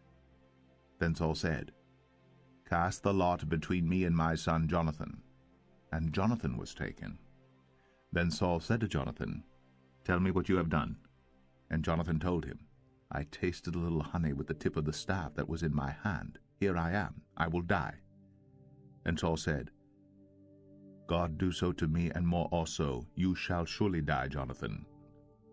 Then the people said to Saul, Shall Jonathan die, who has worked this great salvation in Israel? Far from it. As the Lord lives, there shall not one hair of his head fall to the ground, for he has worked with God this day. So the people ransomed Jonathan, so that he did not die. Then Saul went up from pursuing the Philistines, and the Philistines went to their own place. When Saul had taken the kingship over Israel, he fought against all his enemies on every side, against Moab, against the Ammonites, against Edom, against the king of Zobah, and against the Philistines. Wherever he turned, he routed them, and he did valiantly, and struck the Amalekites, and delivered Israel out of the hands of those who plundered them. Now the sons of Saul were Jonathan, Ishvi, and Malchishua. And the names of his 2 daughters were these. The name of the firstborn was Merab, and the name of the younger was Michal. And the name of Saul's wife was Ahinoam, the daughter of Ahimaaz. And the name of the commander of his army was Abner, the son of Ner, Saul's uncle. Kish was the father of Saul, and Ner, the father of Abner, was the son of Abiel. There was hard fighting against the Philistines all the days of Saul. And when Saul saw any strong man or any valiant man, he attached him to himself. 1 Samuel 15. And Samuel said to Saul, The Lord sent me to anoint you king over his people Israel. Now therefore listen to the words of the Lord. Thus says the Lord of hosts, I have noted what Amalek did to Israel in opposing them on the way when they came up out of Egypt. Now go, and strike Amalek, and devote to destruction all that they have. Do not spare them, but kill both man and woman, child and infant, ox and sheep, camel and donkey. So Saul summoned the people, and numbered them in Telaim, 200,000 men on foot, and 10,000 men of Judah. And Saul came to the city of Amalek, and lay in wait in the valley. Then Saul said to the Kenites, Go, depart, go down from among the Amalekites, lest I destroy you with them. For you showed kindness to all the people of Israel when they came up out of Egypt. So the Kenites departed from among the Amalekites. And Saul defeated the Amalekites from Havilah as far as Shur, which is east of Egypt. And he took Agag, the king of the Amalekites, alive, and devoted to destruction all the people with the edge of the sword. But Saul and the people spared Agag, and the best of the sheep, and of the oxen, and of the fattened calves, and the lambs, and all that was good, and would not utterly destroy them. All that was despised and worthless they devoted to destruction. The word of the Lord came to Samuel, I regret that I have made Saul king, for he has turned back from following me, and has not performed my commandments. And Samuel was angry, and he cried to the Lord all night. And Samuel rose early to meet Saul in the morning. And it was told Samuel, Saul came to Carmel, and behold, he set up a monument for himself, and turned and passed on, and went down to Gilgal. And Samuel came to Saul, and Saul said to him, Blessed be you to the Lord, I have performed the commandment of the Lord. And Samuel said, What then is this bleating of the sheep in my ears, and the lowing of the oxen that I hear? Saul said, They have brought them from the Amalekites, for the people spared the best of the sheep and of the oxen to sacrifice to the Lord your God, and the rest we have devoted to destruction. Then Samuel said to Saul, Stop, I will tell you what the Lord said to me this night. And he said to him, Speak. And Samuel said, Though you are little in your own eyes, are you not the head of the tribes of Israel? The Lord anointed you king over Israel. And the Lord sent you on a mission and said, Go, devote to destruction the sinners, the Amalekites, and fight against them until they are consumed. Why then did you not obey the voice of the Lord? Why did you pounce on the spoil, and do what was evil in the sight of the Lord? And Saul said to Samuel, I have obeyed the voice of the Lord. I have gone on the mission on which the Lord sent me. I have brought Agag, the king of Amalek, and I have devoted the Amalekites to destruction. But the people took of the spoil sheep and oxen, the best of the things devoted to destruction, to sacrifice to the Lord your God in Gilgal. And Samuel said, Has the Lord as great delight in burnt offerings and sacrifices as in obeying the voice of the Lord? Behold, to obey is better than sacrifice, and to listen than the fat of rams. For rebellion is as the sin of divination, and presumption is as iniquity and idolatry. Because you have rejected the word of the Lord, he has also rejected you from being king. Saul said to Samuel, I have sinned, for I have transgressed the commandment of the Lord in your words, because I feared the people, and obeyed their voice. Now therefore, please, pardon my sin, and return with me that I may worship the Lord. And Samuel said to Saul, I will not return with you, for you have rejected the word of the Lord, and the Lord has rejected you from being king over Israel. As Samuel turned to go away, Saul seized the skirt of his robe, and it tore. And Samuel said to him, The Lord has torn the kingdom of Israel from you this day, and has given it to a neighbor of yours, who is better than you. And also the glory of Israel will not lie or have regret. For he is not a man that he should have regret. Then he said, I have sinned. Yet honor me now before the elders of my people and before Israel, and return with me that I may bow before the Lord your God. So Samuel turned back after Saul, and Saul bowed before the Lord. Then Samuel said, Bring here to me Agag, the king of the Amalekites. And Agag came to him cheerfully. Agag said, Surely the bitterness of death is past. And Samuel said, As your sword has made women childless, so shall your mother be childless among women. And Samuel hacked Agag to pieces before the Lord in Gilgal. Then Samuel went to Ramah, and Saul went up to his house in Gibeah of Saul. And Samuel did not see Saul again until the day of his death. But Samuel grieved over Saul, and the Lord regretted that he had made Saul king over Israel. 1 Samuel 16. The Lord said to Samuel, How long will you grieve over Saul, since I have rejected him from being king over Israel? Fill your horn with oil and go.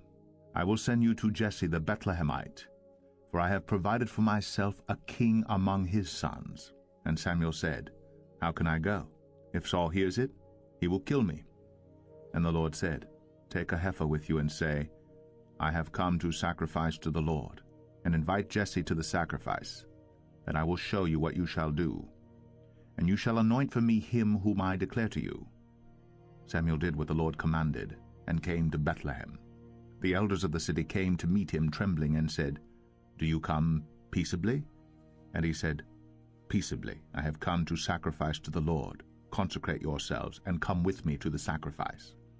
And he consecrated Jesse and his sons, and invited them to the sacrifice.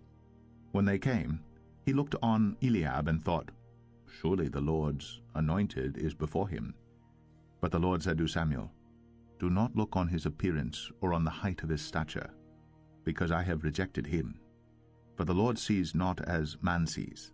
Man looks on the outward appearance, but the Lord looks on the heart. Then Jesse called Aminadab and made him pass before Samuel, and he said, Neither has the Lord chosen this one. Then Jesse made Shammah pass by, and he said, Neither has the Lord chosen this one. And Jesse made 7 of his sons pass before Samuel.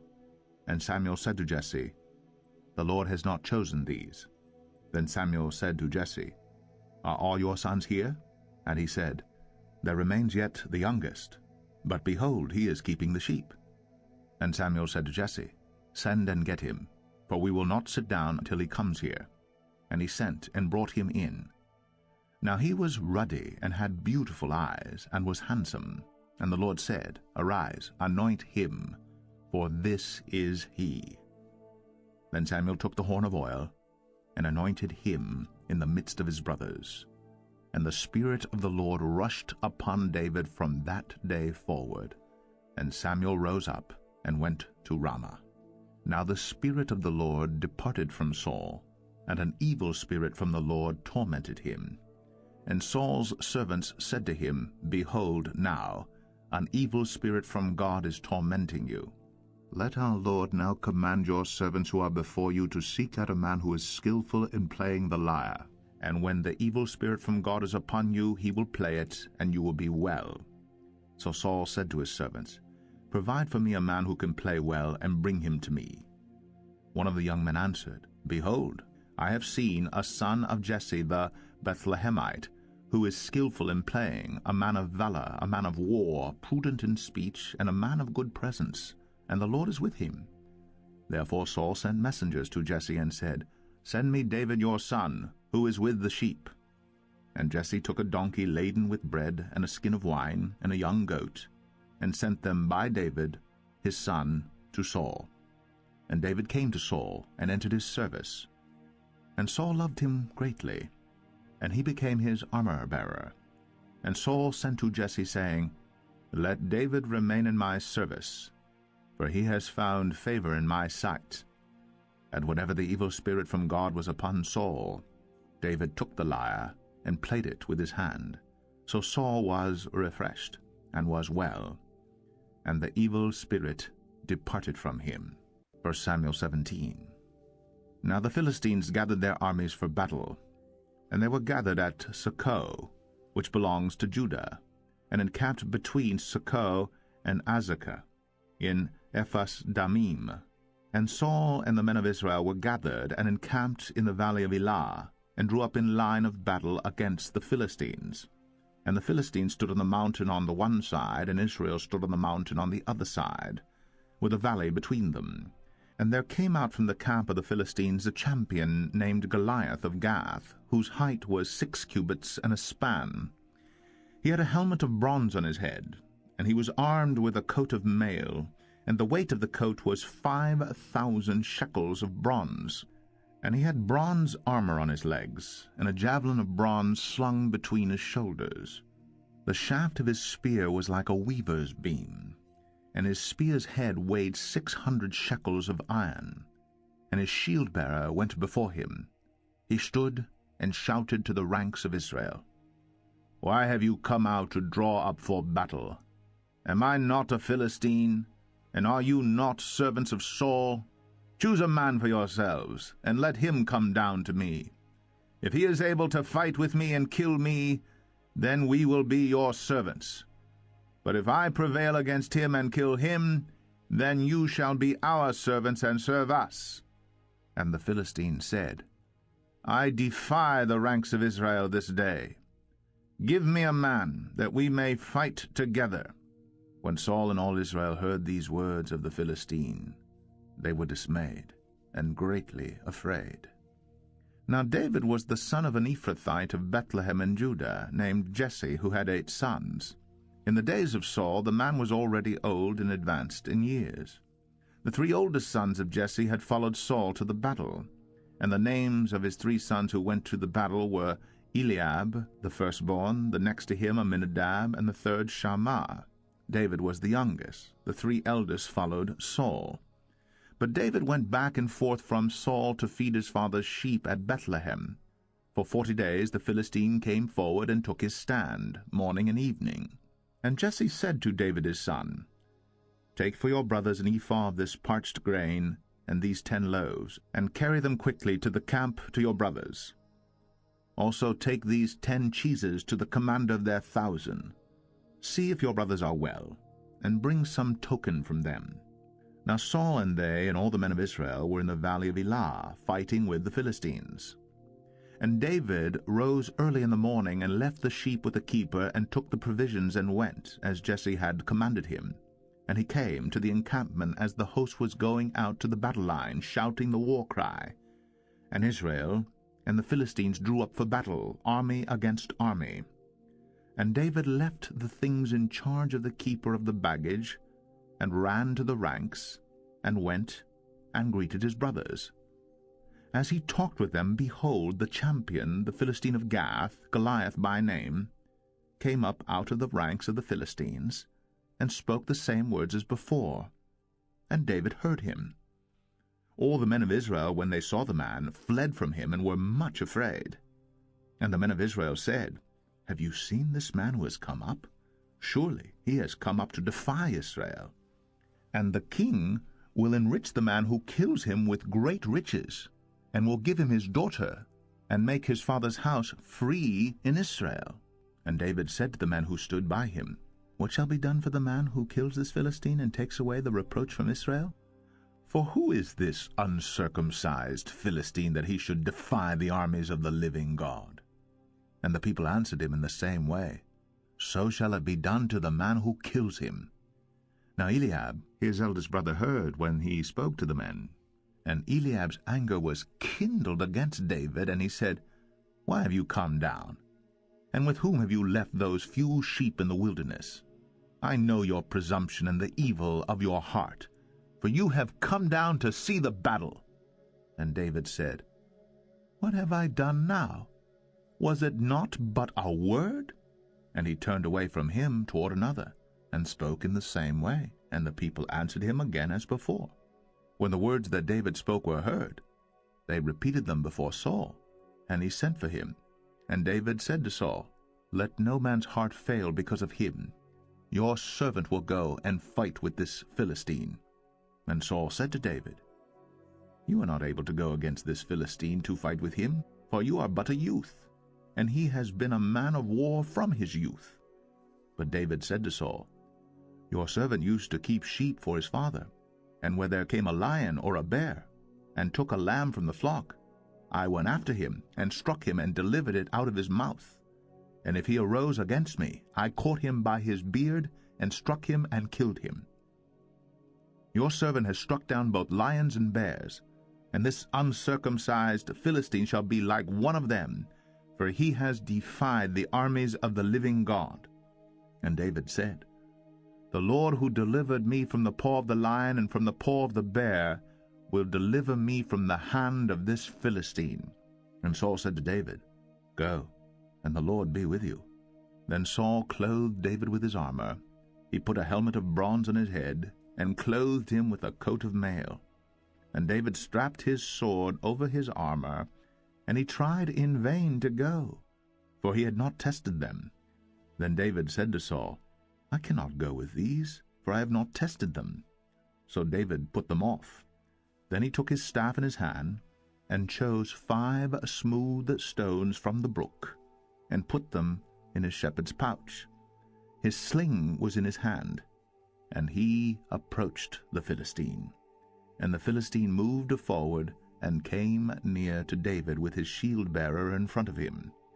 And when the Philistine looked and saw David, he disdained him, for he was but a youth, ruddy and handsome in appearance. And the Philistine said to David, Am I a dog, that you come to me with sticks? And the Philistine cursed David by his gods. The Philistine said to David, Come to me, and I will give your flesh to the birds of the air, and to the beasts of the field. Then David said to the Philistine, You come to me with a sword, and with a spear, and with a javelin. But I come to you in the name of the Lord of hosts, the God of the armies of Israel, whom you have defied. This day the Lord will deliver you into my hand, and I will strike you down, and cut off your head. And I will give the dead bodies of the host of the Philistines this day to the birds of the air, and to the wild beasts of the earth, that all the earth may know that there is a God in Israel, and that all this assembly may know that the Lord saves not with sword and spear, for the battle is the Lord's, and he will give you into our hand. When the Philistine arose and came and drew near to meet David, David ran quickly toward the battle line to meet the Philistine. And David put his hand in his bag, and took out a stone, and slung it, and struck the Philistine on his forehead. The stone sank into his forehead, and he fell on his face to the ground.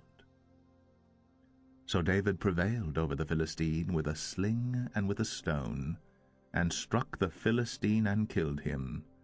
There was no sword in the hand of David. Then David ran, and stood over the Philistine, and took his sword, and drew it out of his sheath, and killed him, and cut off his head with it. When the Philistines saw that their champion was dead, they fled. And the men of Israel and Judah rose with a shout, and pursued the Philistines as far as Gath, and the gates of Ekron, so that the wounded Philistines fell on the way from Sha'araim as far as Gath and Ekron. And the people of Israel came back from chasing the Philistines, and they plundered their camp. And David took the head of the Philistine, and brought it to Jerusalem. But he put his armor in his tent. As soon as Saul saw David go out against the Philistine, he said to Abner, the commander of the army, Abner, whose son is this youth? And Abner said, As your soul lives, O king, I do not know. And the king said, Inquire whose son the boy is. And as soon as David returned from the striking down of the Philistine, Abner took him, and brought him before Saul with the head of the Philistine in his hand. And Saul said to him, Whose son are you, young man? And David answered, I am the son of your servant Jesse the Bethlehemite. 1 Samuel 18. As soon as he had finished speaking to Saul, the soul of Jonathan was knit to the soul of David, and Jonathan loved him as his own soul. And Saul took him that day, and would not let him return to his father's house. Then Jonathan made a covenant with David, because he loved him as his own soul. And Jonathan stripped himself of the robe that was on him, and gave it to David, and his armor, and even his sword, and his bow, and his belt. And David went out, and was successful wherever Saul sent him, so that Saul set him over the men of war. And this was good in the sight of all the people, and also in the sight of Saul's servants. As they were coming home, when David returned from striking down the Philistine, the women came out of all the cities of Israel, singing and dancing, to meet King Saul with tambourines, with songs of joy, and with musical instruments. And the women sang to one another as they celebrated, Saul has struck down his thousands, and David his 10,000s. And Saul was very angry, and this saying displeased him. He said, They have ascribed to David 10,000s, and to me they have ascribed thousands, and what more can he have but the kingdom? And Saul eyed David from that day on. The next day a harmful spirit from God rushed upon Saul, and he raved within his house while David was playing the lyre, as he did day by day. Saul had his spear in his hand, and Saul hurled the spear, for he thought, I will pin David to the wall. But David evaded him twice. Saul was afraid of David, because the Lord was with him, but had departed from Saul. So Saul removed him from his presence, and made him a commander of 1,000. And he went out and came in before the people. And David had success in all his undertakings, for the Lord was with him. And when Saul saw that he had great success, he stood in fearful awe of him. But all Israel and Judah loved David, for he went out and came in before them. Then Saul said to David, Here is my elder daughter Merab. I will give her to you for a wife. Only be valiant with me, and fight the Lord's battles. For Saul thought, Let not my hand be against him, let the hand of the Philistine be against him. And David said to Saul, Who am I, and who are my relatives, my father's clan in Israel, that I should be son-in-law to the king? But at the time when Merab, Saul's daughter, should have been given to David, she was given to Adriel the Maholathite for a wife.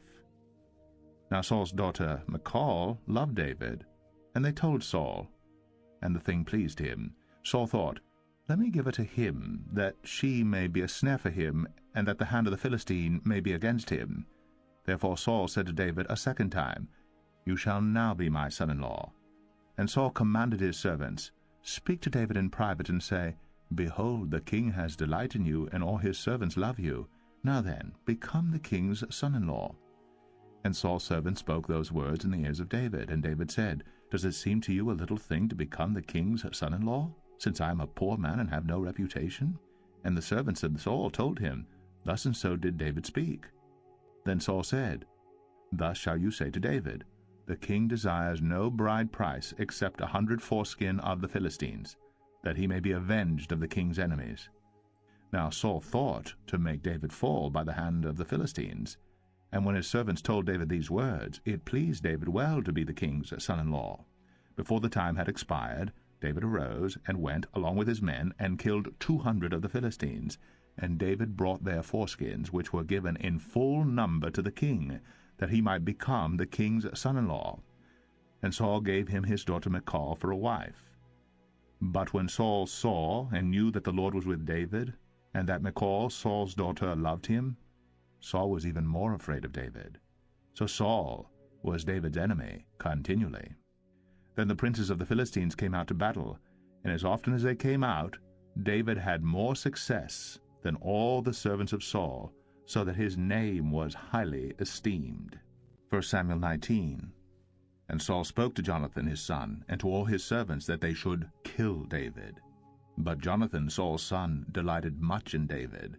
And Jonathan told David, Saul my father seeks to kill you. Therefore be on your guard in the morning. Stay in a secret place, and hide yourself. And I will go out and stand beside my father in the field where you are, and I will speak to my father about you. And if I learn anything, I will tell you. And Jonathan spoke well of David to Saul his father, and said to him, Let not the king sin against his servant David, because he has not sinned against you, and because his deeds have brought good to you. For he took his life in his hand, and he struck down the Philistine, and the Lord worked a great salvation for all Israel. You saw it, and rejoiced. Why then will you sin against innocent blood by killing David without cause? And Saul listened to the voice of Jonathan. Saul swore, As the Lord lives, he shall not be put to death. And Jonathan called David, and Jonathan reported to him all these things. And Jonathan brought David to Saul, and he was in his presence as before. And there was war again. And David went out and fought with the Philistines, and struck them with a great blow, so that they fled before him. Then a harmful spirit from the Lord came upon Saul, as he sat in his house with a spear in his hand, and David was playing the lyre. And Saul sought to pin David to the wall with the spear, but he eluded Saul, so that he struck the spear into the wall. And David fled, and escaped that night. Saul sent messengers to David's house to watch him, that he might kill him in the morning. But Michal, David's wife, told him, If you do not escape with your life tonight, tomorrow you will be killed. So Michal let David down through the window, and he fled away and escaped. Michal took an image and laid it on the bed, and put a pillow of goat's hair at its head, and covered it with clothes. And when Saul sent messengers to take David, she said, He is sick.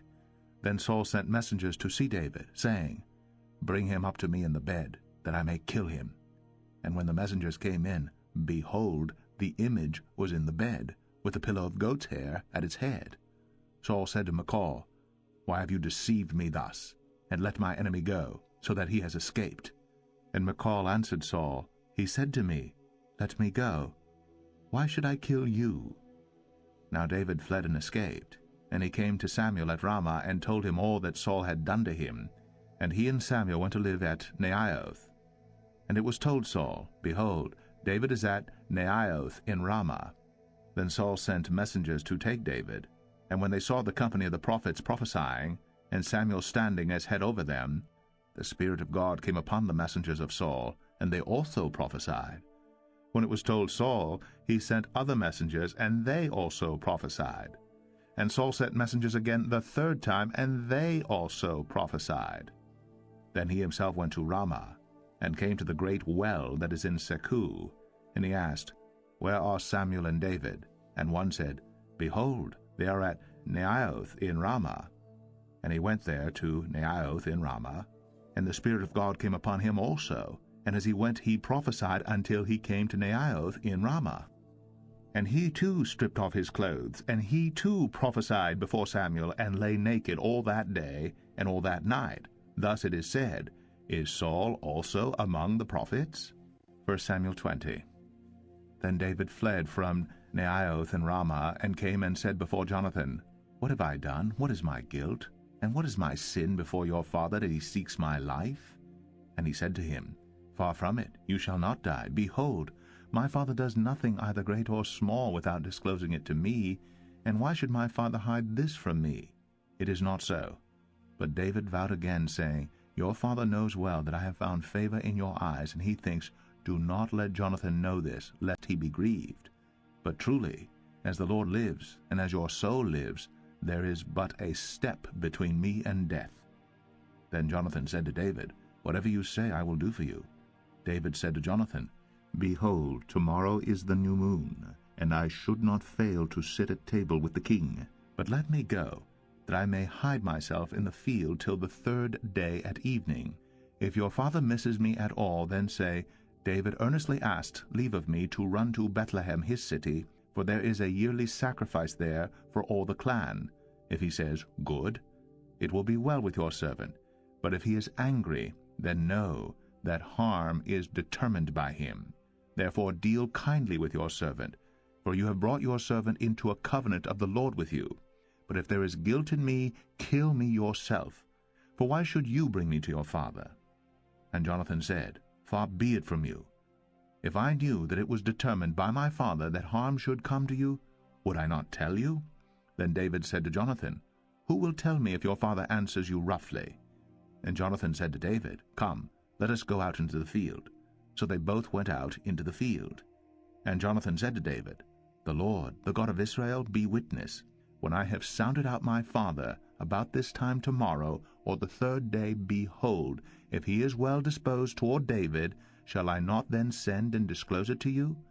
But should it please my father to do you harm, the Lord do so to Jonathan, and more also, if I do not disclose it to you, and send you away, that you may go in safety.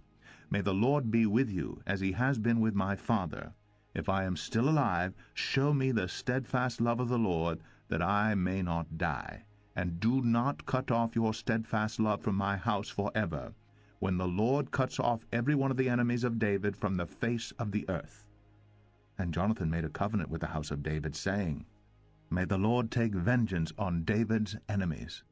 And Jonathan made David swear again by his love for him, for he loved him as he loved his own soul. Then Jonathan said to him, Tomorrow is the new moon, and you will be missed, because your seat will be empty.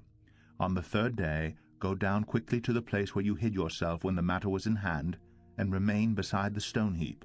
And I will shoot 3 arrows to the side of it, as though I shot at a mark. And behold, I will send the young man, saying, Go, find the arrows. If I say to the young man, Look, the arrows are on this side of you, take them. Then you are to come, for as the Lord lives, it is safe for you, and there is no danger. But if I say to the youth, Look, the arrows are beyond you, then go, for the Lord has sent you away. And as for the matter of which you and I have spoken, behold, the Lord is between you and me forever. So David hid himself in the field. And when the new moon came, the king sat down to eat food. The king sat on his seat, as at other times, on the seat by the wall. Jonathan sat opposite, and Abner sat by Saul's side. But David's place was empty. Yet Saul did not say anything that day, for he thought, Something has happened to him. He is not clean. Surely he is not clean. But on the second day, the day after the new moon, David's place was empty. And Saul said to Jonathan his son, Why has not the son of Jesse come to the meal, either yesterday or today? Jonathan answered Saul, David earnestly asked leave of me to go to Bethlehem. He said, Let me go, for our clan holds a sacrifice in the city, and my brother has commanded me to be there. So now, if I have found favor in your eyes, let me get away and see my brothers. For this reason he has not come to the king's table. Then Saul's anger was kindled against Jonathan, and he said to him, You son of a perverse, rebellious woman, do I not know that you have chosen the son of Jesse to your own shame, and to the shame of your mother's nakedness? For as long as the son of Jesse lives on the earth, neither you nor your kingdom shall be established. Therefore send and bring him to me, for he shall surely die. Then Jonathan answered Saul his father, Why should he be put to death? What has he done? But Saul hurled his spear at him to strike him. So Jonathan knew that his father was determined to put David to death. And Jonathan rose from the table in fierce anger, and ate no food the second day of the month, for he was grieved for David, because his father had disgraced him. In the morning Jonathan went out into the field to the appointment with David, and with him a little boy. And he said to his boy, Run and find the arrows that I shoot. As the boy ran, he shot an arrow beyond him, and when the boy came to the place of the arrow that Jonathan had shot, Jonathan called after the boy and said, Is not the arrow beyond you? And Jonathan called after the boy, Hurry, be quick, do not stay. So Jonathan's boy gathered up the arrows and came to his master. But the boy knew nothing, only Jonathan and David knew the matter. And Jonathan gave his weapons to his boy, and said to him, Go, and carry them to the city.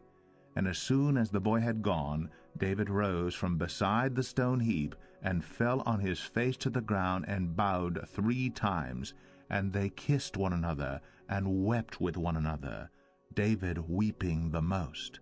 Then Jonathan said to David, Go in peace, because we have sworn both of us in the name of the Lord, saying, The Lord shall be between me and you, and between my offspring and your offspring forever. And he rose and departed, and Jonathan went into the city. 1 Samuel 21. Then David came to Nob, to Ahimelech the priest. And Ahimelech came to meet David, trembling, and said to him, Why are you alone, and no one with you? And David said to Ahimelech the priest, The king has charged me with a matter, and said to me, Let no one know anything of the matter about which I send you, and with which I have charged you. I have made an appointment with the young man for such and such a place. Now then, what do you have on hand? Give me 5 loaves of bread, or whatever is here. And the priest answered David, I have no common bread on hand, but there is holy bread, if the young men have kept themselves from women. And David answered the priest, Truly, women have been kept from us, as always when I go on an expedition. The vessels of the young men are holy, even when it is an ordinary journey. How much more today will their vessels be holy? So the priest gave him the holy bread, for there was no bread there but the bread of the presence, which is removed from before the Lord, to be replaced by hot bread on the day it is taken away. Now a certain man of the servants of Saul was there that day, detained before the Lord. His name was Doeg the Edomite, the chief of Saul's herdsmen. Then David said to Ahimelech, Then have you not here a spear or a sword at hand? For I have brought neither my sword nor my weapons with me, because the king's business required haste.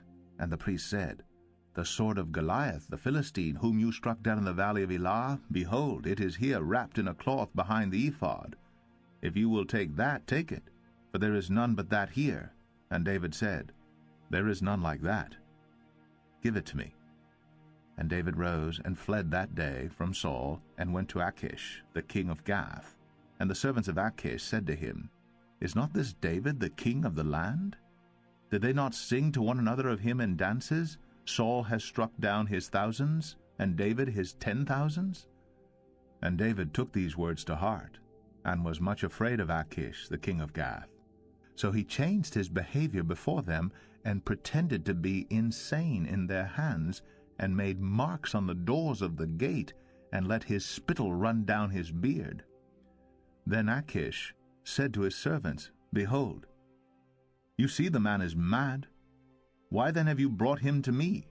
Do I lack madmen, that you have brought this fellow to behave as a madman in my presence? Shall this fellow come into my house?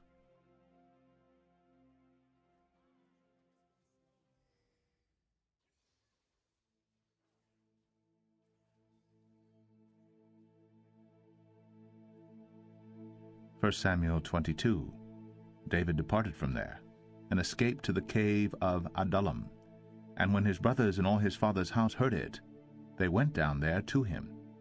And everyone who was in distress, and everyone who was in debt, and everyone who was bitter in soul, gathered to him, and he became captain over them. And there were with him about 400 men. And David went from there to Mizpeh of Moab. And he said to the king of Moab, Please, let my father and my mother stay with you, till I know what God will do for me. And he left them with the king of Moab, and they stayed with him all the time that David was in the stronghold. Then the prophet Gad said to David, Do not remain in the stronghold, depart, and go into the land of Judah. So David departed, and went into the forest of Hereth. Now Saul heard that David was discovered, and the men who were with him. Saul was sitting at Gibeah under the tamarisk tree, on the height with his spear in his hand, and all his servants were standing about him. And Saul said to his servants, who stood about him, Hear now, people of Benjamin, will the son of Jesse give every one of you fields and vineyards? Will he make you all commanders of thousands and commanders of hundreds, that all of you have conspired against me? No one discloses to me when my son makes a covenant with the son of Jesse. None of you is sorry for me, or discloses to me that my son has stirred up my servant against me, to lie in wait, as at this day. Then answered Doeg the Edomite, who stood by the servants of Saul, I saw the son of Jesse coming to Nob, to Ahimelech, the son of Ahitub. And he inquired of the Lord for him, and gave him provisions, and gave him the sword of Goliath the Philistine. Then the king sent to summon Ahimelech the priest, the son of Ahitub, and all his father's house, the priests who were at Nob, and all of them came to the king. And Saul said, Hear now, son of Ahitub. And he answered, Here I am, my lord. And Saul said to him, Why have you conspired against me, you and the son of Jesse, in that you have given him bread and a sword, and have inquired of God for him, so that he has risen against me, to lie in wait, as at this day? Then Ahimelech answered the king, And who among all your servants is so faithful as David? Who is the king's son-in-law, and captain over your bodyguard, and honored in your house? Is today the first time that I have inquired of God for him? No. Let not the king impute anything to his servant, or to all the house of my father, for your servant has known nothing of all this, much or little. And the king said, You shall surely die, Ahimelech, you and all your father's house. And the king said to the guard who stood about him, Turn and kill the priests of the Lord, because their hand also is with David, and they knew that he fled and did not disclose it to me. But the servants of the king would not put out their hand to strike the priests of the Lord. Then the king said to Doeg, You turn and strike the priests. And Doeg the Edomite turned and struck down the priests. And he killed on that day 85 persons who wore the linen ephod. And Nob, the city of the priests, he put to the sword, both man and woman, child and infant, ox, donkey, and sheep, he put to the sword. But one of the sons of Ahimelech, the son of Ahitub, named Abiathar, escaped and fled after David. And Abiathar told David that Saul had killed the priests of the Lord. And David said to Abiathar, I knew on that day, when Doeg the Edomite was there, that he would surely tell Saul, I have occasioned the death of all the persons of your father's house. Stay with me, do not be afraid, for he who seeks my life seeks your life. With me you shall be in safe keeping. 1 Samuel 23. Now they told David, Behold, the Philistines are fighting against Keilah, and are robbing the threshing floors. Therefore David inquired of the Lord, Shall I go and attack these Philistines? And the Lord said to David, Go and attack the Philistines and save Keilah. But David's men said to him, Behold, we are afraid here in Judah. How much more then if we go to Keilah against the armies of the Philistines? Then David inquired of the Lord again, and the Lord answered him, Arise, go down to Keilah, for I will give the Philistines into your hand. And David and his men went to Keilah, and fought with the Philistines, and brought away their livestock, and struck them with a great blow. So David saved the inhabitants of Keilah. When Abiathar the son of Ahimelech had fled to David to Keilah, he had come down with an ephod in his hand. Now it was told Saul that David had come to Keilah. And Saul said, God has given him into my hand, for he has shut himself in by entering a town that has gates and bars. And Saul summoned all the people to war, to go down to Keilah to besiege David and his men. David knew that Saul was plotting harm against him, and he said to Abiathar the priest, Bring the ephod here. Then said to David, O Lord, the God of Israel, your servant has surely heard that Saul seeks to come to Keilah, to destroy the city on my account. Will the men of Keilah surrender me into his hand? Will Saul come down as your servant has heard? O Lord, the God of Israel, please tell your servant. And the Lord said, He will come down. Then David said, Will the men of Keilah surrender me and my men into the hand of Saul? And the Lord said, They will surrender you. Then David and his men, who were about 600, arose and departed from Keilah, and they went wherever they could go. When Saul was told that David had escaped from Keilah, he gave up the expedition, and David remained in the strongholds in the wilderness, in the hill country of the wilderness of Ziph. And Saul sought him every day, but God did not give him into his hand. David saw that Saul had come out to seek his life. David was in the wilderness of Ziph at Horesh, and Jonathan, Saul's son, rose and went to David at Horesh and strengthened his hand in God. And he said to him, Do not fear, for the hand of Saul my father shall not find you. You shall be king over Israel, and I shall be next to you. Saul my father also knows this. And the two of them made a covenant before the Lord. David remained at Horesh, and Jonathan went home. Then the Ziphites went up to Saul at Gibeah, saying, Is not David hiding among us in the strongholds at Horesh, on the hill of Hachilah, which is south of Jeshimon? Now come down, O king, according to all your heart's desire to come down, and our part shall be to surrender him into the king's hand. And Saul said, May you be blessed by the Lord, for you have had compassion on me. Go, make yet more sure. Know and see the place where his foot is, and who has seen him there. For it is told me that he is very cunning. See therefore, and take note of all the lurking places where he hides, and come back to me with sure information. Then I will go with you. And if he is in the land, I will search him out among all the thousands of Judah. And they arose and went to Ziph ahead of Saul. Now David and his men were in the wilderness of Maon, in the Arabah to the south of Jeshimon. And Saul and his men went to seek him, and David was told. So he went down to the rock and lived in the wilderness of Maon. And when Saul heard that, he pursued after David in the wilderness of Maon. Saul went on one side of the mountain, and David and his men on the other side of the mountain. And David was hurrying to get away from Saul. As Saul and his men were closing in on David and his men to capture them, a messenger came to Saul, saying, Hurry and come, for the Philistines have made a raid against the land. So Saul returned from pursuing after David, and went against the Philistines. Therefore that place was called the Rock of Escape. And David went up from there, and lived in the strongholds of En-gedi. 1 Samuel 24. When Saul returned from following the Philistines, he was told, Behold, David is in the wilderness of En-gedi.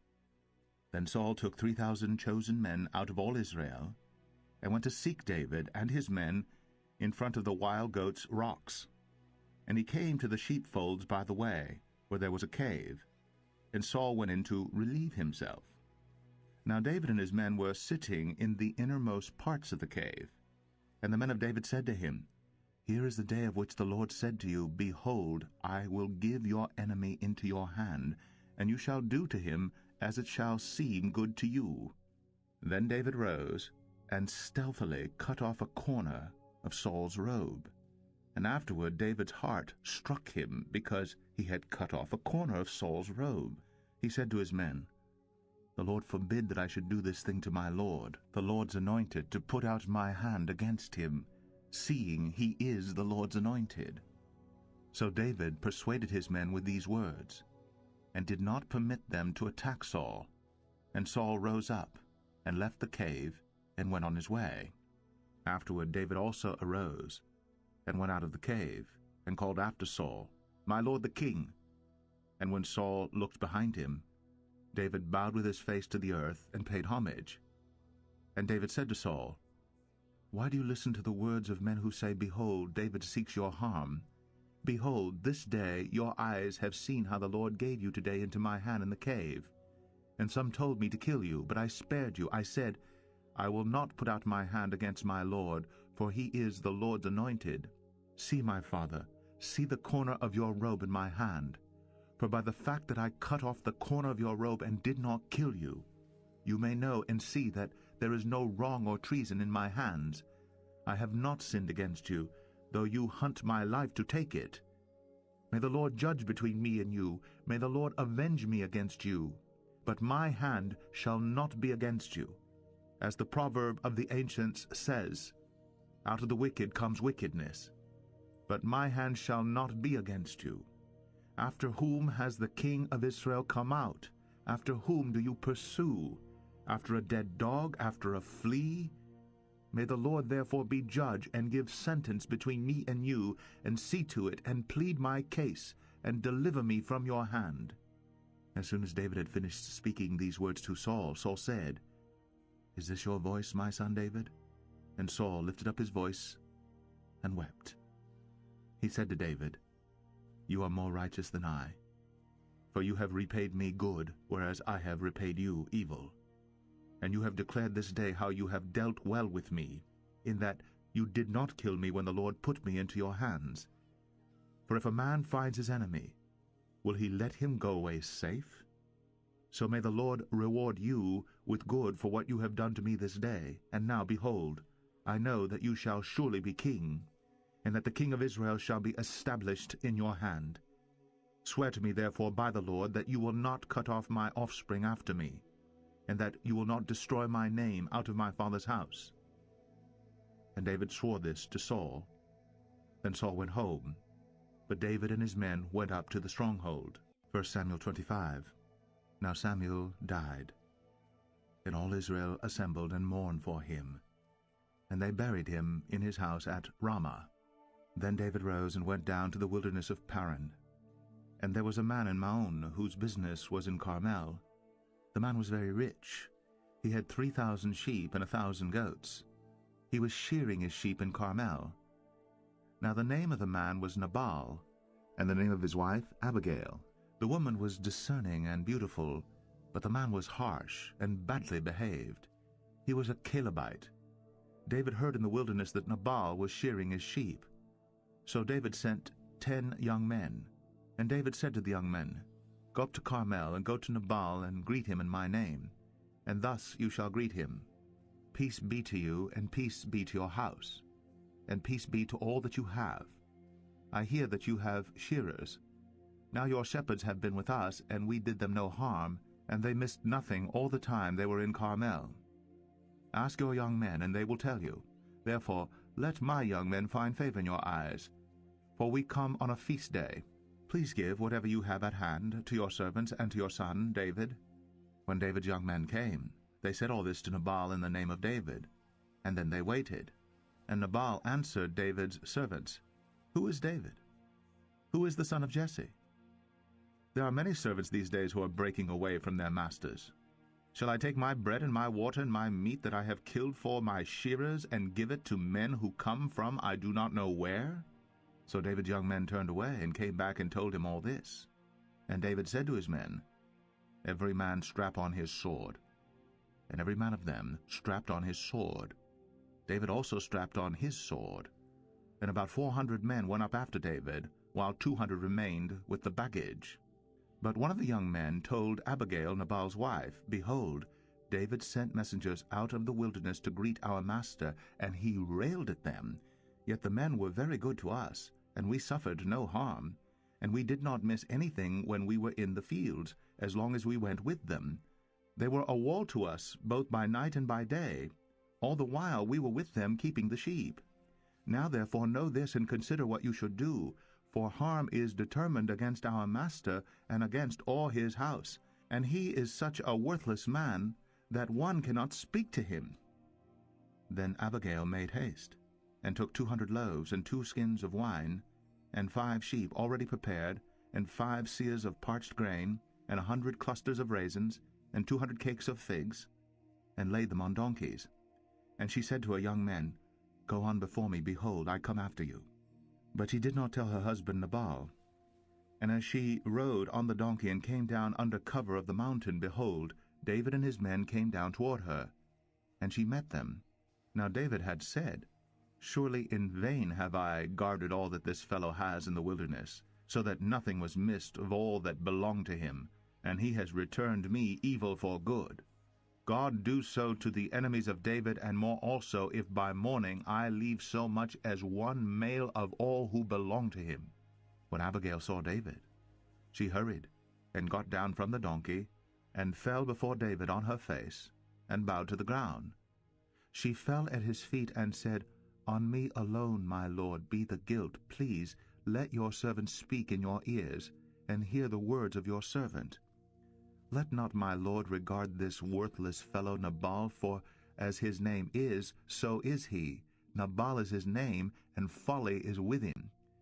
But I your servant did not see the young men of my lord whom you sent. Now then, my lord, as the Lord lives, and as your soul lives, because the Lord has restrained you from blood guilt, and from saving with your own hand. Now then, let your enemies and those who seek to do evil to my Lord be as Nabal. And now let this present that your servant has brought to my Lord be given to the young men who follow my Lord. Please forgive the trespass of your servant, for the Lord will certainly make my Lord a sure house, because my Lord is fighting the battles of the Lord, and evil shall not be found in you so long as you live. If men rise up to pursue you, and to seek your life, the life of my Lord shall be bound in the bundle of the living in the care of the Lord your God. And the lives of your enemies he shall sling out as from the hollow of a sling. And when the Lord has done to my Lord according to all the good that he has spoken concerning you, and has appointed you prince over Israel, my Lord shall have no cause of grief or pangs of conscience for having shed blood without cause, or for my Lord taking vengeance himself. And when the Lord has dealt well with my Lord, then remember your servant. And David said to Abigail, Blessed be the Lord, the God of Israel, who sent you this day to meet me. Blessed be your discretion, and blessed be you, who have kept me this day from blood guilt, and from avenging myself with my own hand. For as surely as the Lord the God of Israel lives, who has restrained me from hurting you, unless you had hurried and come to meet me truly by morning, there had not been left to Nabal so much as one male. Then David received from her hand what she had brought him, and he said to her, Go up in peace to your house. See, I have obeyed your voice, and I have granted your petition. And Abigail came to Nabal, and behold, he was holding a feast in his house, like the feast of a king. And Nabal's heart was merry within him, for he was very drunk. So she told him nothing at all until the morning light. In the morning, when the wine had gone out of Nabal, his wife told him these things, and his heart died within him, and he became as a stone. And about 10 days later the Lord struck Nabal, and he died. When David heard that Nabal was dead, he said, Blessed be the Lord, who has avenged the insult I received at the hand of Nabal, and has kept back his servant from wrongdoing. The Lord has returned the evil of Nabal on his own head. Then David sent and spoke to Abigail to take her as his wife. When the servants of David came to Abigail at Carmel, they said to her, David has sent us to you to take you to him as his wife. And she rose, and bowed with her face to the ground, and said, Behold, your handmaid is a servant to wash the feet of the servants of my Lord. And Abigail hurried, and rose, and mounted a donkey, and her 5 young women attended her. She followed the messengers of David, and became his wife. David also took Ahinoam of Jezreel, and both of them became his wives. Saul had given Michal his daughter, David's wife, to Paltai the son of Laish, who was of Galim. 1 Samuel 26. Then the Ziphites came to Saul at Gibeah, saying, Is not David hiding himself in the hill of Hachilah, which is on the east of Jeshimon? So Saul rose and went down to the wilderness of Ziph with 3,000 chosen men of Israel to seek David in the wilderness of Ziph. And Saul encamped on the hill of Hachilah, which is beside the road on the east of Jeshimon. But David remained in the wilderness. When he saw that Saul came after him into the wilderness, David sent out spies and learned that Saul had come. Then David rose and came to the place where Saul had encamped. And David saw the place where Saul lay, with Abner the son of Ner, the commander of his army. Saul was lying within the encampment, while the army was encamped around him. Then David said to Ahimelech the Hittite, and to Joab's brother Abishai the son of Zeruiah, Who will go down with me into the camp to Saul? And Abishai said, I will go down with you. So David and Abishai went to the army by night, and there lay Saul sleeping within the encampment, with his spear stuck in the ground at his head, and Abner and the army lay around him. Then said Abishai to David, God has given your enemy into your hand this day. Now please let me pin him to the earth with one stroke of the spear, and I will not strike him twice. But David said to Abishai, Do not destroy him, For who can put out his hand against the Lord's anointed and be guiltless? And David said, As the Lord lives, the Lord will strike him, or his day will come to die, or he will go down into battle and perish. The Lord forbid that I should put out my hand against the Lord's anointed. But take now the spear that is at his head, and the jar of water, and let us go. So David took the spear and the jar of water from Saul's head, and they went away. No man saw it or knew it, nor did any awake, for they were all asleep, because a deep sleep from the Lord had fallen upon them. Then David went over to the other side, and stood far off on the top of the hill, with a great space between them. And David called to the army, and to Abner the son of Ner, saying, Will you not answer, Abner? Then Abner answered, Who are you who calls to the king? And David said to Abner, Are you not a man? Who is like you in Israel? Why then have you not kept watch over your lord the king? For one of the people came in to destroy the king your lord. This thing that you have done is not good. As the Lord lives, you deserve to die, because you have not kept watch over your lord the Lord's anointed. Now see where the king's spear is, and the jar of water that was at his head. Saul recognized David's voice, and said, Is this your voice, my son David? And David said, It is my voice, my lord, O king. And he said, Why does my lord pursue after his servant? For what have I done? What evil is on my hands? Now therefore let my lord the king hear the words of his servant. If it is the Lord who has stirred you up against me, may he accept an offering. But if it is men, may they be cursed before the Lord. For they have driven me out this day, that I should have no share in the heritage of the Lord, saying, Go, serve other gods. Now therefore, let not my blood fall to the earth away from the presence of the Lord. For the king of Israel has come out to seek a single flea, like one who hunts a partridge in the mountains. Then Saul said, I have sinned. Return, my son David. For I will no more do you harm, because my life was precious in your eyes this day. Behold, I have acted foolishly, and have made a great mistake. And David answered and said, Here is the spear, O king. Let one of the young men come over and take it. The Lord rewards every man for his righteousness and his faithfulness. For the Lord gave you into my hand today. And I would not put out my hand against the Lord's anointed. Behold, as your life was precious this day in my sight, so may my life be precious in the sight of the Lord, and may he deliver me out of all tribulation. Then Saul said to David, Blessed be you, my son David. You will do many things, and will succeed in them. So David went his way, and Saul returned to his place. 1 Samuel 27. Then David said in his heart, Now I shall perish one day by the hand of Saul. There is nothing better for me than that I should escape to the land of the Philistines. Then Saul will despair of seeking me any longer within the borders of Israel, and I shall escape out of his hand. So David rose and went over, he and the 600 men who were with him, to Achish the son of Maoch, king of Gath. And David lived with Achish at Gath, he and his men, every man with his household. And David with his 2 wives, Ahinoam of Jezreel, and Abigail of Carmel, Nabal's widow. And when it was told Saul that David had fled to Gath, he no longer sought him.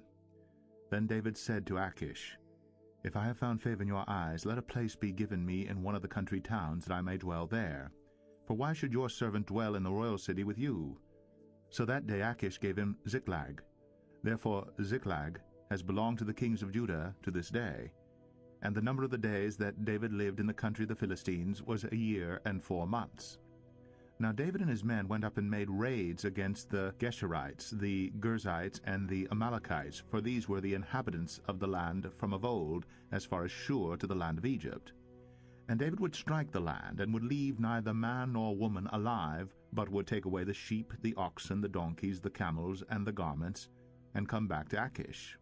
When Achish asked, Where have you made a raid today? David would say, Against the Negeb of Judah, or against the Negeb of the Jerahmeelites, or against the Negeb of the Kenites.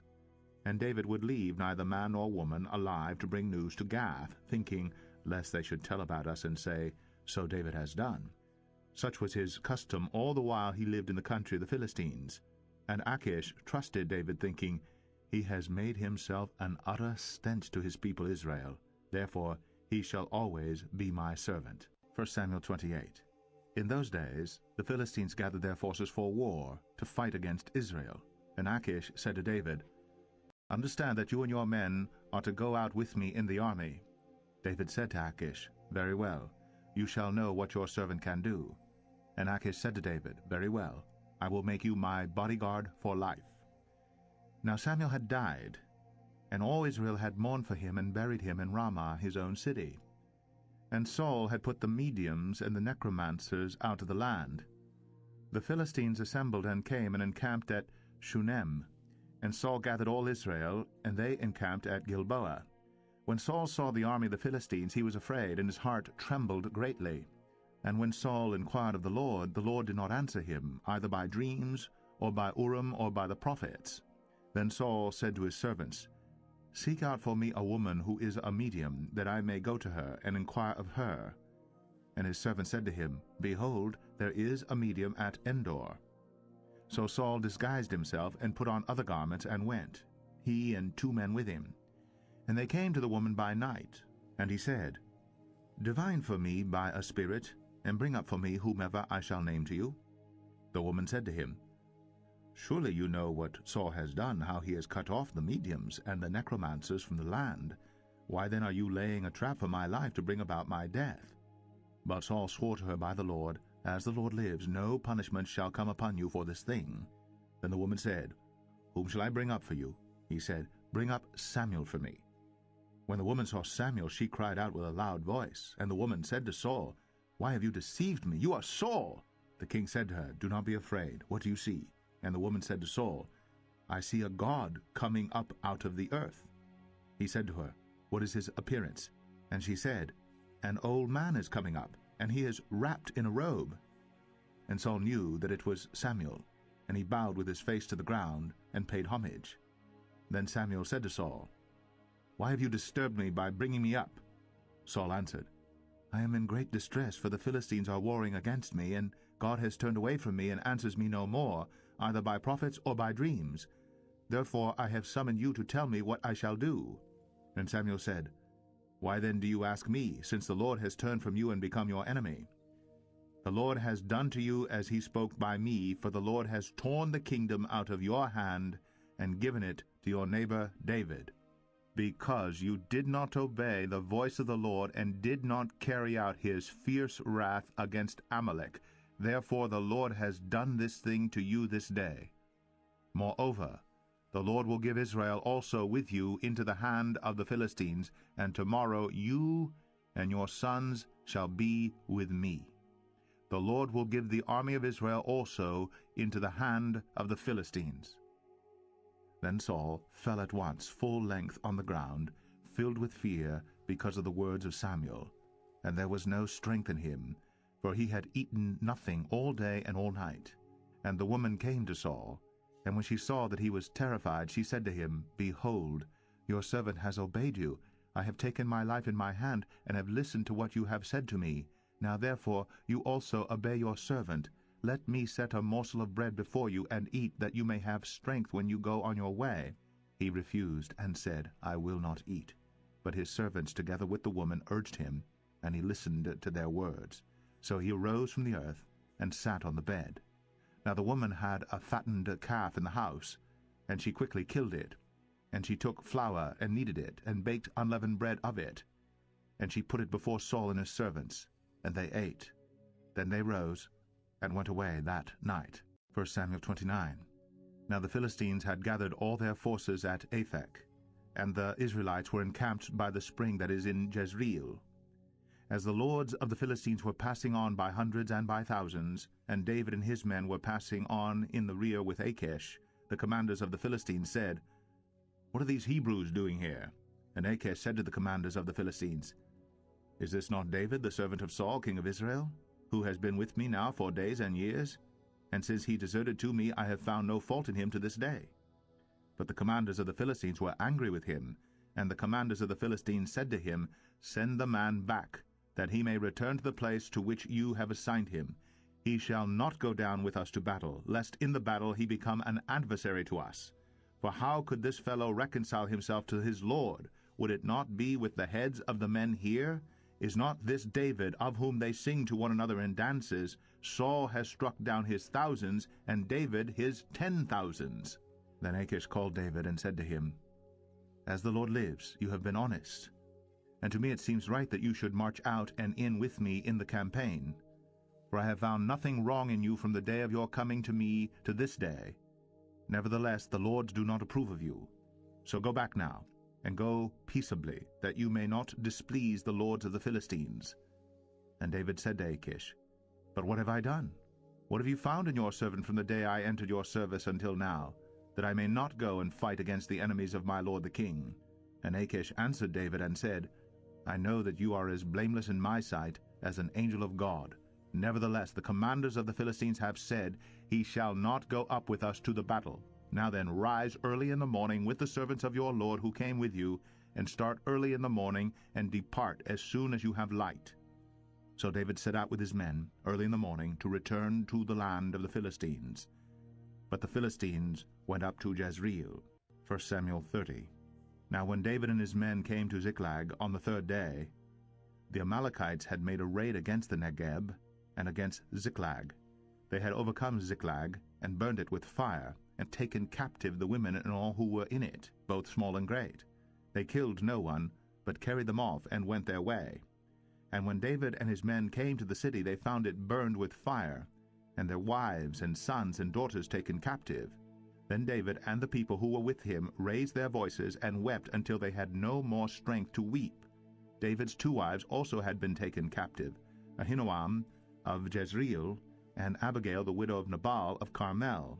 And David was greatly distressed, for the people spoke of stoning him, because all the people were bitter in soul, each for his sons and daughters. But David strengthened himself in the Lord his God. And David said to Abiathar the priest, the son of Ahimelech, Bring me the ephod. So Abiathar brought the ephod to David, and David inquired of the Lord, Shall I pursue after this band? Shall I overtake them? He answered him, Pursue, for you shall surely overtake, and shall surely rescue. So David set out, and the 600 men who were with him, and they came to the brook Besor, where those who were left behind stayed. But David pursued, he and 400 men. 200 stayed behind, who were too exhausted to cross the brook Besor. They found an Egyptian in the open country and brought him to David, and they gave him bread, and he ate. They gave him water to drink, and they gave him a piece of a cake of figs and 2 clusters of raisins. And when he had eaten, his spirit revived, for he had not eaten bread or drunk water for 3 days and 3 nights. And David said to him, To whom do you belong? And where are you from? He said, I am a young man of Egypt, servant to an Amalekite. And my master left me behind because I fell sick 3 days ago. We had made a raid against the Negeb of the Cherethites, and against that which belongs to Judah, and against the Negeb of Caleb, and we burned Ziklag with fire. And David said to him, Will you take me down to this band? And he said, Swear to me by God that you will not kill me or deliver me into the hands of my master, and I will take you down to this band. And when he had taken him down, behold, they were spread abroad over all the land, eating and drinking and dancing, because of all the great spoil they had taken from the land of the Philistines and from the land of Judah. And David struck them down from twilight until the evening of the next day, and not a man of them escaped, except 400 young men who mounted camels and fled. David recovered all that the Amalekites had taken, and David rescued his 2 wives. Nothing was missing, whether small or great, sons or daughters, spoil or anything that had been taken. David brought back all. David also captured all the flocks and herds, and the people drove the livestock before him and said, This is David's spoil. Then David came to the 200 men who had been too exhausted to follow David, and who had been left at the brook Besor. And they went out to meet David and to meet the people who were with him. And when David came near to the people, he greeted them.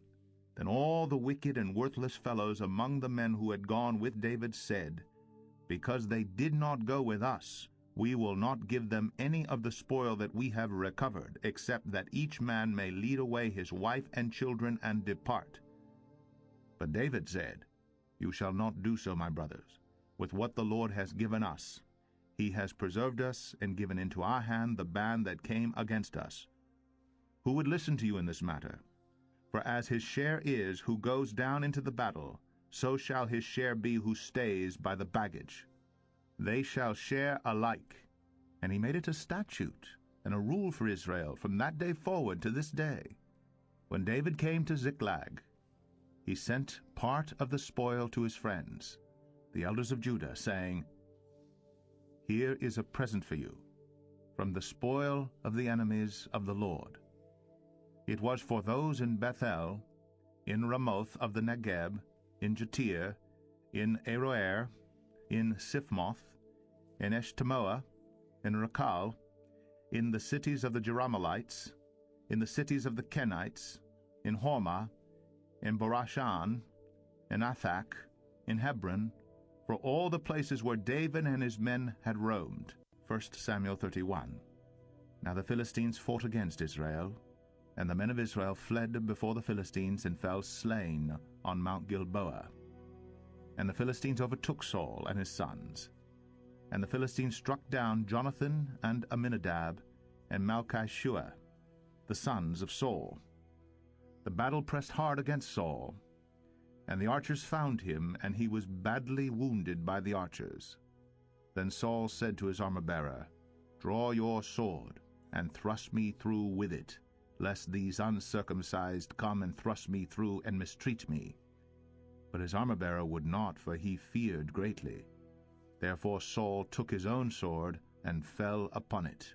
And when his armor-bearer saw that Saul was dead, he also fell upon his sword and died with him. Thus Saul died, and his 3 sons, and his armor-bearer, and all his men, on the same day together. And when the men of Israel who were on the other side of the valley and those beyond the Jordan saw that the men of Israel had fled, and that Saul and his sons were dead, they abandoned their cities and fled. And the Philistines came and lived in them. The next day, when the Philistines came to strip the slain, they found Saul and his 3 sons fallen on Mount Gilboa. So they cut off his head, and stripped off his armor, and sent messengers throughout the land of the Philistines to carry the good news to the house of their idols and to the people. They put his armor in the temple of Ashtoreth, and they fastened his body to the wall of Bethshan. But when the inhabitants of Jabesh-Gilead heard what the Philistines had done to Saul, all the valiant men arose and went all night and took the body of Saul and the bodies of his sons from the wall of Bethshan, and they came to Jabesh and burned them there. And they took their bones and buried them under the tamarisk tree in Jabesh, and fasted 7 days.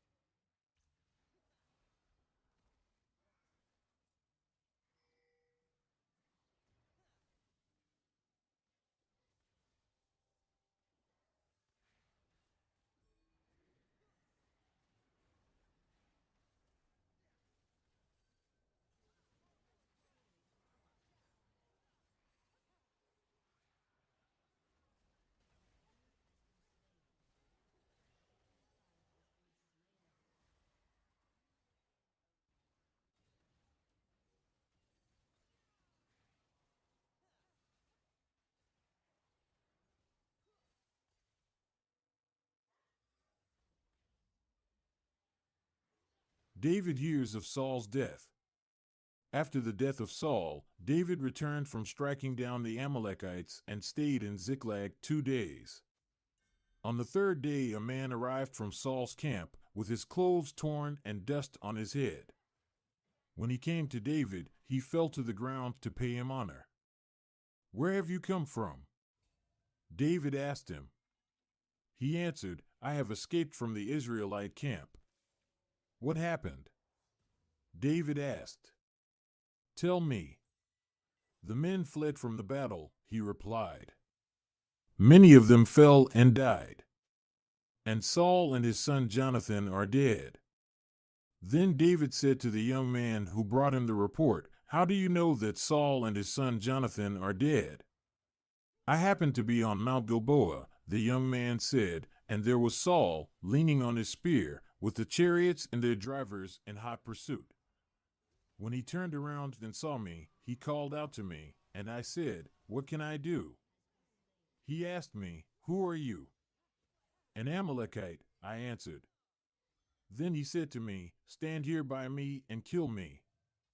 I'm in the throes of death, but I'm still alive.' So I stood beside him and killed him, because I knew that after he had fallen he could not survive. And I took the crown that was on his head and the band on his arm and have brought them here to my lord." Then David and all the men with him took hold of their clothes and tore them. They mourned and wept and fasted till evening for Saul and his son Jonathan, and for the army of the Lord and for the nation of Israel, because they had fallen by the sword. David said to the young man who brought him the report, "Where are you from?" "I am the son of a foreigner, an Amalekite," he answered. David asked him, "Why weren't you afraid to lift your hand to destroy the Lord's anointed?" Then David called one of his men and said, "Go, strike him down." So he struck him down, and he died. For David had said to him, "Your blood be on your own head. Your own mouth testified against you when you said, 'I killed the Lord's anointed.'" David's lament for Saul and Jonathan. David took up this lament concerning Saul and his son Jonathan, and he ordered that the people of Judah be taught this lament of the bow. It is written in the book of Jasher. "A gazelle lies slain on your heights, Israel. How the mighty have fallen! Tell it not in Gath. Proclaim it not in the streets of Ashkelon. Lest the daughters of the Philistines be glad. Lest the daughters of the uncircumcised rejoice. Mountains of Gilboa, may you have neither dew nor rain. May no showers fall on your terraced fields. For there the shield of the mighty was despised. The shield of Saul no longer rubbed with oil. From the blood of the slain. From the flesh of the mighty. The bow of Jonathan did not turn back. The sword of Saul did not return unsatisfied. Saul and Jonathan. In life they were loved and admired. And in death they were not parted. They were swifter than eagles. They were stronger than lions.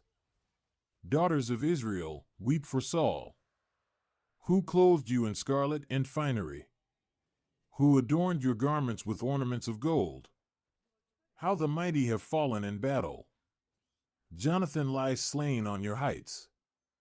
I grieve for you, Jonathan my brother. You were very dear to me. Your love for me was wonderful, more wonderful than that of women. How the mighty have fallen. The weapons of war have perished. 2 Samuel 2. David anointed king over Judah. In the course of time, David inquired of the Lord, "Shall I go up to one of the towns of Judah?" he asked. The Lord said, "Go up." David asked, "Where shall I go?" "To Hebron," the Lord answered. So David went up there with his 2 wives, Ahinoam of Jezreel and Abigail, the widow of Nabal of Carmel. David also took the men who were with him, each with his family, and they settled in Hebron and its towns. Then the men of Judah came to Hebron, and there they anointed David king over the tribe of Judah. When David was told that it was the men of Jabesh-Gilead who had buried Saul, he sent messengers to them to say to them, "The Lord bless you for showing this kindness to Saul your master by burying him. May the Lord now show you kindness and faithfulness, and I too will show you the same favor because you have done this. Now then, be strong and brave, for Saul your master is dead, and the people of Judah have anointed me king over them." War between the houses of David and Saul. Meanwhile, Abner son of Ner, the commander of Saul's army, had taken Ishbosheth son of Saul and brought him over to Mahanaim. He made him king over Gilead, Ashuri, and Jezreel, and also over Ephraim, Benjamin, and all Israel. Ishbosheth son of Saul was 40 years old when he became king over Israel, and he reigned 2 years. The tribe of Judah, however, remained loyal to David. The length of time David was king in Hebron over Judah was 7 years and 6 months. Abner son of Ner, together with the men of Ishbosheth son of Saul, left Mahanaim and went to Gibeon. Joab son of Zeruiah and David's men went out and met them at the pool of Gibeon. One group sat down on one side of the pool and one group on the other side. Then Abner said to Joab, "Let's have some of the young men get up and fight hand to hand in front of us." "All right, let them do it," Joab said. So they stood up and were counted off, 12 men for Benjamin and Ishbosheth son of Saul, and 12 for David. Then each man grabbed his opponent by the head and thrust his dagger into his opponent's side, and they fell down together. So that place in Gibeon was called Helkath Hazarim. The battle that day was very fierce, and Abner and the Israelites were defeated by David's men. The 3 sons of Zeruiah were there, Joab, Abishai, and Asahel. Now Asahel was as fleet-footed as a wild gazelle. He chased Abner, turning neither to the right nor to the left as he pursued him. Abner looked behind him and asked, "Is that you, Asahel?" "It is," he answered. Then Abner said to him, "Turn aside to the right or to the left, take on one of the young men and strip him of his weapons." But Asahel would not stop chasing him. Again Abner warned Asahel, "Stop chasing me. Why should I strike you down? How could I look your brother Joab in the face?" But Asahel refused to give up the pursuit, so Abner thrust the butt of his spear into Asahel's stomach, and the spear came out through his back. He fell there and died on the spot. And every man stopped when he came to the place where Asahel had fallen and died. But Joab and Abishai pursued Abner, and as the sun was setting, they came to the hill of Ammah, near Giah, on the way to the wasteland of Gibeon. Then the men of Benjamin rallied behind Abner. They formed themselves into a group and took their stand on top of a hill. Abner called out to Joab, "Must the sword devour forever? Don't you realize that this will end in bitterness? How long before you order your men to stop pursuing their fellow Israelites?" Joab answered, "As surely as God lives, if you had not spoken, the men would have continued pursuing them until morning." So Joab blew the trumpet, and all the troops came to a halt. They no longer pursued Israel, nor did they fight any more. All that night Abner and his men marched through the Arabah. They crossed the Jordan, continued through the morning hours, and came to Mahanaim. Then Joab stopped pursuing Abner and assembled the whole army. Besides Asahel, 19 of David's men were found missing. But David's men had killed 360 Benjamites who were with Abner. They took Asahel and buried him in his father's tomb at Bethlehem. Then Joab and his men marched all night and arrived at Hebron by daybreak. 2 Samuel 3. The war between the houses of David and Saul. The war between the house of Saul and the house of David lasted a long time. David grew stronger and stronger, while the house of Saul grew weaker and weaker. Sons born to David. Sons were born to David in Hebron. His firstborn was Amnon the son of Ahinoam of Jezreel. His second, Kilib the son of Abigail, the widow of Nabal of Carmel. The third, Absalom the son of Maacah daughter of Talmai king of Geshur. The fourth, Adonijah the son of Haggith. The fifth, Shephatiah the son of Abital. And the sixth, Ithream the son of David's wife Eglah. These were born to David in Hebron. Abner goes over to David. During the war between the house of Saul and the house of David, Abner had been strengthening his own position in the house of Saul. Now Saul had a concubine named Rizpah, daughter of Aiah. And Ishbosheth said to Abner, "Why did you sleep with my father's concubine?" Abner was very angry because of what Ishbosheth said. So he answered, "Am I a dog's head on Judah's side? This very day I am loyal to the house of your father Saul and to his family and friends. I haven't handed you over to David.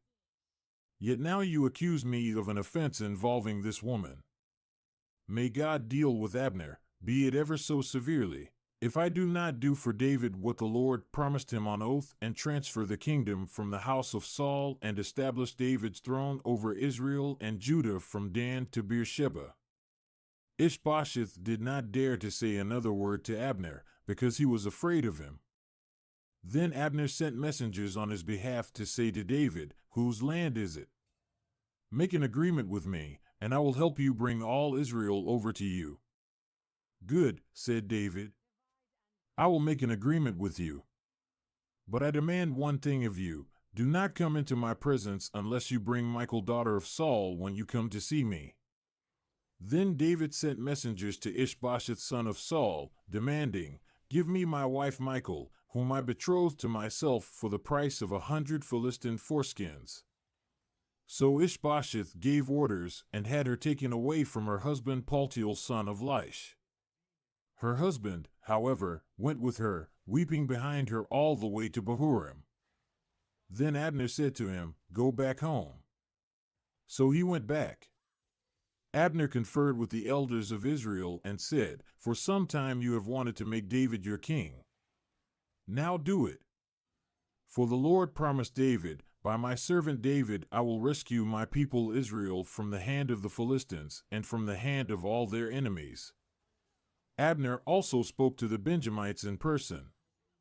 Then he went to Hebron to tell David everything that Israel and the whole tribe of Benjamin wanted to do. When Abner, who had 20 men with him, came to David at Hebron, David prepared a feast for him and his men. Then Abner said to David, "Let me go at once and assemble all Israel for my lord the king, so that they may make a covenant with you, and that you may rule over all that your heart desires." So David sent Abner away, and he went in peace. Joab murders Abner. Just then David's men and Joab returned from a raid and brought with them a great deal of plunder. But Abner was no longer with David in Hebron because David had sent him away, and he had gone in peace. When Joab and all the soldiers with him arrived, he was told that Abner son of Ner had come to the king and that the king had sent him away and that he had gone in peace. So Joab went to the king and said, "What have you done? Look, Abner came to you. Why did you let him go? Now he is gone. You know Abner son of Ner, he came to deceive you and observe your movements and find out everything you are doing." Joab then left David and sent messengers after Abner, and they brought him back from the cistern at Sirah. But David did not know it. Now when Abner returned to Hebron, Joab took him aside into an